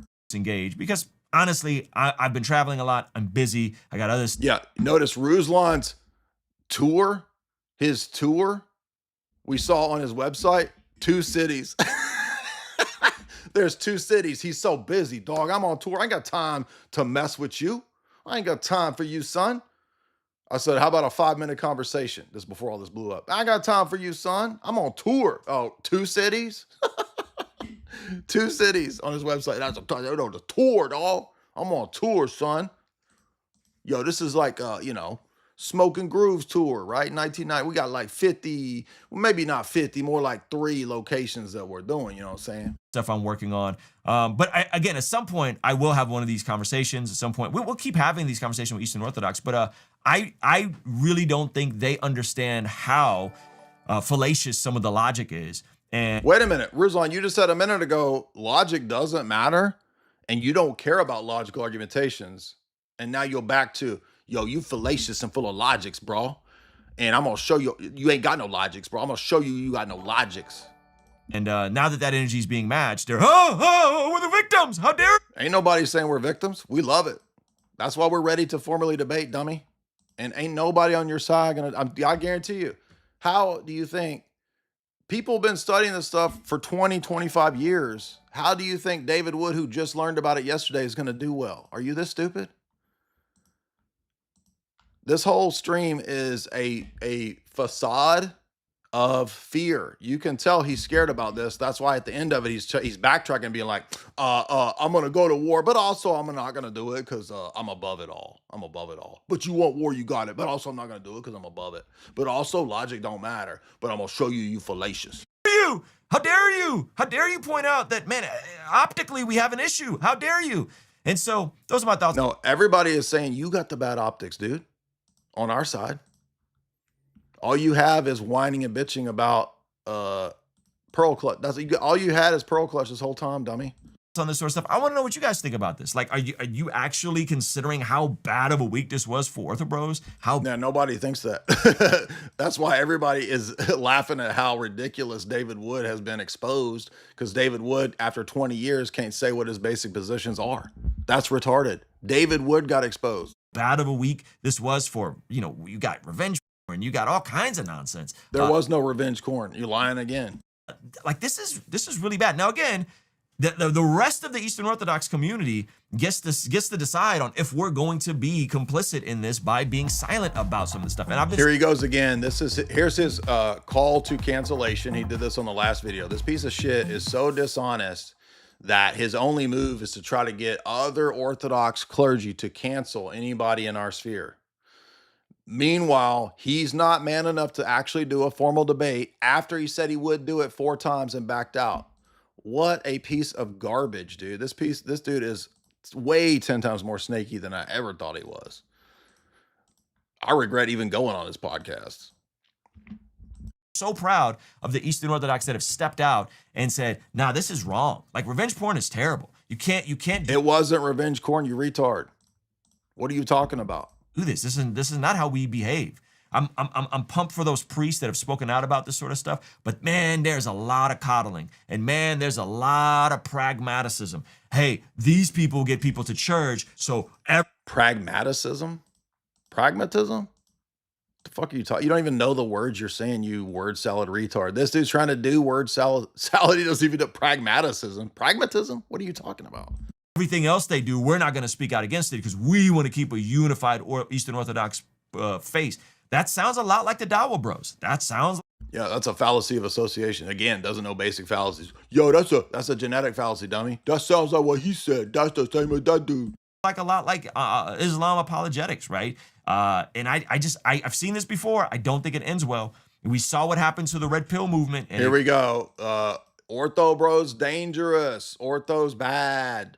Ortho's gonna create they might be violence, bro. Look out, something's coming, right? SPLC level talking points, same thing they always do. How many examples of actual ortho bro violence? 0. Absolutely none. And yet, it's going in bad for these dudes. Dark clouds is coming. So they're actually, in my opinion, doing the SPLC style talking point. He does it again. Same thing that Gavin Ortland did. Same thing Wes Huff does. These guys are dangerous. They're online cults. They're going to get people hurt. They're destroying lives. No examples. No proof. Where's your proof? Here's a soccer account with no followers that said legalize grape. Yeah, that could be anybody, dummy. That's not proving nothing. And none of that will hold up in court either, by the way. So I hope you do keep pushing this. See what happens. Crashing and burning and now being a shell of itself. We've seen what happened to the flat earth movement, crashing and burning. Now it's so again, guilt by association. This is the left. He's the does all the leftist tactics. Ortho bros are like the alt-right. Ortho bros are like flat earth, right? Associating us with all this nonsense online. Shell of himself. How, by the way, how has the SPLC fake funded stuff worked out? It didn't work out very well, did it? That fell apart. Oh, okay. So, but you're going to do all the same Saul Alinsky style tactics of ortho bros is dangerous. Yo, they might hurt somebody. They're going to get something bad's coming. I don't know what it is, but something dark is coming. There's an inevitable end to this sort of stuff. And it's just, it's sad that it had to come to this. So again, notice he is seething. He can't stop making videos about this because it's actually dipping into his market share, right? Ruslan's numbers are worse than mine. He's trying to talk about like he's winning this battle online. Like this is all facade. It's like when the communist government's collapsing and they're still broadcasting that the dear leader is divine, right? Like Tokyo Rose broadcast or whatever. Like they've already lost the war, and like the Tokyo Rose broadcast is like, American soldier, you have lost entire battle. Surrender now. We are taking over your city. Tokyo Rose, right? And they've already lost, right? This is what he's doing here, which is proclaiming victory when he's beginning to collapse. It's cracking for him, and I'm not gonna stop the pressure. In fact, your dumbass.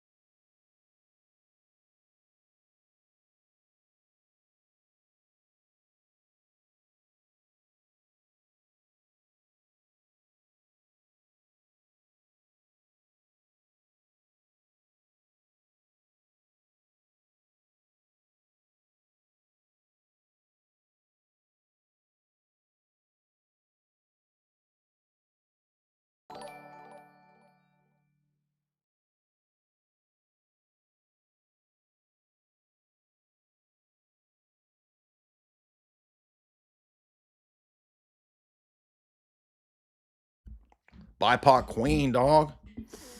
Who's next? Bruce, what's up? Bruce, what's up? Hey, Jay, what's up, man? What's on your mind? Hey, man, so number one, I just saw that Peter Heers is going to talk to David Wood. Uh-huh. Did you see that? Yeah, David Wood is wanting a crash course on what orthodoxy teaches because he doesn't know. So it's not a debate. Right, so David Wood is going to pretend. David Wood, who's a malicious psychopath, is going to pretend to be friendly, but it's just to get some information on what orthodoxy teaches, so that he can quote debate somebody. Yeah. Well, the thing that doesn't make a whole lot of sense to me is like it seems like these people have an exclusive claim. Like a lot of these people that are upset about orthodoxy seem to have like a problem with exclusivity. But if you were ever in the Reformed or Calvinist camp, they're nothing but exclusive. And so like these people have a very duplicitous way of doing that kind of thing, where they hold you to this particular set of ideologies or religious tenets. They are exclusive about that. And then they also will have an ecumenical approach when they get into this conversation. And so it seems like they almost have a double speak when it comes to this kind of authority claim. Of course. And by the way, as we said at the beginning of the live stream, they are exclusivist about their non-exclusivity. In other words, they exclude anyone who has an exclusivist ecclesiology, which is the contradicting the very thing that they're arguing for. Yeah. And so is there any way that you could see maybe, I don't know, like figuring this out among other Orthodox folks? Like there's a sense in which there's a sort of ecumenical streak that runs through some of the Orthodox people. Do you think this situation here will have a positive or negative effect on the church as far as that goes? Because there's definitely been like some ecumenical discussions I've seen among American Orthodox, right? And so how do you feel that's going? I mean, ecumenism is a heresy. So that's a separate issue from this topic today. I mean, they're going to try to use ecumenists as some sort of proof for what they're arguing for. But I mean, there's nothing inconsistent with being Orthodox and saying that ecumenism is wrong. I mean, it's a bad line of argumentation. That'd be like me saying Protestants have corrupt pastors, so Protestantism is false. I mean, nobody makes that argument. So it's just they're only relying on their low-tier audience resonating with emotional appeals. And once we get past this stage, because I've already seen this, the same thing happened with Dawa, and it happened with the Roman Catholic apologists. And now they don't debate. They have stepped aside from debating. They have retired. And the Protestants are doing the exact same move that Dawa did and that the Roman Catholic apologists did. And they're doing the same whining and bitching and complaining about pearl clutching moral stuff. That signifies that they're losing. They're having a bleed to orthodoxy. And they're feeling it. And their response, because in actual fact, these people are not that intelligent. They're doing the exact same thing that the Roman Catholics and the Dawa people did. And this doesn't work. But they're not going to listen because they're too arrogant. They're going to keep doing the stupid shit that doesn't work. Patrick, what's up? Which is good. I want them to keep doing the stupid stuff because it's going to just send more and more people our way. You understand that they will not debate formally the topics anymore. That means we've won. It hasn't, like the war is over, but there's still battles going on. The war is over when it comes to the online apologetic stuff. We've actually won. Because the rest of them have quit. They're too soft. They can't handle rhetoric. They can't handle jokes. They can't handle being trolled. And they're being exposed as being super soft, super niche. They can't even say what they believe. And it's like, you don't have enough conviction in your position to tell me what church to go to? So I can go to the Mormons? Well, no, you can't do them. Why not? Because they're wrong. Yeah, that's the point. So who's right? Well, I'm not an exclusivist. And they follow this dumb rabbi. Yeshua said he's the way, the truth, and the life. There are people who say that church is the way. I say it's a heresy. Yeshua is the way, the truth, and the life. And he's found in many different churches. So notice, this is their evangelical Zionist heresy right here. That's what they have to hold to. Patrick, what's up? Hey, Kay, I was wondering, some guy on Twitter was accusing you of saying that you say that the sun's nature is generated in, I believe, his divine essence. I think that would be how you would correctly phrase it. I'm not good on theology, so. Yeah, the basic teaching of Nicaea is that the Son is eternally generated. Everything that he has, his person and his nature, come from the Father. That's the teaching of Nicaea and Athanasius. All right. Thank you. Yeah, it's basic theology.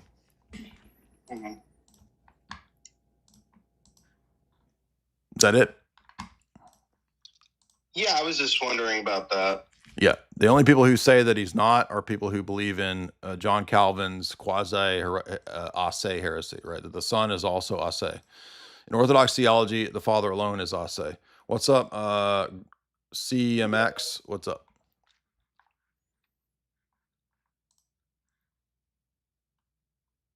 CMX, what's on your mind? I'm mute. Yo, what up, Jay? What's on your mind? Hey, I've been binging your content for the past month, so I appreciate all your stuff, all your debates and everything. Thank you. I just wanted to say that. But I'm a cradle Catholic, and so, you know, I obviously follow Nick Fuentes. But the topic of the stream being Ruslan and, applying more pressure, I saw a Blessed God video. Blessed God Studios just dropped a video 9 hours ago, and it says, atheist YouTuber presses me about Nick Fuentes. I was wondering if you could review that if you have any time. Because, seeing as Ruslan is looking a little more atheist, and he's speaking to an atheist in the video, it kind of just comes off pretty crazy now that I'm listening to your analysis. So, yeah, I'm starting to think he might actually just be still always atheist, and I think that maybe with David Wood too. And remember, this is the other thing too, and Ruslan stopped talking about this because it was obvious bullshit. Like, he tried to come at me for wanting to debate big YouTubers. Everybody wants to debate a big YouTuber because it would grow your channel. Duh. And then he says, I only debate or want to debate. No, the last two debates we did were with smaller YouTube channels, Captain Crack Rock and the Baptist dude. But of course, but here's the thing. He's ankle biting. No, what I'm saying, here's the thing. Ruslan has been trying to debate Candace and Nick for 2 years. So he does the very thing he says is bad. Yeah, it's just really funny and really ironic, especially towards.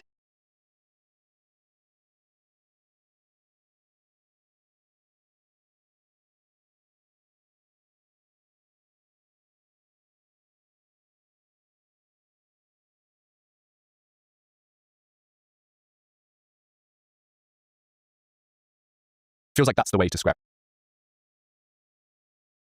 Sure, let's see. Is ultimately looking at people's actions, and it's kind of a trite example. Actions speak louder than words, but I think they do. I think it's important, and feels like there's been a little bit of a drift away from that with a lot of commentators online. I mean, difficult question to ask it, but do you think Nick Fuentes is actually a Christian? Hey, real quick, I've been getting some weird reports that YouTube is going through and sometimes unsubscribing people. No, the chat is behind. It's unmuted now. The channels they really want to be subscribed to. And so if you've been here for a while and you thought you subscribed but you didn't, or you just didn't know, do me a favor. The fruit of Jesus in his life. I would really question that. And I don't know Nick. I've been trying to have a conversation with Nick since here we go. He's been trying to have a quote conversation. He originally wanted to debate him. Now he's just saying, I just want to have a conversation, dog. I don't want to debate him. Now you wanted to debate. You've been saying you want to debate for years on Twitter, retard. Now he's over here. I just want to have a conversation, dog. I just need them clicks, bro. But what's the first thing he says? Bad fruits, bro. Yeah, he mentions fruits like 10 times. That's all they have. They're pearl clutchers, dude. That's it. 2022. Actively trying to talk to him, really about the race realism and him claiming to be a Christian, so holy in race realism, and then lately he's completely gone off the rail. So for those that don't know, Ruslan's married to a black woman. That's why he's very touchy on the race issue. I would lean towards no. I don't think he's had an encounter with Jesus. I think he has a cultural faith that is like a fun aesthetic for him and a cool accessory, but it doesn't seem like he's had any sort of genuine encounter with a God outside of himself that's humbled him. So notice, Ruslan says the ortho bros is all bad because they make judgments about people. Oh, you just said that you know Nick's heart. He's not saved. Whether you think he is or isn't, Ruslan. Dude, he entirely just comes off as being like his own God, saying that. I know. How are you gonna judge people's heart? You just said the ortho bros are bad for doing that, dog. Broken him. That's like all they have is not judging people's hearts too. Like that's barely their only leg to stand on, and he just goes ahead and says that. Yeah, Nick's not genuine. He just likes aesthetics of Catholicism. Yo, but don't judge people. Why you judging people's heart, bro? Beyond me, and I need Jesus to rebuild my identity, not politics, not whatever it is that he's on this week. Jeffrey seems cool, bro. He had aura, like whatever. Like no, you need something outside of yourself, and it doesn't seem like he's had that sort of encounter. What would get him to a point of being able to say he's a Christian? Is it all in the heart, ultimately? Again, I think it comes down to a full surrender. Like I am willing But how do you know that? See, this is the thing. Ruslan doesn't know people's heart. Dude, he doesn't know if he had an encounter. Like, dude, what the? So even by Ruslan standards, he can't know. Surrender and submit my view of fellow image bearers and my view of reality to Jesus's view of reality, not an institution's view of reality, not I would say a historical view of reality, not hey, doesn't it just make sense that like black people? Yeah, but does that include Rhythm Church? Yo, does Rhythm Church count as part of that, bro? You know he goes to Rap Church, right? Yeah. More violent view of reality, like Which, by the way, he admitted in the previous video is not the church of the first century, which is a hilarious admission from him. Because you're talking about intuitions, right? Like Nick's worldview is emotive in his intuitions about these other groups that he feels like black people should be locked up for the most part. It's like he said that, and then he doubled and tripled down on that, and it's like, so this is all they have is you're bad because of racism, dude. You did a racism, yo. You ain't got the fruits of the spirit because you did a racism, bro. And by the way, to show that you ain't racist, you ought to marry a sister. If you ain't married to a sister, then you must be racist. So I want you to do a sister marriage ceremony in front of my face so I know your heart, bro. that's incongruent with the biblical worldview, right? To generalize all these people as they all are just more violent and savage. Oh, like when Paul says Cretans are all liars and they follow their gut, they follow their belly god. You mean when Paul makes generalizations on the basis of cultural ethnic groups? Oops. And it's innate. I think those are incongruent ideas with scripture and incongruent idea with the Christian worldview. Yeah, but what about the statistics of the FBI, bro? Is the FBI is racist for saying that black people doing a bunch of crimes, bro? Yo, the FBI is institutional racism as the sins of the fathers on the sons, boy. Yeah, I agree. I don't see how people can follow him and think that he is a true Christian. Yo, I want to have a state-mandated sister for every white man in America to prove he ain't racist. You really want to have offsprings? You best marry a sister or else you racist. Everything points in the other direction. And again, I think it's kind of this performative Christianity that seems to be rising, where it's the countercultural thing because we've had this rise. Imagine the balls of Ruslan to complain about what's in your heart when dude goes to business church, rap church, and hawks his book everywhere on his tour, which was like two cities. That's what I'm saying. Like, this entire video is just gold. All right, and let's see what's in Ruslan's heart. Yo, let's listen to this clip, yo. I got to listen, yo. What's in his heart? But look at his eyes right there. He looks like a freaking maniac right there. Dude, look, somebody was holding out a couple 50 cents in his. They was holding out a couple quarters in his face. That's how you want to put Ruslan in a trance? Wave a dollar bill in front of his face. Look, Ruslan, roll it. If you swing a dollar bill back and forth, it'll put Ruslan in a hypnotic trance, dude. I like money. You got to figure out what is your product going to be? What can you sell people? That's the actual question, right? So we could pussyfoot around and we could say, oh, like I want to have a ministry and I want to do this and I want to do that, right? But what we're really asking is like, how do I build a business? I don't really care about how many followers I have. I need those metrics to an extent for the credibility of them, but I'm more thinking, what is my bank account going to look like in the next 2 to 3 years? That's what Ruslan is talking about. And dude got the balls to be over here like, I could judge and see into his heart. Wokeism and progressivism that's rotted away institutions and society at large. Now it's the cool thing to get married for some people at 20, whereas before that would have been the standard, and the cool thing was to be an emo or a goth or go and have sex or whatever, you know. So I think it's more so a performative Christianity that's a suit put on and a character to play for a lot of people.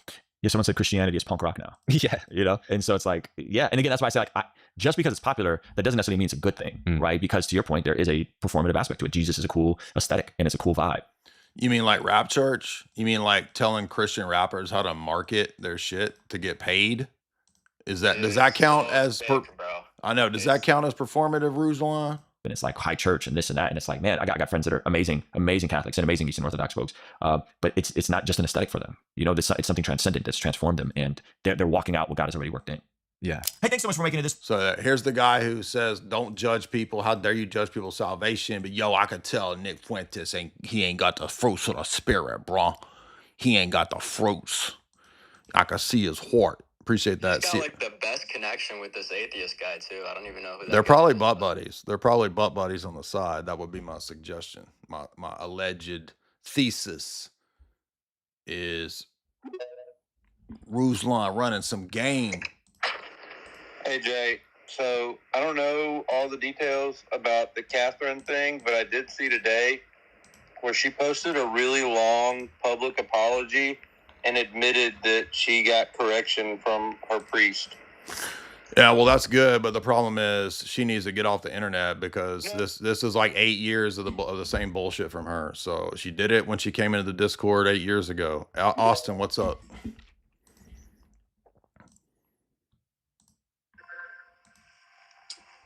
Hey Jay, can you hear me? Mm-hmm. Hey, Yo. Quick question. I'm coming from like a Protestant evangelical background, and one thing I've been wrestling with, and this argument tends to come up a lot when listening to kind of counter-orthodox arguments on icon veneration. And the passage I think that's kind of been stuck with me more recently has been Exodus 32. Specifically thinking like verse 5, whenever Aaron says that we're creating a festival to the Lord, or that tomorrow we'll have a festival to the Lord. And the way I kind of like am synthesizing that is like, you have the golden calf, and then Aaron is like, basically saying, hey, we're going to, have a festival to the Lord that's kind of represented through this calf, the golden calf that we've created, which sounds sort of similar to the idea of I guess the honor passing through to the prototype. So I'm wondering if you can help me kind of decouple maybe what's going on in Exodus, why that's seen clearly as idolatry. Because honor, seems like it's similar. that makes sense. Because it's an idol, because it's a golden calf, and God is not imaged by a golden calf. In fact, I made this exact same argument refuting Pachamama. Because the line of argumentation, that Lofton had about why Pachamama is okay. Yo, dude, it's kind of like Mary. Look, here's a key thing. Anybody that's a Wigger apologist, except for myself, avoid them. Okay? Avoid Lofton. Avoid Ruslan. Okay? And you're going to be doing fine right away. That's a number one discernment trait right there. Listen, so when Lofton made this argument, I argued against it. And I said, no. The line of argumentation that because there's some similarities between the object and the image, that Pachamama kind of like Mary, dude. It's a woman and a goddess or whatever. That's kind of like Mary. Oh, okay. So I can venerate the Loa on Diddy's back. Remember what's her name? Erzuli Danto, right? Diddy has an image of a woman with a child that looks like Mary. But it's Erzuli Danto, which is one of the demons of the Loa of the Caribbean voodoo cult, right? Well, according to Lofton's logic, I could venerate Diddy's back. Why not? It's kind of like Mary. I mean, if Pachamama goes, why not? So the argument is not, is there any similarity that makes it pass from the prototype to the type, or from the type to the prototype? The question is, what is the church's decision on the canonical limitations of iconography? And that's why it's not anything goes. That's why we don't accept the Vatican Renaissance art of peepees and butts and boobs in your face everywhere in the church. That's not iconography. The Seventh Ecumenical Council has an entire theological teaching about icons and what's canonical. So the image... Christ is the icon of the Father. So if this line of argumentation about icons being wrong because of the golden calf, then icons are wrong in the case of Christ because he's not the icon of the Father and you shouldn't worship Christ. So that would be a very bad line of argumentation. Reiterate, what's up?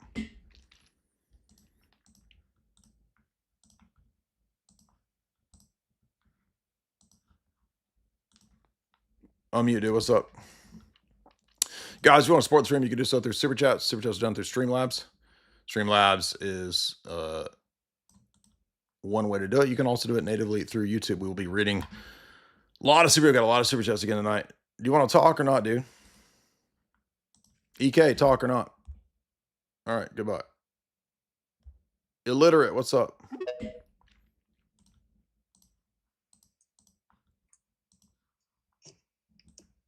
Oh, hello. Yes, sir. Hello. Hello. I was looking for some debate advice. I have an aunt who's very into the invisible church idea, and I was looking for a easy, well, not an easy necessarily, but a defeater for that argument because it's really slippery. I mean, I wouldn't argue with your aunt about invisible church. I would argue more fundamental stuff like sola scriptura and the canon, because they're just going to keep throwing verses at you. But you can also just point out, well, I don't know, your aunt's not going to care about.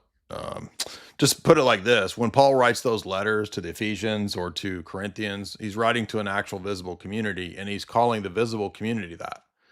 And so it's just an assumption, a presupposition that Protestants have that, well, Paul wrote those letters, but he really means the invisible church. Well, how come he actually in the letters just calls the visible church that? Billy, what's up? Yo, Jay, can you hear me? Mm-hmm. If I'm correct, didn't Ruslan say in the video that you were watching that he was trying to get back to how Christianity was in the first 100 years? Yes. That's really ironic because Irenaeus and Polycarp both have the Eucharist and veneration of relics. Right. So that's really ironic that he would say that he wants to get back to the first 100 years when if he saw veneration of relics, he'd piss his pants and say that He doesn't know that. I know, but he look, Ruslan doesn't read theology. He doesn't care about theology. Yeah, it's definitely from a former Prot standpoint, who I used to watch him and think that he was like knowledgeable. I mean, it's just hilarious how these retards can watch these people, and if theology is brought up, like you've said multiple times, they just say it doesn't matter. Yeah, they don't know and they don't care. That's the soft spot, the sore spot for them is the very thing that he's claiming they're ready to debate, and this is going to be amazing. Evo, what's up? Remember this? This is an interesting point too, because if the theory that they're actually atheists holds water, this would explain too why he's close butt buddies with this Gaytheist dude. Described as MAGA. Some of the people here could be described as MAGA, but if all evangelicals are lumped into one big bucket, then you lose a whole lot of the gradation here that makes going to something like this as an atheist really interesting. I talked to one Latter-day Saint who is like an unabashed Trump fanboy, and then I talked to a Latter-day Saint who is like an unabashed Trump fanboy, and then I talked to another Latter-day Saint who was mortified by it. I talked to some people in the green room who were ardent Zionists, and then some who were ardently pro-Palestine. I even met a few people who were like quietly pro-choice. Oh, can you say that? Is that allowed? Is that a thing? So this is Ruslan's amazing Bless God summits here. Evo, what's up? Notice that. Hey, Notice. Jay? Note. Jay, man. I just wanted to commend you, man. I would say you and a couple other apologists are the sole reason I kind of switched to Orthodoxy because, you know, I'm a baby Christian, just got baptized a couple months ago in a Protestant church. So I don't know how you feel about that, whether that's valid or not. But just felt a calling to it. And then, you know, I saw just a bunch of your debates and, you know, how you kind of like just break down the Protestant theology. It's just like, I don't know how people still kind of are falling for this kind of grift, it seems like, in the American politics. So I just wanted to commend you, man, and just say that I appreciate what you're doing, bro. Thank you. Appreciate that. Glad to hear that. Many years to you, and yeah, stick it out. You know, keep going through the catechesis. Again, note, by the way, Ruslan, who is so concerned about toxic behavior, has no problem with multiple gay dudes. Interesting. So giant, well, not giant, this dude only has 100,000 subscribers, but gay YouTubers, gaytheists are very, very welcomed at Ruslan's Bless God Summit, but not an ortho, bro. And now he's going to say, CJ Dyer's mad because he didn't get invited. I wouldn't go to your gay conference if I was invited. Now, I'm not trying to paint this thing as a bastion of diversity, because it was not. However, I am fascinated by these discussions and how they're being had in these smaller little pockets of the evangelical world, and I like exploring it. So let's talk about like the day-to-day, right? Like the session by session. Somebody would come and give a talk, then there'd be a panel discussion, then there'd be some... Just a bunch of gay nonsense. Anyway, who's next? Evan, what's up?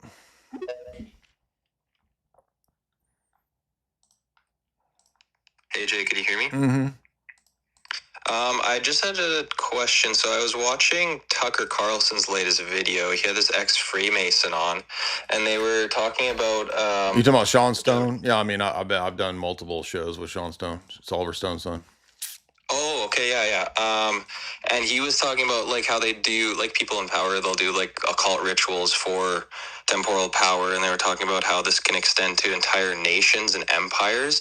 I was just wondering, like, have you read anything or know anything about that? Like, he was talking about this John D figure or something, apparently in the British Empire, did this ritual in England, and then after that, that's when the British Empire took over the world. And yeah, I mean, I know a lot about John D. He was the first basis for 007 for James Bond, because he would write 007 on his signatures to Elizabeth, because he was Elizabeth's court astrologer and spy. And he developed the system of Enochian magic, which was also a way to do espionage code speak.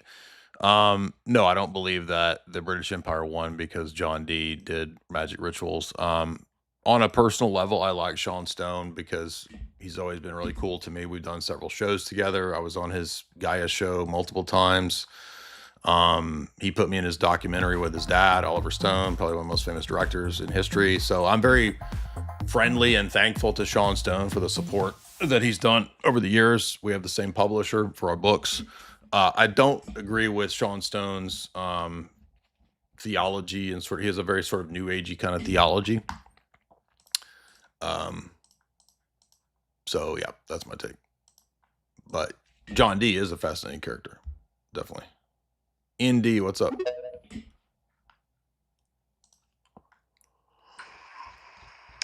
Hello? Yo, what's up?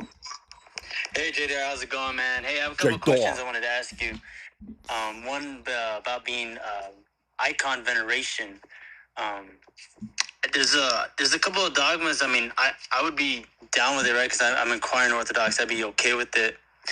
It's just, from what I heard, you can correct me if I'm wrong, right? I heard that it was, right, in the church it was okay. Then it was outlawed, however you want to say it. And then it became a dogma, no, you had to. So, like, I would be okay with it, but does it have to be like a dogma though, like where it's like no, you're either yes or no, you're outside the church? Yeah, so all of the controversies in the early church have that same pattern. So, for example, Arianism, there were Arian councils and semi-Arian councils. So just because something is a controversy for a time and there's a false council, that has nothing to do with whether or not it's true, right? Like, yeah, you had people who were largely Nestorian for a long time, and they had their own councils. So the reason it's a dogma is because it affects the incarnation. If you deny iconography, it indirectly becomes an attack on the real presence and on the physical human nature of Christ. That's why it's a dogma. It's not a dogma just to be rigorous for no reason. It's all connected. The idea that matter can be sanctified, which flows from the incarnation and Jesus assuming human nature, directly impacts whether there are holy objects, relics, etc. The Bible is full of holy objects and relics. The Ark of the Covenant, which is also an icon, right? Did you watch the documentary that we've made on this topic? Dude, I've been looking at like all your stuff, and your arguments are compelling. Like, it's like, dude. No, the like, Orthodox. I don't know how else to go around. No, the Orthodox. Right? I'm talking about a specific documentary on Orthodox worship. Okay. Maybe I haven't had to go look into it then. So for me, this is really the end of the whole icon debate, because once you realize that everything in the Orthodox Church literally 3 verse flows 19, out of the Old Testament worship, and basically, people who talk about, what about Messianic, like Orthodox Christianity is the real Messianic Judaism, you see, because look at all of these comparisons, similarities, etc., whether it's vestments, whether it's the temple itself, the structure of the church and its temple, all of it flows out of the synagogue and temple system, which were not iconoclastic. They were against idols. They were not iconoclastic. Very important difference. Just like the guy who called in a minute ago. Aaron's golden calf is an idol, right? It's not the approved type of iconography that was allowed. God didn't say you can worship me through a goat devil image that looks like, that's a golden calf. There was a specific type of iconography. You can see here is the Dura Europos synagogue from the 2nd century, I think outside Syria. And lo and behold, it's full of iconography all over the walls. It looks like an Orthodox church of that time. And that's why if you get Michael Garton's book, Icons and Images in Veneration in the First 3 Centuries, all of this comes up because it was not iconoclastic. It's just an assumption. And you saw in that video, Ruslan himself moved the goalposts. He was like, you need to show evidence of this in the primary sources, dog, before Nicaea. And then he admits, because he's dumb, 2 minutes later he admits in the video, there might be a lot of that in the first, third, second, third century, but it's in the Bible. Well, now you just moved the goalpost, dummy. So watch the documentary, Christian Worship in the Old Testament. I should just pin this to like every call-in. I'm not mad at the guy. I'm just saying like this topic comes up in every single live stream. So I might as well just pin it. Everybody, if you're struggling with icons, watch our documentary, because even though it's not itself about icons, it proves the whole basis for icons and relics. It's a sacramental ideology. Aliens, what's up? We didn't even, oh shit, we forgot aliens tonight. Damn it, I didn't even think about it. I got so wrapped up in Ruslan. Forgot aliens, bro. What's up, dude?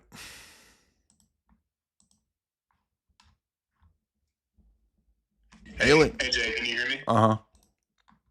All right, cool. So good to be on here. I'm an Orthodox catechumen, but I grew up evangelical Protestant. I'd always hear about them saying, oh, you have to accept Jesus into your heart or do like sinner's prayer to be saved. And I was wondering, where did this first originate and why? Well, I mean, you do have Jesus saying to the church in Revelation 3, right? I stand at the door and knock at the door of your heart, right? Have me, open the door and I'll enter. And so evangelicals appropriated that for, big Billy Graham style tent meetings and revival meetings to say, Jesus is knocking on the door of your heart. Come down to the altar and let him in your heart. So that's where. All right, cool. Are there any good resources online to learn more about how this developed? I mean, I'm just speculating that it came from Billy Graham popularizing it, but I don't know the specific like sources of like who first said in the evangelical world, let Jesus in your heart. All right, all good. Thank you. Mm-hmm. Notice that Inspiring Philosophy, who has no problem going on these Zio streams here with Shalos Kestenbaum. So he'll go on PragerU stuff. I'm starting to think that all of these people are just paid by Zio stuff. We saw that David Wood is paid by some sort of, allegedly, according to Cleve, some sort of Barzell Media or whatever. I wouldn't be surprised if it wasn't all these people. John, what's up?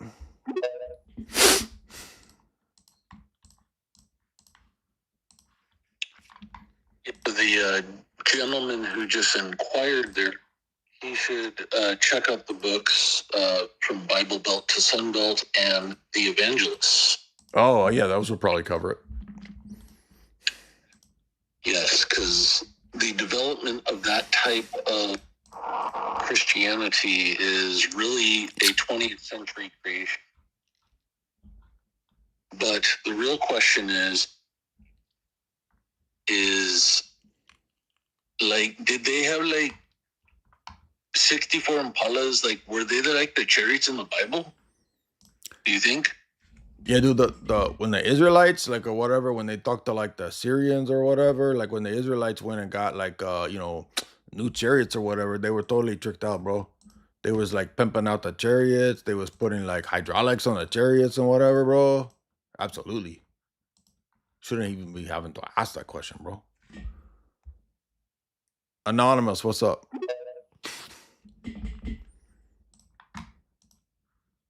Hey, dude. Hey, fool. Hey, what's up, Jay? What's on your mind? How do you see American empire? Do you think America should remain an empire or no?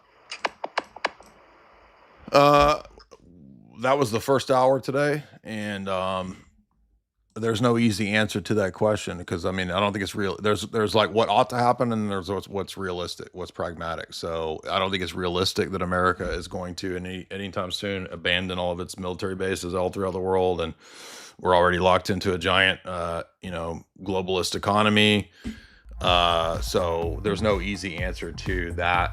I think it probably would have been better off if we had not had, massive immigration, if we had not had the Federal Reserve, if we had not had, foreign interventionism and shifting away from, sovereignty into being global police. But the temptation to corporate empire is so strong that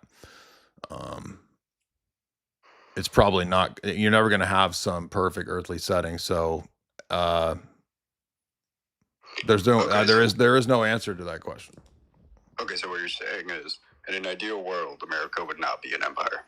In an ideal world, America would be an Orthodox Christian Byzantine empire. In an ideal world. Okay, so it would be an empire. It could be. It would be hemispheric, so just the Western hemisphere. No, I mean, if it's Orthodox, I would rather see the entire world Orthodox and there be an Orthodox imperium. I mean, that's the traditional Orthodox perspective. So you would spread it through war? No, there would be situations where, kind of like past empires, like the way the Byzantine Empire worked, where there might be places where it would be just to bring to an end some horrible situation, which could involve warfare. But the gospel itself is not spread by warfare, no. Okay, so would you, if Europe ever became majority Muslim, would you wage like a sort of crusade type war? You mean if America was, for example, Orthodox, yes, Christian Byzantine ethos, yes, could it go to war against a European Muslim power? Of course, that'd be the same line of argument as to why any Orthodox kingdoms ever went to war with Islam. Okay, so you're not inherently against war or imperialism. It's just the reasons why we do it. You don't like the reasons why we do it at the moment. No, I'm not anti-war. I've said I'm not a pacifist. Okay, that was all. Thanks. Polly, what's up?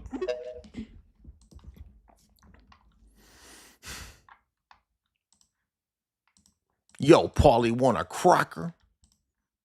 What's up, Polly? Unmute. Sal, what's up?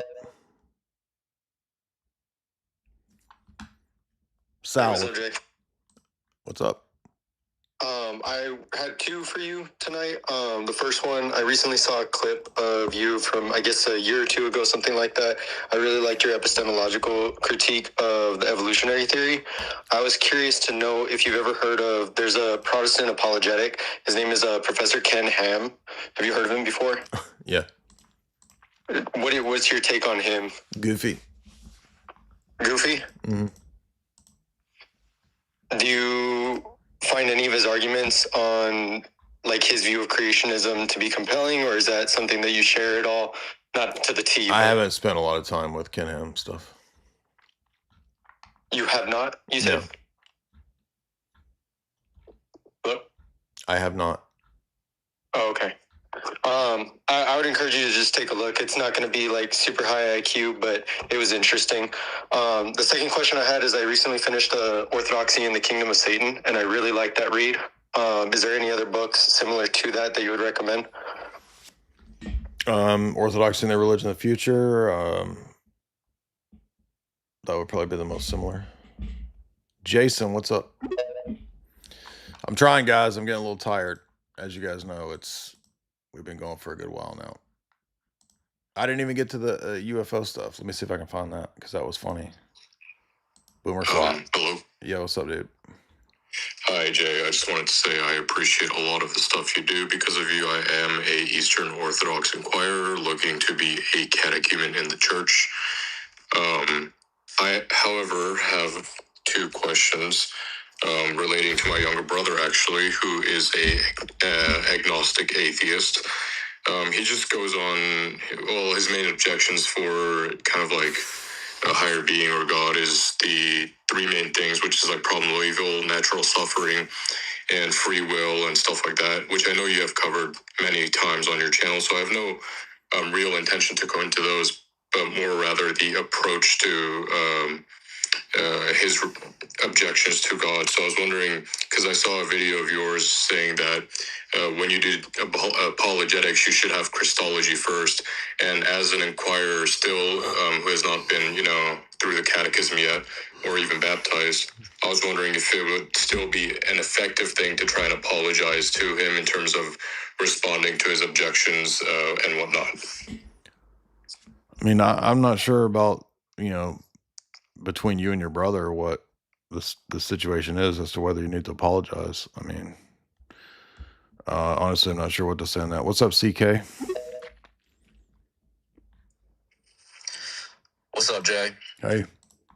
Hey, quick question. Kind of what you were, I guess, talking about the other day. I just hopped on today, but you brought up how the radical reformers had won. Would you say that goes just hand in hand with the whole business church model? The idea that it's, if you just, I guess, diminish everything to a specific altar call where you can come down and even in some cases get free pizza, it just kind of works with bringing as many people, quote unquote, into Christ. Yeah, I think the two go together.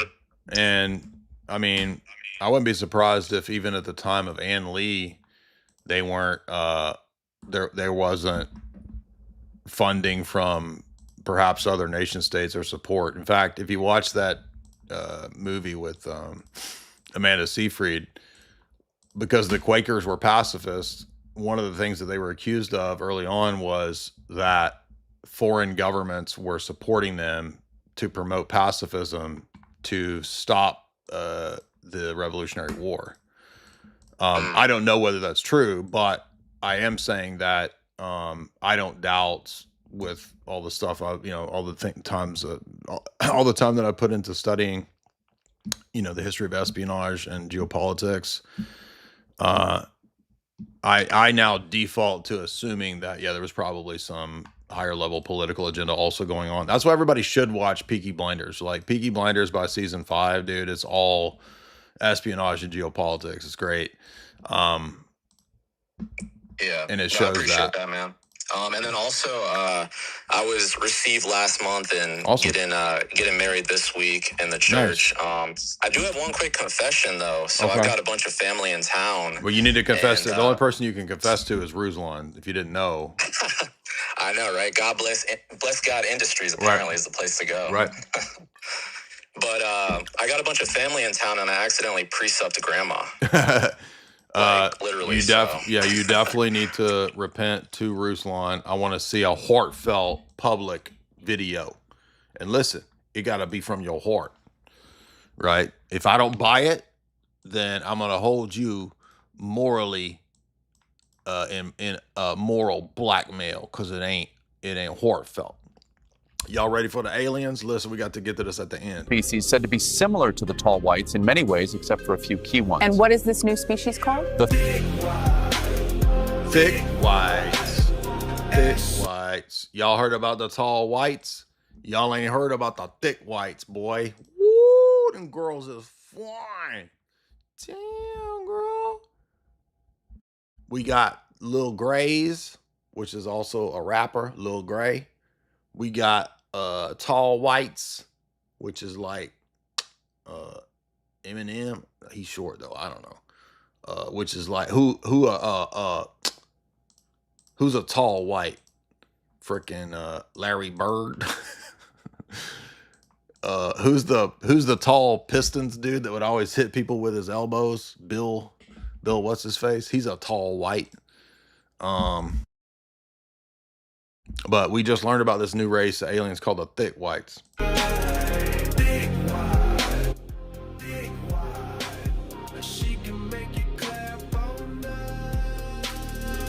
can see her ass in that sundress. Pork chops bland, but the pussy wet. I ain't fucking with a... Is that supposed to be Stephen Greer as a rapper? Somebody send this to Ruslan. The Nordics. Yo, that's some Nordic boys. This is right out Ruslan's alley right here. We got a whole new race of rappers, son. The thick whites. But this is not the video I actually wanted. I wanted the Jesse Waters. Your boy Pentagon. The UFO boomer slop has hit peak, dude. It's at its peak, man. Supposedly Trump's going to talk about aliens or something. I don't know. That's what they're saying. That's today's news. We're going to find out here in a second what's going on. Damani, what's up, dude? Damani. What up? Yo. Yo. I just saying real quick.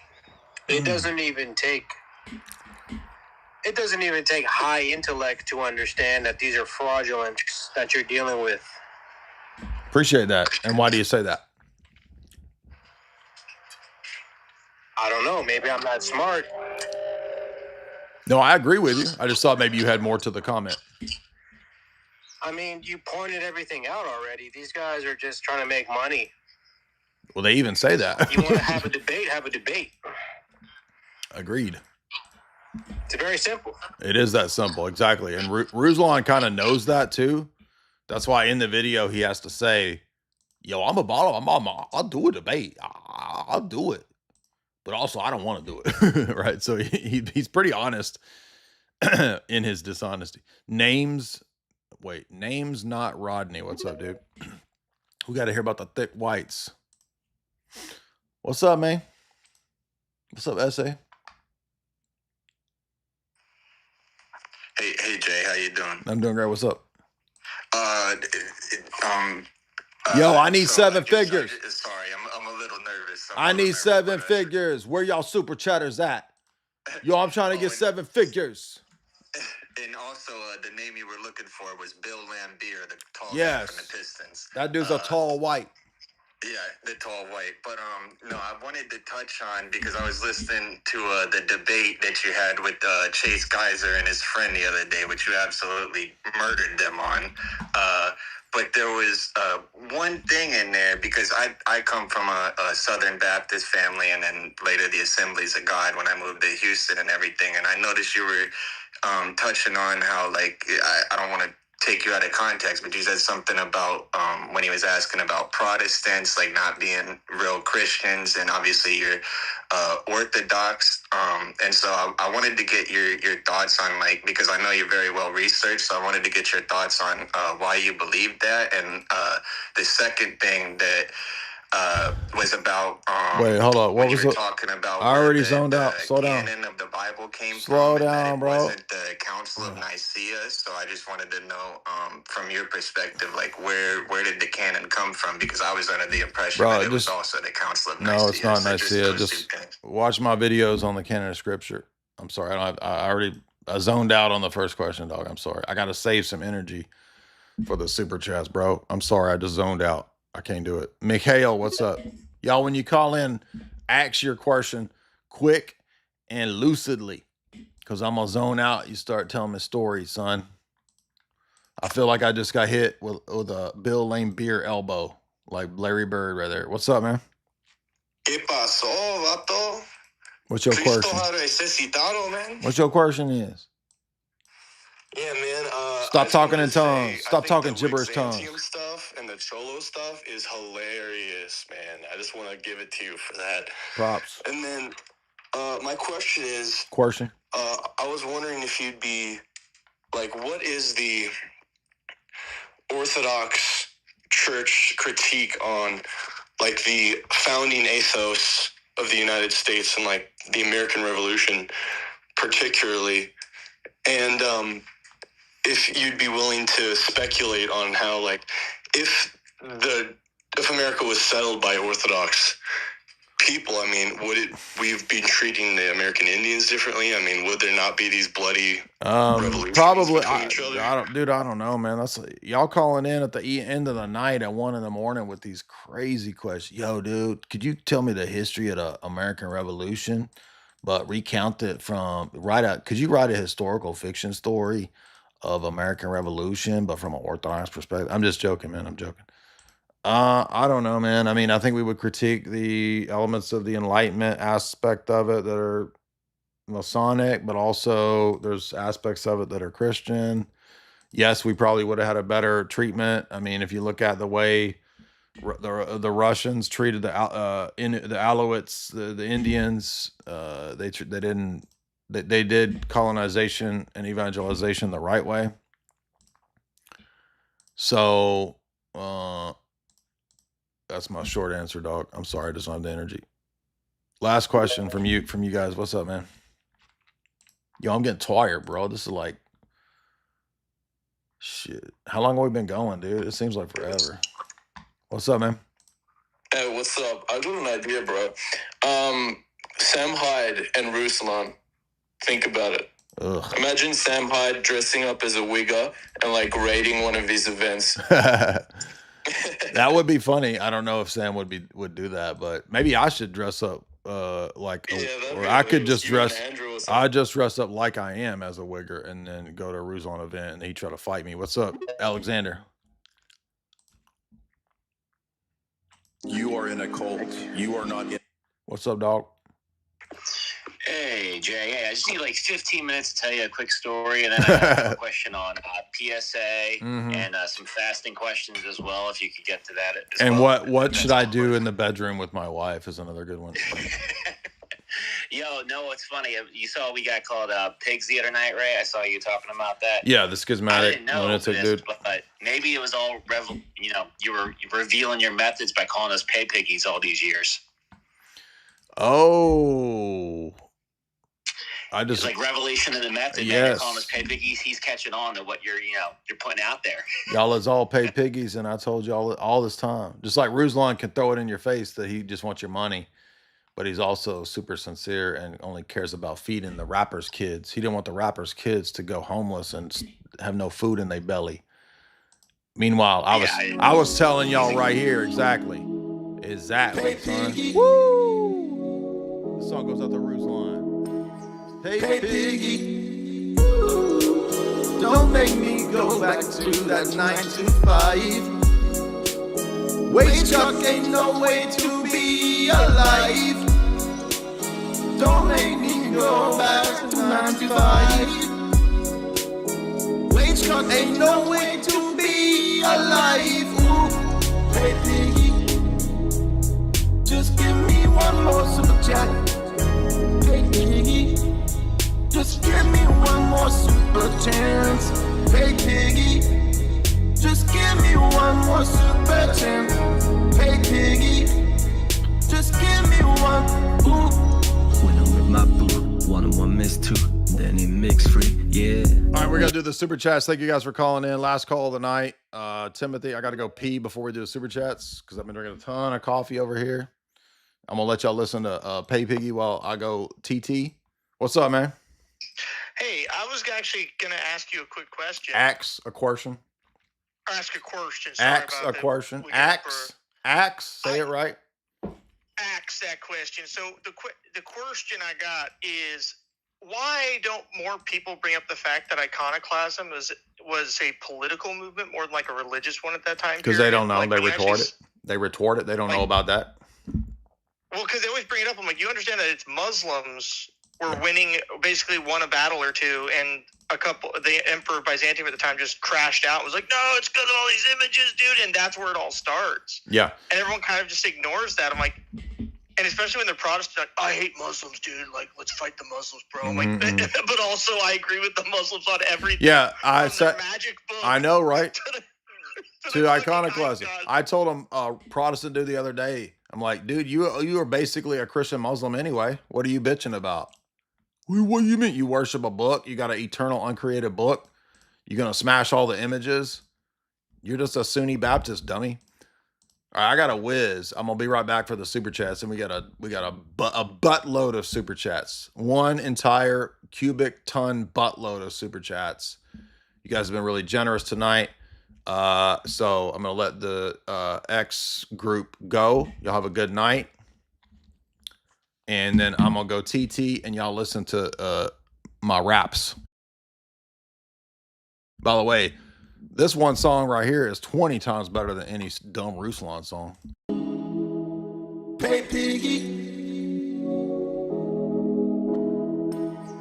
Hey piggy, don't make me go back to that 9 to 5. Wage cut ain't no way to be alive. Don't make me go back to 9 to 5. Wage cut ain't no way to be alive. Ooh. Hey piggy, just give me one more super chat. Hey piggy, just give me one more super chance. Hey piggy, just give me one more super chance. Hey piggy, just give me one. Ooh. When I'm with my boo, 1 and 1 miss 2, then it mix free. Yeah, we had the baby. She want Versace, she want Gucci. Gotta lay down all my bands on the Lambo, cause she don't like my Volvo, no, no. Yeah, she got a diamond grill on her baby teeth. Coolest kid in the nursery, but you know, I'm not a materialist, an idealist. I flow with the transcendental argument. Reading Wittgenstein, investigate my girl philosophically. Yeah, do you know what I'm saying? I just want the money. Hey piggy, just give me one more super chat. Hey piggy, just give me one more super chance. Hey piggy, just give me one more super chance. Hey piggy, yeah, just give me one. Yeah, ooh. straight up, I'm simping for you, girl. I want my heart, want you in my world. I see you in the super chat, I see you wanna go from me. I see you on the OnlyFans and you got my heart in your hand. Please don't crush it, girl, understand that I'm a simp, but I'm proud. I'm a geek, but I'm proud. And I wanna feel your breasts at a convention. I want my picture of you groping my ass to be on social media. I want my friends to see it on Discord.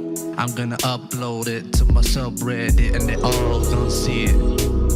My friends, they gonna like it, they gonna retweet it, but I bet that it's gonna be the greatest moment of my life, and I want you to be a part of it, girl, yeah. Don't make me go back to that 9 to 5. Wage cut ain't no way to be alive. Don't make me go back to 9 to 5. Wage cut ain't no way to be alive. Ooh. Hey piggy. All right, let's get to it. By the way, no, thanks to the Crucible members, I think, that joined. We had, for most of the night, we had about 2,500. We're at 1,700 because it's the end of the night, dude. That's the winding down numbers, son. We got around, I would say, across all the platforms, probably max peaked at 4,000 tonight. So yes, the numbers are up, and Ruslan doesn't understand.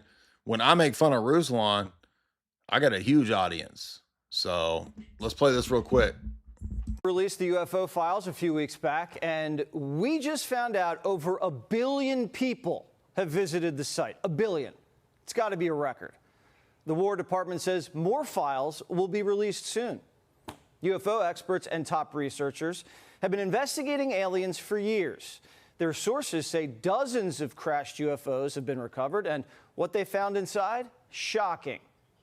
And do people think that there's one type of non-human intelligence that's visiting the Earth, or is there many, many types? People who have been involved in recoveries have said there are at least 4 types, 4 separate types.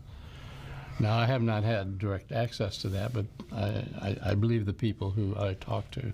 4 different types of life. 4 different types of life. 4 different species of aliens. Another scientist... Yeah, just take the Pentagon's word on it, because, of course, the Pentagon doesn't lie. Would the military and the government lie? Now, wait a minute. If they are actually disclosing aliens, then that means that they've been lying for 70-ish years. 80 years. But now they're not lying because they really want to tell you the truth. Oh, and by the way, there's 4 different alien species, including the thick whites.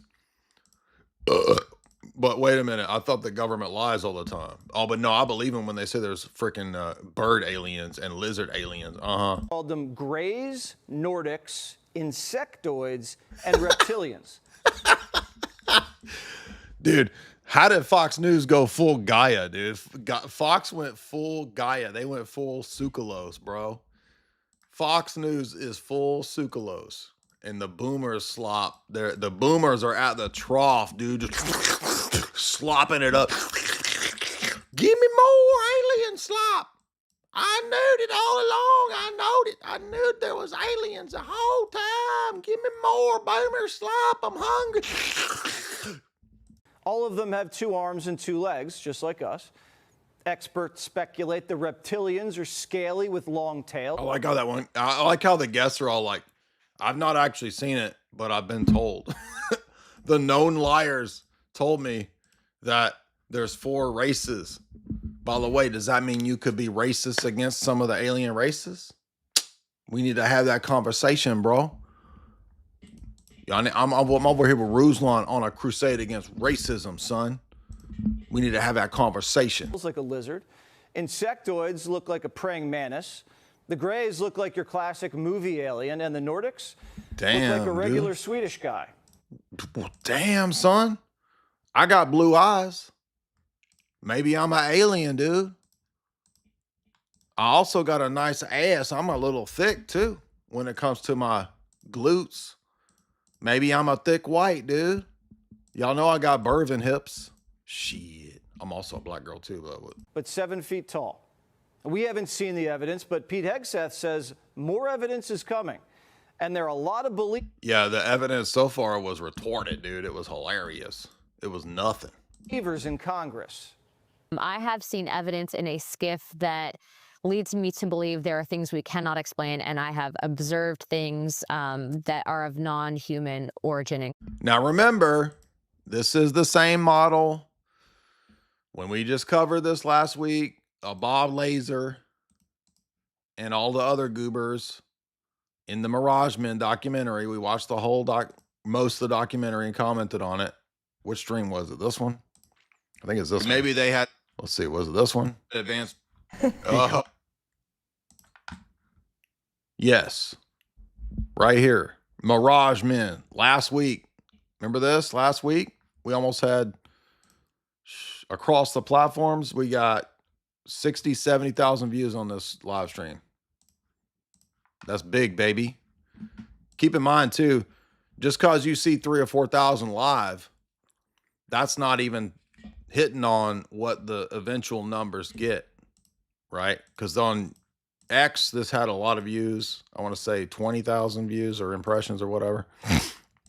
Also, the Rumble shows are getting about 3,000 to 5,000 now, too.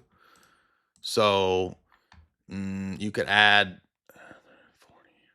60 to 70,000 on this. So keep in mind, it's not just how many live viewers are there. And here's my prediction, dude. Guess what? It's not just because we're doing drama streams or we're talking smack. This shit is funny, too. People are realizing, yo, this white boy right here funny, son. He actually make people laugh, dude. We talk shit about him for years, but looks like he actually got some motion in his ocean. Check out the live stream right there if you missed it. We already covered how they entrap dummies and show them VHS tapes of ships. And because they're in a skiff, they think they're being given inside information. Creation, that's my opinion. Releasing the files isn't easy. They've been hitting for years, and a lot of people want to keep it that way. Problem. They've been hitting it for years? Yo, you talking about them aliens hitting it for years? With Anna Paulina Luna? They've been hitting it for years? Oh, he said hitting it for years. Did he say hitting it or they been hitting it for years, bro? Dude just said they was hitting it with Ana Paulina La Luna, dude. La Luna. La Luna. Chima torta. In creation, that's my opinion. Releasing the files isn't easy. They've been hitting for years. And yo, they've been hit different. Yo, them alien files hit different, son. A lot of people want to keep it that way. problem we have right now is the deep state's fighting the president on releasing. Yeah, right. Sure. And I suspect the deep state doesn't want it. Oh my gosh, dude. some of our not so friendly comrades in some of our alphabet agencies are slow walking a lot of information. It's about We got a lot of the alien grays. They've been trying to hit it. They've been hitting it with Anna Paulina LaLuna because she's a big booty Latina deep down, and the deep state doesn't know what to do. They can't keep. They got to cock block these aliens that's been hitting it. It's out of control, and that's kind of what runs Washington. So why is our own government fighting so hard to keep these secret? Well, a dozen scientists have either gone missing or died. Now, we don't know if that's related, but people... I don't know what's going on with the scientist story or whatever. My first guess would be maybe some of these people know that it's a psyop and they don't want to go along with some retarded psyop. That's just my speculation. I don't know. Or better chance than that, they know what the technology is that is these crafts, advanced technology. And if they leak, some sort of advanced military industrial complex technology, that's more dangerous than, oh, I knew the truth about the underground base where they was going in people's butts and creating new creatures. That ain't happening. People are scared to talk. One I thought was going to do an interview, and then a couple days before sent me a message saying, after further consideration and long talks with my wife, I decided I'd be forfeiting my life if I participated in your interview. And I thought that was like very unsettling message to get, obviously, but also very specific word choice, forfeiting my life. Which kind of alien chick y'all want? Who y'all think the hottest is? You want a Khaleesi? Right, that's a tall Nordic. Actually, she kind of short though. Let's see. Let's see who looking the best. I don't think nobody want to get with no with no grays. The tall Nordics. This is literally the shit out of Gaia, dude. Yo, dude, y'all want to hook up with a Khaleesi from space right there? If you a girl, is this what you want right here? You want a damn space prince? Dude, looking princely, dude. Looking like a space prince. Galactic royalty, son. I think everybody's going to try to make an alliance. Form an alliance with Khaleesi's space girls. Space chicks. And then what was the other ones? The insectoids. You got Reddit weirdos. They would have a fetish for some kind of weird insectoid. Ooh. We're talking like, Starship Troopers type of stuff. Insectoids. And then you got the thick whites. That's a subset of the Nordics. All right, we got to do super chats or we will never leave.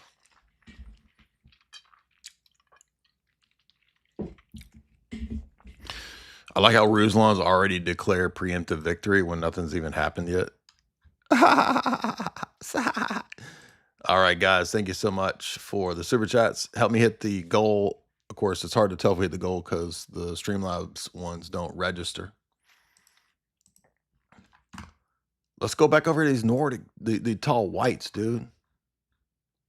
Yo, what you get us big-eyed bitch right here? Would you give her on a 1 to 10? Right, here's the whole alien family right here. You got your reptilians. You got your flat toppers. You got your Johnny Cage. You got your your blonde soccer mom aliens. You got your classic grays. You got your little grays. You got your little stump demons over here on the left. Who you got?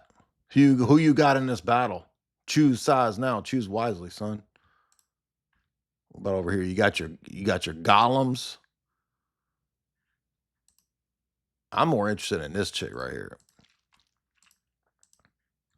Who's she probing? That's what I'm saying. That's amazing. All right, we better do some super chats, man.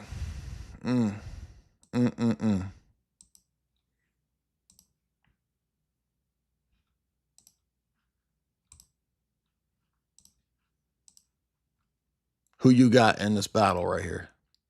Who team you on? What you think about this? What you think about this bitch right here? What you give her on a? What you think about her? Damn, she jacked up, dude. She chopped, as the kids say. Here we go. That's more your speed right there. Yo, I'm gonna side with the Nordics, bro. We trying to rate the aliens for hotness, dude. Who's flying, dude? Non-fake Blake, $20. Ruslan mentioned that he was a cradle Armenian Orthodox. What if, so perhaps he's jaded. I think he said that too. He's jaded against it from his, whatever his upbringing was. Maybe as a vendetta. His cultural firmware update from TikTok made him get a haircut from a piece of kale. Yeah, he got a broccoli cut because he's trying to be black. Not a Mossad agent, $10. As someone who said in Jim Bob's chat, Protestants are actually trans-Christian. That's another piece of wisdom that came out of tonight's stream. Jake, $5. Comments on Ruslan's smear video are actually making my mind melt. They're all so low tier. See, he knows his audience. He knows his audience low tier, and that they're going to resonate with emotional appeals and bullshit. So he knows his audience. I'll give him credit there. Aliens, $5. Where did Jesus say, accept me into your heart? Mantra all the evangelicals say. I can't find it anywhere. That's because it's a more recent evangelical Billy Graham era stuff. Nick H. I am Pope Ruslan, the monetizer. Apologize to me now, and I will receive you into Rap Church. Exactly. Jake, $5.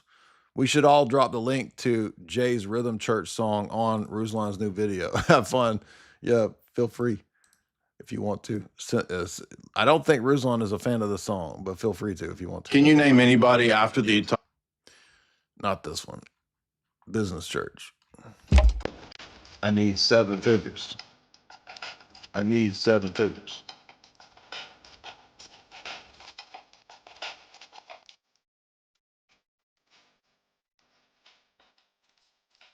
All right. I was going to play in the background, but you got to hear the lyrics, so that ain't going to work. The tall Nordic. Cheatin' Che, Tennessee, $10. The Emperor J. Sean Dyer leading us to a holy war, a gang battles against the foreskin snipping money gang of Ruslan and his rabbis. WIGZANTIUM will always win. Exactly. Fernando, $5. I affirm the business church creed. One holy Catholic Wigastolic business. Trexid, $5. Jay, did you see Father Jonathan giving the Ortho Bros and you credit? I did, yes. Played that, or I can't remember if I played it or not. It was on the Transfigured Life channel. Yes, I saw the Twitter clip. The Cheap Chimp, $10. Protestantism is actually an atheism factor. Exactly. That's why we keep fussing about it. JB Peltier, now that they've gone outright anti-Orthodox, by the way, they've all shown their true colors, right? They mad at us they mad at the Nordics is winning. They mad that us Nords is winning. The thick whites are on the ascent, and they mad.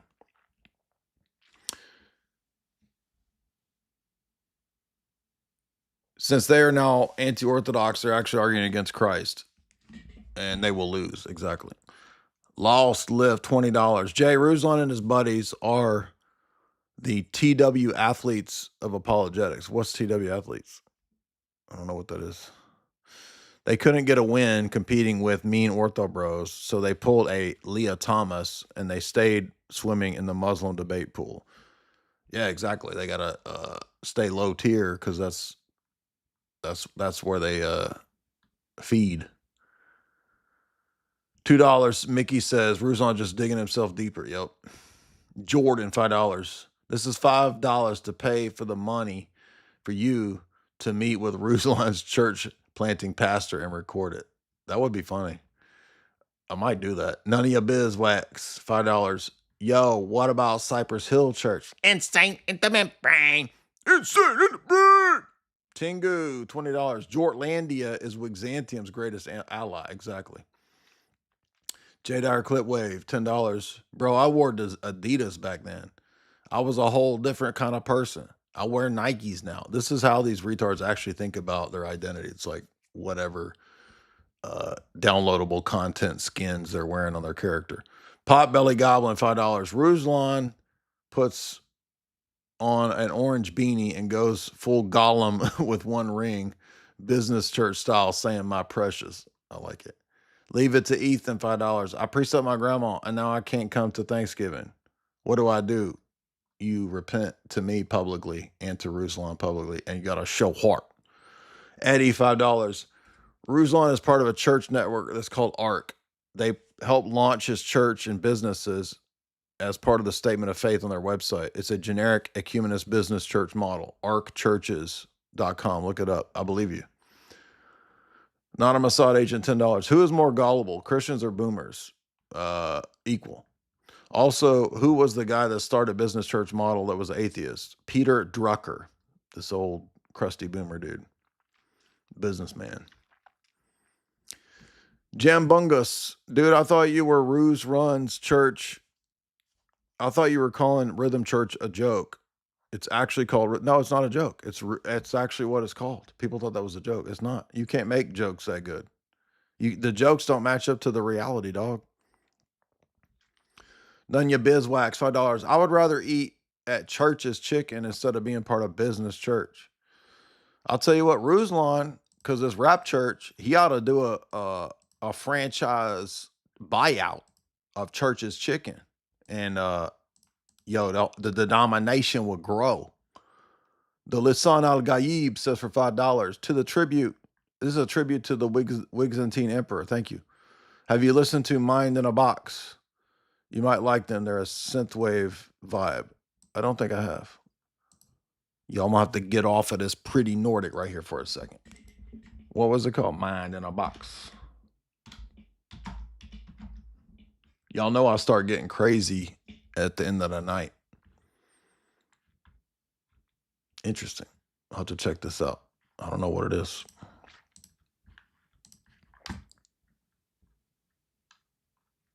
Yo, that was Paul Atreides right there calling it, doing a super chat.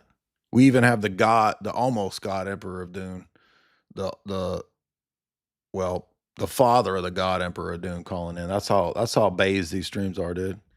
We got the Kwisatz Haderach almost calling into the stream. Because if y'all don't know, it's not actually Paul.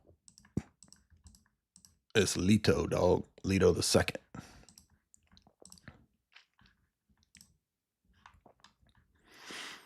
I'm hyped up for Dune. Potbelly King, $5. What does the confirmation for God spoke to me seem to be for any of these Protestants? Just money? Yeah, but big pile of money. Austin, $5. Evangelicalism is prosperity gospel with extra steps. Well said. Lisan Al-Gaib, who got the Paul Atreides. We was apostolic and shit, Ruslan says, probably. High on Jack, $5. A religion that demands its leaders sacrifice for the benefit of its followers. A cult demands followers sacrifice for the benefit of its leaders. Ooh, I like that. That's a good distinction. Provo Slovak, $10. The schislomists of the Ottoman Empire will never prevail over Wigzantium. Thank you for all that you do, Jay. Amen, my brother. Koliomic Ethos, $10. Icons would have gotten in the way of the first century priests that were doing the rap battles. So icons must be fake. Yeah, you heard it from Ruslan. Philus, $20. Under sola scriptura, you hold to what the Bible says. Well, what the Bible says, hold fast to the traditions of the church. Exactly, it says that. Then be logically consistent. Under sola scriptura, you would have to hold to the Bible told you to hold to tradition. Yeah, I make that argument all the time, dog. Lockstep says for $5, I like shoes. I like money. Scribs says he's rolling on the floor laughing. Straight white male, $5. You better thank a Protestant. I like... Y'all have already forgotten Bishop Talbot Swan. Put some respect on that name. Put some respect on that name. Y'all can't believe y'all have already forgotten the true bishop of the apostolic succession, Bishop Bishop Tilda Swinton. John says he looked like a Muppet version of Grover, talking about Ruslan with his broccoli head. Potbelly says for $5, Ruslan's broccoli hair is a wig fused to his donkey brain, Joe Dirt style. That made me want to play that song again. We got a new cringe chord. Cringe chord dropping on the daily now, y'all. Remember this one? That's a fire cringe chord track right here. Yo, this fire. Right here. Had tonight. I did like 4. Girl, how much Franzia has you had tonight? Here's my question. Mm-hmm. Do y'all think people that go to an academy is smarter than people that go to a university? I'm just talking about in the academy. I'm just talking about in the academy. Girl, I guess it just depends on how much Franzia you had tonight. I did like 4. Girl, how much Franzia has you had tonight? Here's my question. You want to come after 4 Franzia tonight in here, girl? And you trying to talk academy against university? Homie, don't play that. Here's my question. Mm-hmm. Do y'all think people that go to an academy is smarter than people that go to a university? I'm just talking about in the academy. How much Franzia you had tonight? I'm just talking about in the academy. What you talking about? What you talking about? Pro Zilch, $20. Ruslan was the Gimp in Pulp Fiction. Dan Goldstein. Dang. That's ashy ass briefcase he had in that video. Exactly. By the way, that briefcase looked cheap as hell too, dude. Ruslan, you gonna have a prop in a video. Get a real briefcase. That's a cheap ass briefcase. Look like he got it at damn Target. J-Dot Clipway, $5. Welcome to the post-enlightenment world order. Take that, ortho bros. Yeah, exactly. His rage bait. Yo, the Protestant created business church. Take that, ortho bro. DJ Civ, $5. Somebody highlighted in the chat. Ruslan has an alt channel called Bless God Business. Really? Well, Bless God Industries was my joke, and my jokes can't even match up to reality, dude. Soul Regulate, $5. Ruslan is actually a flaming Skittles person. I can't unsee it now. You can't gaslight this much and have a broccoli top. Doghouse, $2. Massey lost the race today. Ultra Keegan, $5. Jay, do a super nice, sincere apology. Repent to Ruslan from your heart and eat peanuts like Norm Macdonald on The View. Sincere Hypocrite, $10. Just reminds me of debates of social justice warriors. 10 years ago, SJWs would say cultural relativism. Now Protestants are saying church relativism. They should be called woke left, not woke right, woke church, woke evangelical. Lockstep, $5. Did Ruslan actually call our Orthodox vestments wizard outfits? He thought that was a own. This retard thinks that was a joke, funny joke. Kyle, $5. Ruslan be testifying against himself. He can't do that. He can't go 5 minutes of talking without doing that. Altar Void, $10. Was church inside of a house? Did we even think about it being deep house church? Shit, we're going to have rave church now, dude. Of course, the Roman Catholics already beat us to rave church. Mickey, BIPOC Queen is too mean. Kung Fu John Pork, $10. Do you have a tag debate where atheists had any decent argument? I mean, the closest thing to that is the Malpass debate, but all he was bitching about was what Aristotle said, which wasn't even what the debate was. Every time I see a debate, they get steamrolled. Where do we get WIGZANTIUM merch?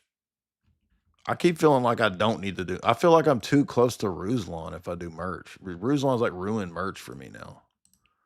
I feel like I'd be a giant. I feel like I'd be part of his butt buddy church if I did that. Ballyhoo, $5. They don't understand that how they see Muslims is how we see the Protestant evangelicals. Exactly. Pepper Prophet, $20. Hey, serious question.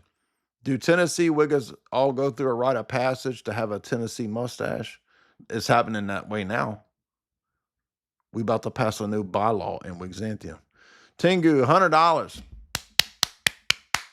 Dude being generous. Dude doing that magnanimities. Yo, this has been a fucking awesome stream, Jay. I hope that you and Jim Bob collab again. I might have to remake the thumbnail because, I mean, I think I'm having fun with my dystopian movie poster thumbnails. Just kind of doing something different. I mean, this is This is kind of fire, you know what I'm saying? Y'all like this one? BOOMERSLOP from the year. It's supposed to be like a bad 80s sci-fi movie, like a dystopian movie. You got your Natasha Henstridge over here. She could lay 1,000 eggs. You got David Wood, villain. You got Ruslan, villain. You got Don Trump in the background. We don't know what he's up to. You got Grace Kelly floating around in the back. It's just mysterious. You don't know what the hell's going on. But I might have to change the thumbnail because it ended up being a lot different from what I thought it was going to be. But you know what? Half of the streams are that way, so who cares? All right, where are we at? Tolkien, $5. Pragmaticism. Yo, that's my next single. This dummy don't even know the difference between pragmatism and pragmaticism. Ruslan, what the hell you talking about? Ruslan, you talk like a you talk like you ain't educated, son. Pro Zilch says, you better unmute. None of your business. Unmute. I'm going to start muting as a trick so that y'all send me more super chats to say unmute. Jay, unmute shirt should say bingo now because it's the bingo heard around the world of the internet. Exactly. Seraphim Carlson says for $2, there's a Catholic priest rave DJ called DJ Padre Guillermo. I know they beat us to a rave church. Groove Monster T, $10. Did you see the documentary War on Orthodoxy?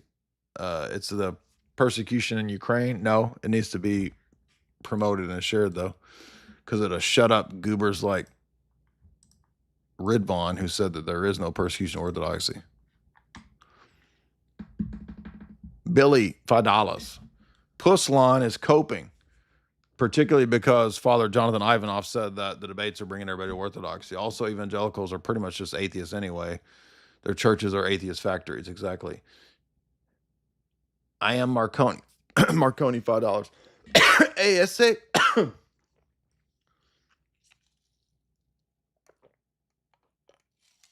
By the way, I just want to thank all you guys because every stream makes $1,000 to $2,000 now on super chats. Appreciate you guys so much. You guys got super generous. Thank you guys so much for all of these generosities. Edo Token, $5. Ruslan, his next album leak. Here's all the here's the tracks on his new album. Pragmaticism, A Tale of Two Churches, Briefcase, New Studio, New Me, How Do I Monetize, Public Enemy #1, Broccoli Freestyle, Sola Griftura, featuring Gavin Ortlands, No Need Logic, and Money Over Truth. Those tracks sound like the fire right there. Austin, $10. Jay, I asked about Exodus 32 and icons. What's the name of the video you debated Loft? I didn't debate Lofton. I just remember making videos about Lofton's defense of... You have to find our old Pachamama videos or the icon videos. It's either in one of those. Also, why do you think so many Southern Baptists are now looking to Orthodoxy? Because of online Orthodoxy collapsing these dudes' paradigms. It's becoming common. I know. That's why they're freaking out, dude. That's why they're having to rely on retards like Ruslan. Good. Dude, if Ruslan is the best that they can put up and David Wood, it's in the bag, dude. We've already won. These people are goobers. Ruslan says for $5, it's Taco Tuesday. If you don't like tacos, you're racist. My wife is taco. You racists forget the joy that taco people put into our society, like robberies. Have a great stream. That was hardcore right there. Danny says for $3, debate Rabbi Tovia Singer. I don't know if he even does debates anymore. Maybe he does. I don't know. He's the Christianity debunker. Oh, we got to see more super chats. More super chats right now. Quentin says for $20. This is towards the goal, son. Thank you, dude. Jordan says, did you watch that Michael Jacko movie? I enjoyed it. No, I forgot about it. Jamie wants to watch it. The only movie I've been watching is Peaky Blinder. This establishment has been co-opted by the Peaky Blinders. This is now property of the Peaky Blinders. Arthur Shelby.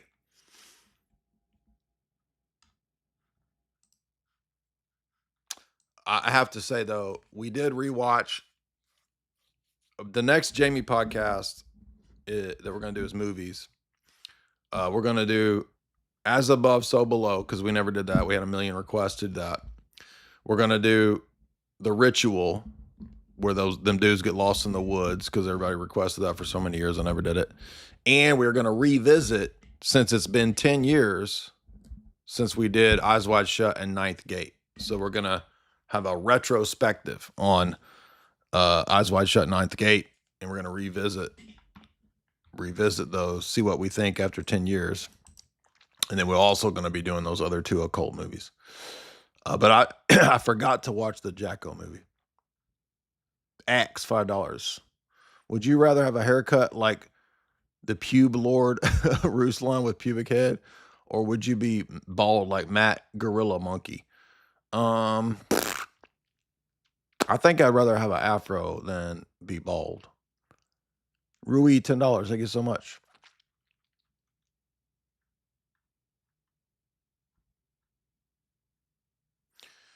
Hinkler, $8. I haven't watched your stream yet. I'm not sure if you touched on the UFOs yet. Did you? Do you know much about Stephen Greer's CE5 protocols? I forgot about this. I know you mentioned that earlier, but I don't know I don't listen to Stephen Greer. It just sounds crazy. Dude, if you're trying to channel aliens, I'm immediately not listening to you.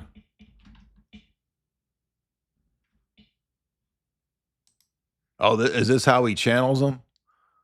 He does guided meditation to talk to aliens and star seeds. Meditation in preparation for coherent thought sequencing. Dude, people will believe anything, dude. Comfortable position.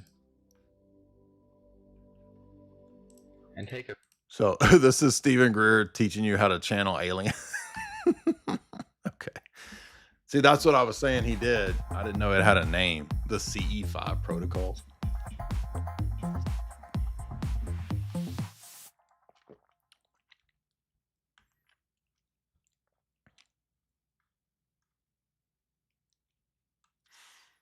Oh, wait, let me reread this guy's chat because I misread it because I was tired. Because it's about Rhythm Church. He says, Jay Bendevis says for $20, I went to Ruslan's Rhythm Church.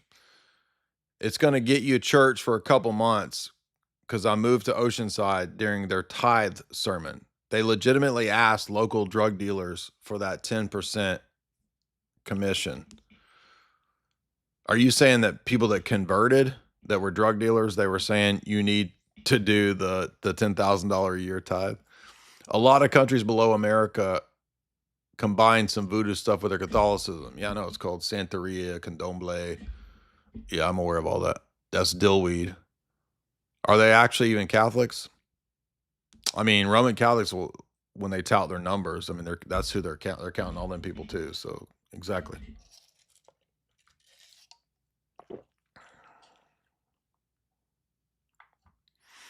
Jacob says for $10, none of these people are going to debate because they would be proven wrong and then they wouldn't have a grift. Exactly.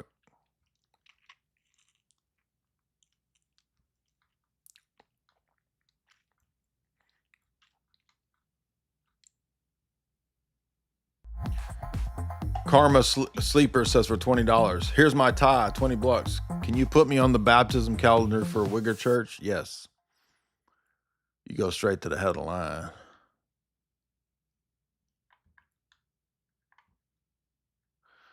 Prod 5-star, $10. I just went on to X. All the Protestants are absolutely going insane and losing their mind. They're obsessed with it. They're in pre-last everywhere. Exactly. Non-fake says, sound like Ruslan never forgive his mother. Have you forgive your mother, Ruslan?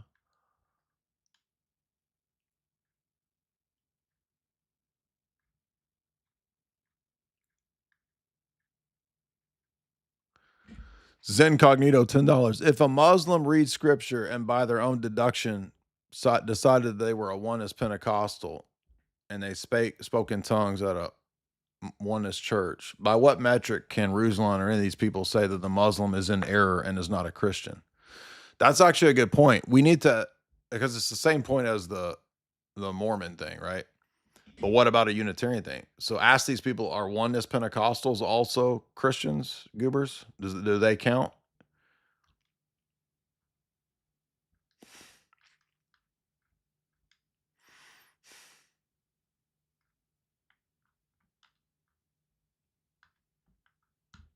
I'm trying to read all these super chats. There's so many super chats that's done froze up, dude.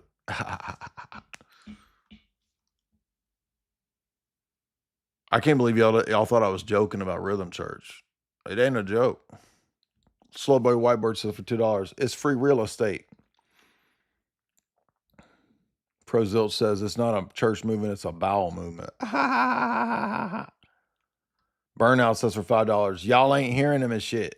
He dropped into the tithes to build a new studio, but it was consecrated on consecrated holy ground. He ain't got sins no more. He don't like men's no more. Ryan says for $5, I'm behind in this stream by about an hour. Ruslan is a money-hungry, non-exceptional normie person. He doesn't even know what basic words mean, but he does need 7 figures. Yeah, we saw from all these videos, he's just a retard, dude. Pragmaticism.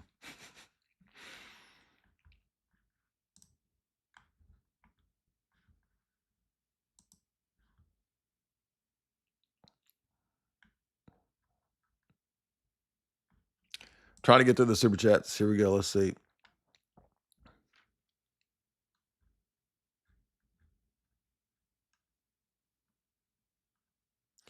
Hoffman, $20. How can modern politicians be praised in any way in the context of the church? In my opinion, this is Andrew Wilson's biggest problem. I can't understand his attachment to Trump and GOP. Call me parasocial. It feels like a problem. Well, Andrew's position is about pragmatism, Ruslan, not pragmaticism. And that's how he argues that case. But I do not agree about Trump and Epstein and the Iran war. That is my position. Chris Pappas, $10. Thank you, Jay. Thanks, man. Appreciate you. Orb Max for $10. If a Christian ethicist moved towards Zionism to accomplish political goals, would that make them pragmatic? Well, it depends on how they're arguing. If they're arguing that it's more beneficial from a pragmatic position to be a Zionist, then they would be making a pragmatic moral argument. Yes, it seems like it. I think that's what you're saying. Avid Cast for $10. Where them melanated aliens at, man? Exactly. How come we ain't got no BIPOC aliens? Abstract says for $5, bro, I've been dying laughing at work. He likes his whole stream. He's laughing. Alter Void, $10. Wait, so AIPAC is Alien Israel Public Affairs Committee? Yes. Can Noodle, $20. So aliens are super advanced with FTL capabilities, making them way more powerful than anything that we have, but they're scared to reveal themselves. But they also crash to Earth. Exactly, dude. You're starting to figure it out. Tingu says for $5, I have seen things of non-human origin. For example, dogs, grass, rocks, water, stars. Ferrandino Corino, $5. Did you know that YouTube is showing ads for how to set up a business church? Damn, son. Google Kingdom CEOs. Keep up the great work. Straight white male, $5. Could you read my mind real quick? Ruslan can read minds and hearts. He got clairvoyance. Straight white male, $5. Could you break down your quantum theory really fast? He's making fun of the people earlier. AI World Champion, $5. Make it rain on them aliens. Flavius, $50. Thank you so much, Flavius. He says, shit, man, you ain't got no bread. Shit. Ain't got no bread, son. Straight white male says for $5. AK Jay Dyer, aka John Thick. Talking about my birthing hips. Damani says the stream fire. Lamarconi says essay for $5. Mushishi, thank you, became a member. What's up? B Scott, $5. Jamie, unmute. Oh wait, we did that one. Needs to say it. Bingo. Tengu, I think we read that one right. $100. This stream has been awesome. Thank you. Cyprian, $3. If you're ever looking for some good New Age alien content, look up the Ryan Light Team. All right, we need to keep that in mind. Let me pull that up for the next stream, because otherwise I'll forget about it. Ryan Light Team.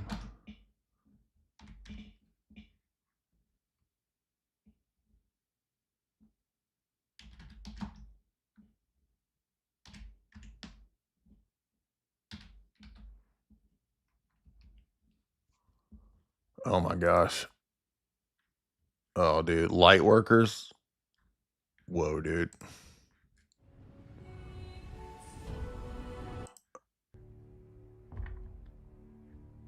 Oh my gosh. Yeah, we're gonna have to make fun of this, dude. This looks retorted. You're rescuing somebody, another sequence you're battling directly yourself. And so a lot of times people are waking up saying,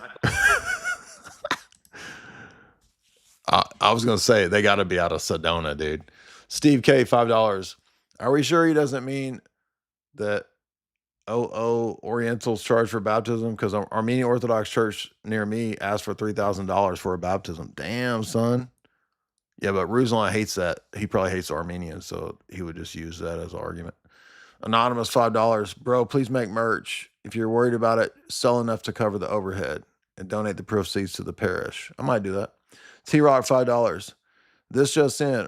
Ruslan, Danny McBride, and Gavin Ortland about to be in season 6 of Righteous Gemstones. Exactly. They'd be perfect on there. Ryan says for $5. Speaking of the Lisan Al-Gaib and the failed rappers, this might not be your jam, but Timothy Chalamet did a British drill rap. What?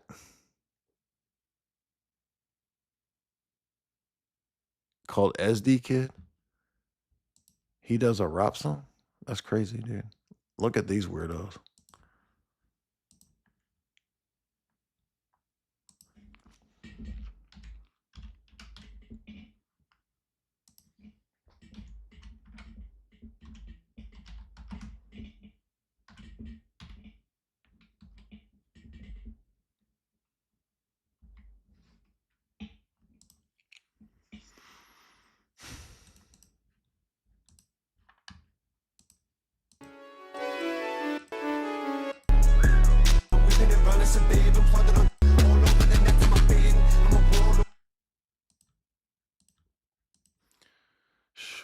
This is bizarre, dude. The world is a bizarre place now. I'm having fun, just sexting. My dick is young and restless. When they say I'm too senseless, I was.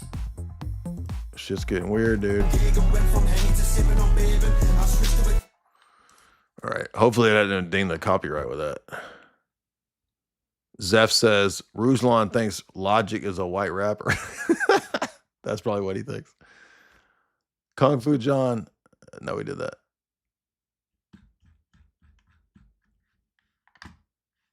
I am looking for $3. Have you heard of online pagan satanic cult called Joy of Satan? They believe Anunnaki are the Gentile gods. No, I never heard of that. That's crazy. We'll look up that one next time. I think we hit all the super chats. Appreciate that, you guys. Another win stream. If you would hit like, share, comment below. Everybody have a good night, dog.